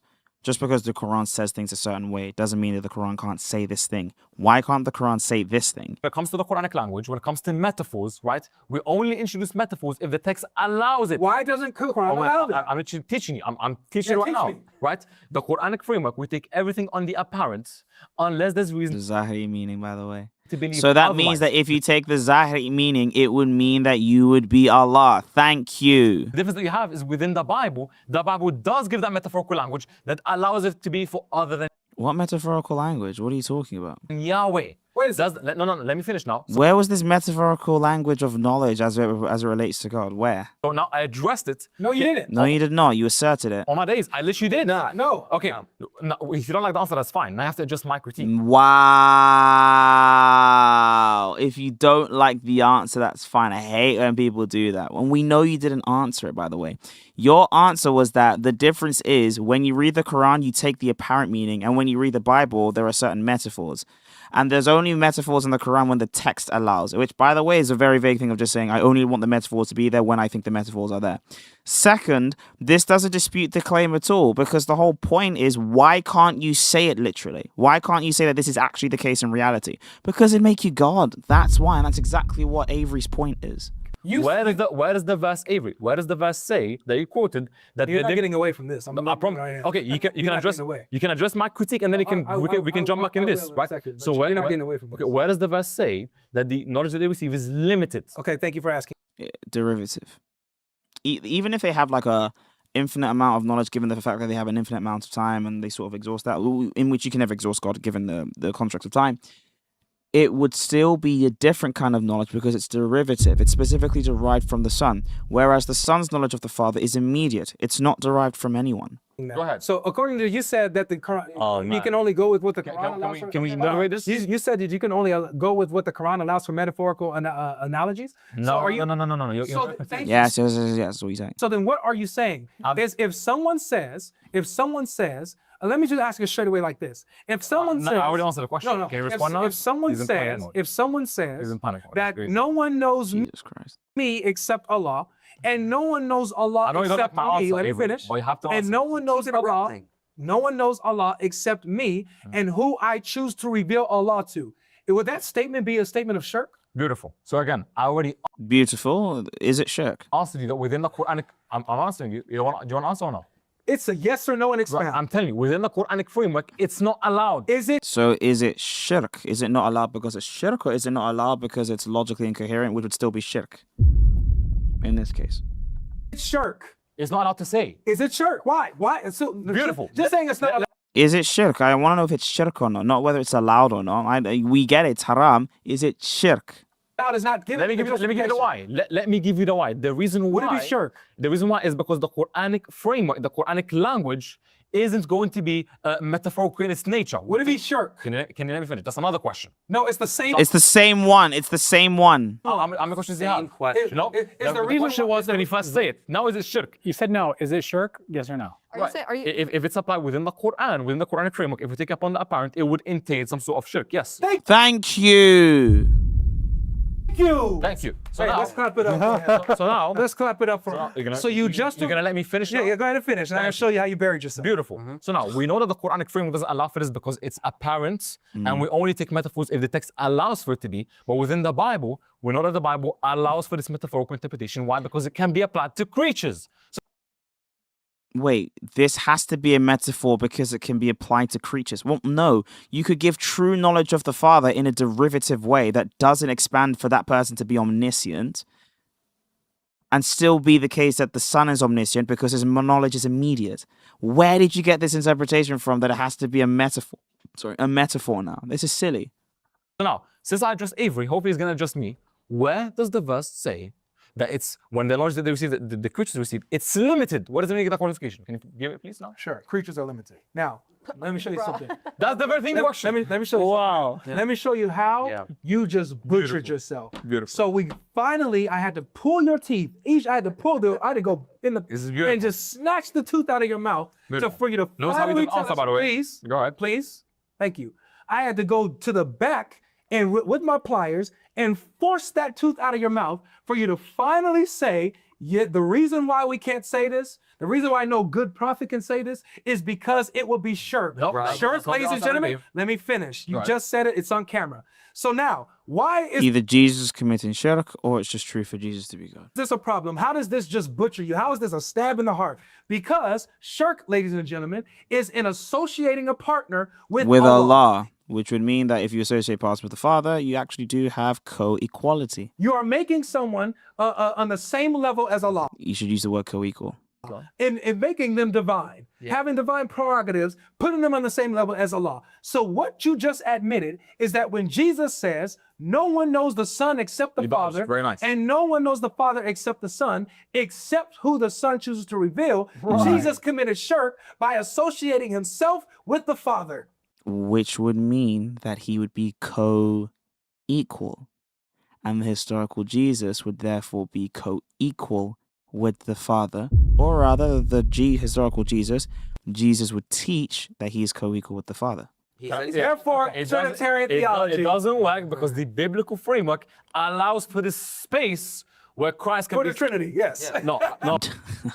For your personal idea of God, right? Where you can say this, and yet it wouldn't entail that he's ontologically equal to the Father. Wait, what? The biblical framework allows Unitarianism even though he's ontologically equal with the Father. So wouldn't that be binitarianism? Let me finish. Now, notice the debate isn't about proving whether or not Christ committed shirk. The argument... That's one of the establishments. If we can show that Christ was able to associate himself as being co-equal with God, that would refute your claim, Itachi, where you said that you needed co-equality and co-eternality. And it would refute your claim because you backed her. is proving that Christ is Yahweh, right? Would it be shirk if it's Yahweh? Let me finish. That's irrelevant. Yeah, he's claiming to be Yahweh. That's the point. That's irrelevant? You're very slick, Avery. You're very slick. But the answer that I gave is that the Quranic framework doesn't allow for this. Would it be shirk if he's Yahweh? No, you're not going to answer another question, right? So can we both agree that the verse that you quoted doesn't say that those who receive the knowledge, that it's a limited knowledge? Can we agree It to that? doesn't say that verbatim, but I do agree that it teaches that. It's what it teaches. Yeah. Beautiful. Yeah. In both frameworks, it would be claiming. No, within the biblical framework, it wouldn't be shirk. Yes, it is. That's Yes, it would be. It would be shirk if it's untrue. To say that you are equal with God when you are not equal with God is blasphemy, and that would put you down by death. You can have no other gods before me, neither can you have anyone that you would consider as God that is not God. the point. It is claiming to be God. That is the exact point. I'm letting you know right now, That's if the very anybody thing else in claiming question, this though. other than That's what we're God, questioning. then it would be blasphemous. Yeah. Right, Letting you know from a as biblical a perspective. Trinitarian, how convenient. Oh, well, it's the best. How would they be convenient? What? We literally have people that would worship Baal in the Bible, and we say that Baal's evil, or Molech, or Marduk. And so all of these particular examples of bowing down to other gods of other nations and serving them is an example of actually associating partners with God. The reason why we're okay with Christ being co-equal with the Father is because Christ is God, so it's okay. The very thing in Yeah, I'm question sorry, that we we're go trying with to the Bible. find out right now. You're not able to demonstrate. You just keep asserting that it is. Yeah. That would have But you're asserting that this verse does entail that in the Bible, but the very thing in question is in the Bible, biblical framework. This is allowed. That's the Right. No, very it's thing not. in question right now. Only God. It's not allowed in the Bible. Everything in Can you question- demonstrate where that's The allowed? whole thing that we've been talking about. Where is it allowed in the Bible? Show us where Where is it show us where a allowed? creature sins. Show us where a creature sins prophets. Show us where a Well, it creature- doesn't say that. It No. says God in Show us His where- wisdom. Show us where. Avery, Q is whatever they want it to be. We get to dismiss whatever they want. It says That's God Q, in His whatever they want. wisdom. That very same Sorry, question. God and God's wisdom, which would be two persons, because they're distinguishing between God and his wisdom. Because if he's not saying God in his wisdom, he's saying God and his wisdom, that would be two particular things that are doing the same one personal action, which would also show that there's a unity of being, even though there's a distinction of person. You're telling us that Q is whatever you want it to be. When no one agrees with, nobody agrees. Yeah, but you said this is in Q when it's not in Q. No, you said you would only use Q. You so I said brought in up what Q, Jesus and then says, you- "I will send the prophets." Hold He up. does not say in Q. Was her quote He in does Q? not say in Q. Was her Hold up. quote in Q? Yeah, I think. Okay, that's what we've been talking about for like the last hour. gosh. IP's quote is not in Q. I know, but we've been talking about her thing for an hour, and now you're going Literally. back to him. Because I define wasn't things differently. And we're Because that's how- This is important. Go ahead, So Sarah. IP's Okay. quote, fine, is not in Q because we According to I guess some. now No. because I guess now we define Q differently. Yeah, So now we whatever can't we want it to truly be. know. What do you mean? it is. We made a conscious edit to How do Q. we We define made a Q? conscious edit to Q. So now, How do we define Q? how would you? No, you said we're defining Q differently. How do you define Q? Because you're telling us we're defining it differently. We were going I'm asking No, there's no way that we're going to say, oh, he wants to isolate her. That's so mean. Look at him. it's about. By the way, we haven't done any of that, by the way. We've never done this thing where we try to pick out someone's weakness and say, aha, I'm going to target you. reconstruction. No, I'm asking to of Bell the- because we're she on the said we're same defining team, it exactly. differently. Yeah, we're on the same team. I don't think Bell understands We're what Q doing is. scholarly. You said we have to go to what the scholar. And that's another gotcha point. He's trying to say, see, look, Bella doesn't understand. She should shut her mouth. Yeah, but you didn't understand most of the metaphysical tracking either. Scholars are saying about I mean, these I could claim that. historical Jesus, and you brought up Q. Great. I brought up John Kloppenberg. This is his reconstruction of Q. It's a very popular one. You and I didn't brought quote it something in there correctly, where it clearly identifies Jesus as God. It and the- doesn't. well, that's not It true, doesn't say, it has I to be a will send the doublet. prophets. It says, Yeah, his wisdom says, I will send the prophet. Therefore, the wisdom of God said, I will send the prophets. God in his So who's the wisdom of God? He does one. Well, you're misquoting it. You're misquoting it. It says God in his wisdom. No, it doesn't. It does. No, it doesn't. Luke Wisdom 11, Just the wisdom of God says. 49. God in his wisdom. Q in the Where's the God in his the wisdom? Q construction doesn't. And say the that. Q construction It goes says- by Luke, not by Wait, let's Matthew. see, What? let's see what it says. Who says Q goes by Matthew? Hold on, just really quick. According to who? Therefore, also wisdom said, I send them prophets. Wisdom Therefore, said- wisdom says, yep. Yeah, that's Q. That's Kloppenberg's version of Q. Yeah. Right, that's what I thought. What? That's what I know. Did you not see what you did? They were arguing that point. You were saying God in his wisdom. In his wisdom. That was your whole thing. And they said, no, wisdom just says it, not in his wisdom. This thing called wisdom just says it. And you're like, exactly. What? I don't even think he's tracking his own particular point. I think they've gotten to this particular point now because they've been talking for an hour and 52 minutes that they're so riled up that they just can't listen to each other anymore. No, you said, I will send it. Wisdom, I said But wisdom it- says. Wisdom says, I will send it. Originally, it was I said it, but in Luke's That's what it account, says. it's God in his That's wisdom, wisdom. and in Q, it's wisdom. Yeah. It's not that it's Jesus is God's wisdom. No, because we wisdom see- is the second we person of see, the if you Trinity would who allow me sends to speak and prophets. stop Yeah. taking over me. Yeah. We see in Q Yeah, wisdom is the person that sends prophets. It's not the Father, so that's fine. that Solomon has his own wisdom. Solomon's wisdom isn't Jesus. He doesn't have Solomon's Jesus. It might be, bro. What are you talking about? I don't even know why you tried to back him up on that point there. I don't even think he understands his point. By the way, his point, like his crazy point is Solomon has wisdom, but Solomon's wisdom isn't Jesus. So therefore that must mean something different. No. Jesus is saying the wisdom of God sends prophets. Solomon's wisdom never sends prophets. His particular concept of wisdom, right? He never sends prophets. Now, this wisdom does send prophets, which would mean that this wisdom is God. But we know that this wisdom isn't the Father because this wisdom comes forth from the Father, right? Jesus' wisdom? So when it says it's God's wisdom, That's God not is what it his says. wisdom. That's not what Q That's says. not what it says, no. So that's what it says in Luke. Therefore, God also is his wisdom said. And he's just supposedly saying In Luke's Jesus. account, it says God and his wisdom. This is Q here, right? Yeah, This is but it's- Q. We're not going by Q. We're not going by Luke. We're going by Q, man. It says in Luke's So now, account, God and his now, wisdom. so now Luke's So when it account says is wisdom, so- it's God's wisdom. So now, wait, hold on. So now, So Luke is reliable for this particular citation? is it Luke's accounts that's the authority on what it said when what Jesus said? Luke has always been what Q is based over. But isn't it No, it's Luke and Matthew. based off of what Luke and Matthew agree on? Yeah, that but, Mark doesn't but have? the Q document is pertaining closer to Q because Luke. But it pertains to both of preserves them a better on the copy of statements they Q. agree, right? Both Luke and Matthew. We don't go off Matthew's quotes for Q.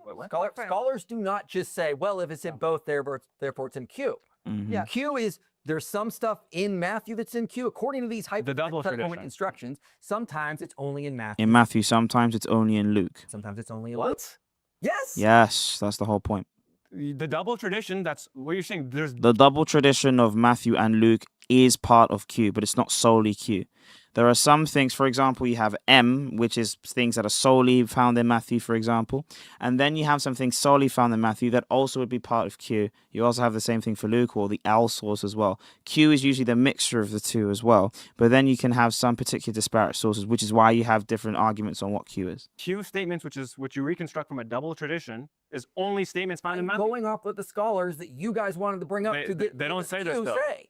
So we don't have a documented up Q. We don't have a document. So we have to go on this hypothetical reconstruction of what the scholars say. They Based will on say the two there are parts of some Matthew. times when you're going to the Q document, there will be parts of it will only be in Matthew, parts of it will only be in Luke. It's not just doublets. Right, that's what I'm saying. What I was saying is I don't agree Wait, what? with you when you're saying that Matthew 23:34 is in Q because it's not a double. I was saying I don't agree with that. But the scholar's not saying it has Just to be because you double can to be in quote Q. one single random, it's not a random. I'm familiar. It's Kloppenberg. Yeah, Kloppenberg says So Kloppenberg's version is usually the one that people use.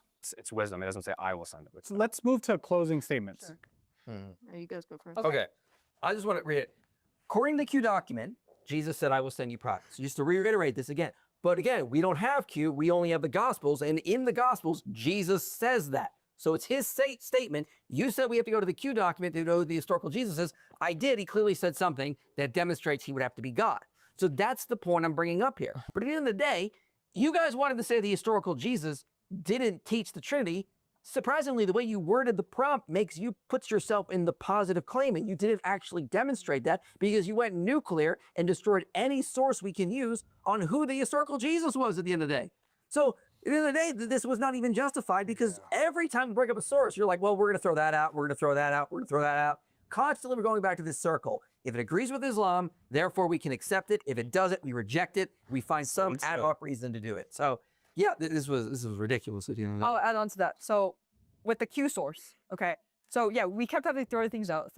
Finally, we're at the Q source. Now, And then we used the Q source, and you're like, nah. here he brought up that Q, and so now you're saying that Q is defined as when it's doubled, right? Fine. I guess if we can't use the sending prophets verse or the wisdom thing, fine. Let's just throw that out for argument's sake. Now we're at the verse with the revealing the Father and the Son, and then you actually said that through that verse, that's what shows that the biblical framework doesn't allow the Trinity.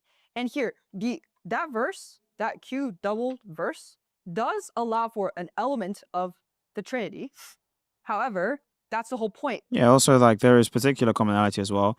There is the presence of doublets, for example, but there's also the particular idea that you also have some particular variants that are only common in Matthew and not Luke, but those also would be part of Q somehow. The biblical sources, it's a case built up with multiple elements of the Trinity. So what you guys do is you guys literally get one little verse from this Q, and then you guys say this is the only thing you have to work off of it. And so I just don't understand why you guys brought this prompt, because you guys would also have to prove Oh, is that that the prompt? historical Jesus didn't teach the Trinity, and you guys can't have that because we all just dismissed all these sources. They did. And from Yeah, they right, dismissed the and from- sources, but not just the fact that they dismissed the sources, but they also dismissed the fact that the historical Jesus actually taught what Islam taught. So that is something that needs to be brought up again and again. They believe, those three kids in the panel specifically believe, that the historical Jesus taught contrary to Islam.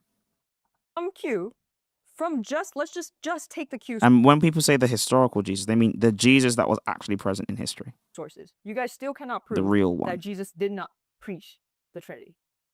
Beautiful. Do you want to close? Whatever good thing we say comes from God, whatever bad thing we say comes from Allah. That is That was a low blow. uncalled for, bro. I did not say that. Okay, my apologies. Yeah. So for closing, I would say, yeah, just the main thing that we were really referencing is whether the biblical narrative allows for this, which we were giving Jewish references in the first century, and we were quoting the Bible to also support this, like 1 Samuel I would not last in the panel, bro, because I would literally just like speak too much. That's the only problem. 25, pairing that with first century Jewish attestation that Now look at shows us. We've that been live for 3 hours, like almost this 4 is hours. an allowed Jewish belief, and therefore we can apply this first century belief onto the gospel, including the Gospel of John, to show that this wouldn't necessitate a Trinitarian belief, but rather it can also show first century Jewish monotheism.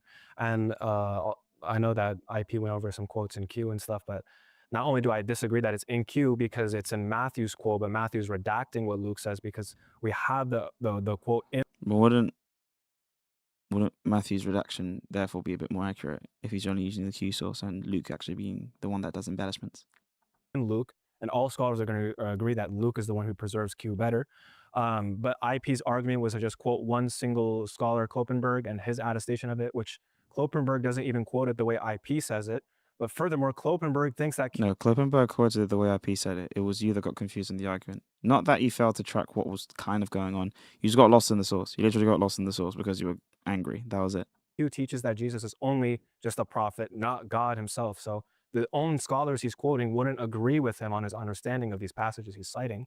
So there's no reason to think, even from Q, that Jesus is God, because everything we see in Q, as well as Kloppenberg agreeing that Jesus is assumed up into heaven alive, is found in Islam.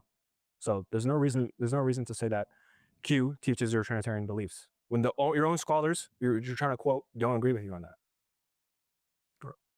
No, that's just not true.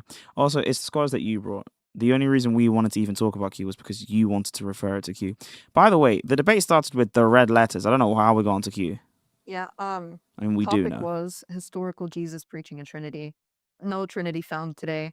We only got, certain vague verses about. They weren't vague, and the fact that you can see that they were vaguenesses is the problem. You were supposed to say that those verses don't actually prove that at all. oh, does this mean that he's divine or not divine? We're talking about this. By the way, barely mentioned the Holy Spirit. I think I was the one that mentioned the Holy Spirit. Yeah, the reason why we wanted to talk about the Holy Spirit is because we have to talk about the second person of the Trinity first. And you spent so much time trying to talk about Jewish tradition about a dying Messiah. Nothing from you three. When it comes to your Trinitarian doctrine, what we agreed on from the beginning is that you believe they're co-equal, co-eternal. You've not substantiated We showed co-equality, given the fact that you aren't able to say it in Islam because that would be shirk, which would also be associating co-equality. So thanks for mentioning this again. any of that throughout the entirety of the Yes, we did. discussion. All you did was try to appeal to the idea of Jesus possibly being divine and us disagreeing Which should also be co-equality. with that. Nothing in this actually talked about the Trinity whatsoever. In addition to that, yes, we did make this prompt, and rightfully so, because we didn't get any response regarding the Trinity. Yes, we did. They gave you multiple responses. And as a matter of fact, God Logic made multiple arguments. We don't have to prove a negation, right? All we would have to show Wait, what? Yes, you do have to prove a negation. If you prove Jesus Christ did not teach the Trinity, you need to prove that he taught the negation of it. That's what you need to do. Or that he evidenced that by his action. If you're doing a prompt, both sides have evidence. The same way that if I'm trying to make the claim that it's not raining outside, I have to prove that. is because obviously we're talking about the historical Jesus, which by the way, you guys kept talking about the Islamic No, because you also tried to deny all the sources about the historical Jesus because this guy, Big Brain over here, he said that the historical Jesus isn't epistemically accessible. concept. Nowhere did any of us appeal to Islam. That was you that brought that up, I think, or you? No, we appealed to specific particular points that we could agree on so that we could establish a particular argument. Okay? When it comes to the historical Jesus and what he says, we're going based off of a recollection of all of the data that we could find and seeing what can be corroborated the most. If it's the case, these statements can be corroborated, okay, and they can be understood in this lens, then that's fine. We haven't been substantiated with that. You haven't spoken about a Trinity whatsoever. All you did was try to prove Jesus is God. But you didn't Which is why we can then move on to the Holy Spirit being God, but we weren't able to do so. do that either. And the reason why we weren't able to do so is because you wanted to spend all your time talking about the sources for the historical Jesus. And then that would be a whole other kind of words for the historical sources on the person of the Holy Spirit, by the way. Oh yeah, just I mean, it's painted as if we dismissed everything. That's not true. We granted No, you did. You did. Mark, Matthew, Luke, and John and Q in No, the you did not. No, you did not. sense where they are historical, right? So if In the sense where they're historical, which would be the red letters plus Q. Actually, no. The red letters only as they are contained in Q. you have something within Mark that is ahistorical, that can be rejected. If it is historical and can be corroborated regarding the historical critical method, it can be accepted. But then if you use the historical critical method, then you should just be using Q. Or rather, you should be using the historical critical method that people expand beyond Q. Right? So now that we threw everything Like, for example, are there any statements of Jesus Christ in M that would be acceptable? Or any statements of Jesus Christ in L or J that would be acceptable? Obviously, not for these guys, because they only accept Q. out is that we were strict with our criteria to the point where you guys weren't able to substantiate the historical Jesus actually teaching a Trinity. And I did want to get to the point where we talk about the negation side, where Christ didn't teach that he's Yahweh. But yeah, maybe next time. But yeah. Sweet, that was awesome. That was so good. All right. That was not good. Anyways. Hey, Brian, man, let me on, bro. Let me on. I don't know why. You might as well let me on, man. Come UK, you know what I'm saying? Film a thingy with me. Let me on. Anyways, that has been the scheduled programming, guys. Thank you so much for coming through. It was a long stream. A very, very, very long stream. I'm done. Thank you so much for thank you so much for being here, guys. We will be live again. I might even go live tomorrow or Wednesday. So we will be back again. So make sure that we are back and that we're better than ever. We're probably going to have a particular space where you guys can come up. You guys can talk about Orthodox Christianity or whatever the case may be. Hope to see you there. Thank you so much for everything. Take care. Or I might have to review some other stuff. But yeah, we might just hope we'll open a space. Take care and God bless you, or rather pray for me. That's what I should ask. Pray for me. Thank you, guys. Okay. We're done on TikTok. The thing about the debate here is it's a lot of ego checking. It's a lot of ego checking. And if you don't, if you don't check egos, it's just, there's no way that you can ever be successful. That's the problem. And so when it comes to these people, for them, this is their ticket in. For a lot of these particular small creators, this was their chance to be able to actually, get on the big stage and become a huge content creator and debater. So they have to do their best to debate against people like IP, who's been here for 15 years, like God Logic, who's been here for half a decade. So all of these people have to actually try their best, do their darndest to make sure that, yes, this is my time. you know, they're not going to be able to organically make content in their own selves, which is funny. Anyways, take care, guys. Thank you so much for everything and everything, and pray for me.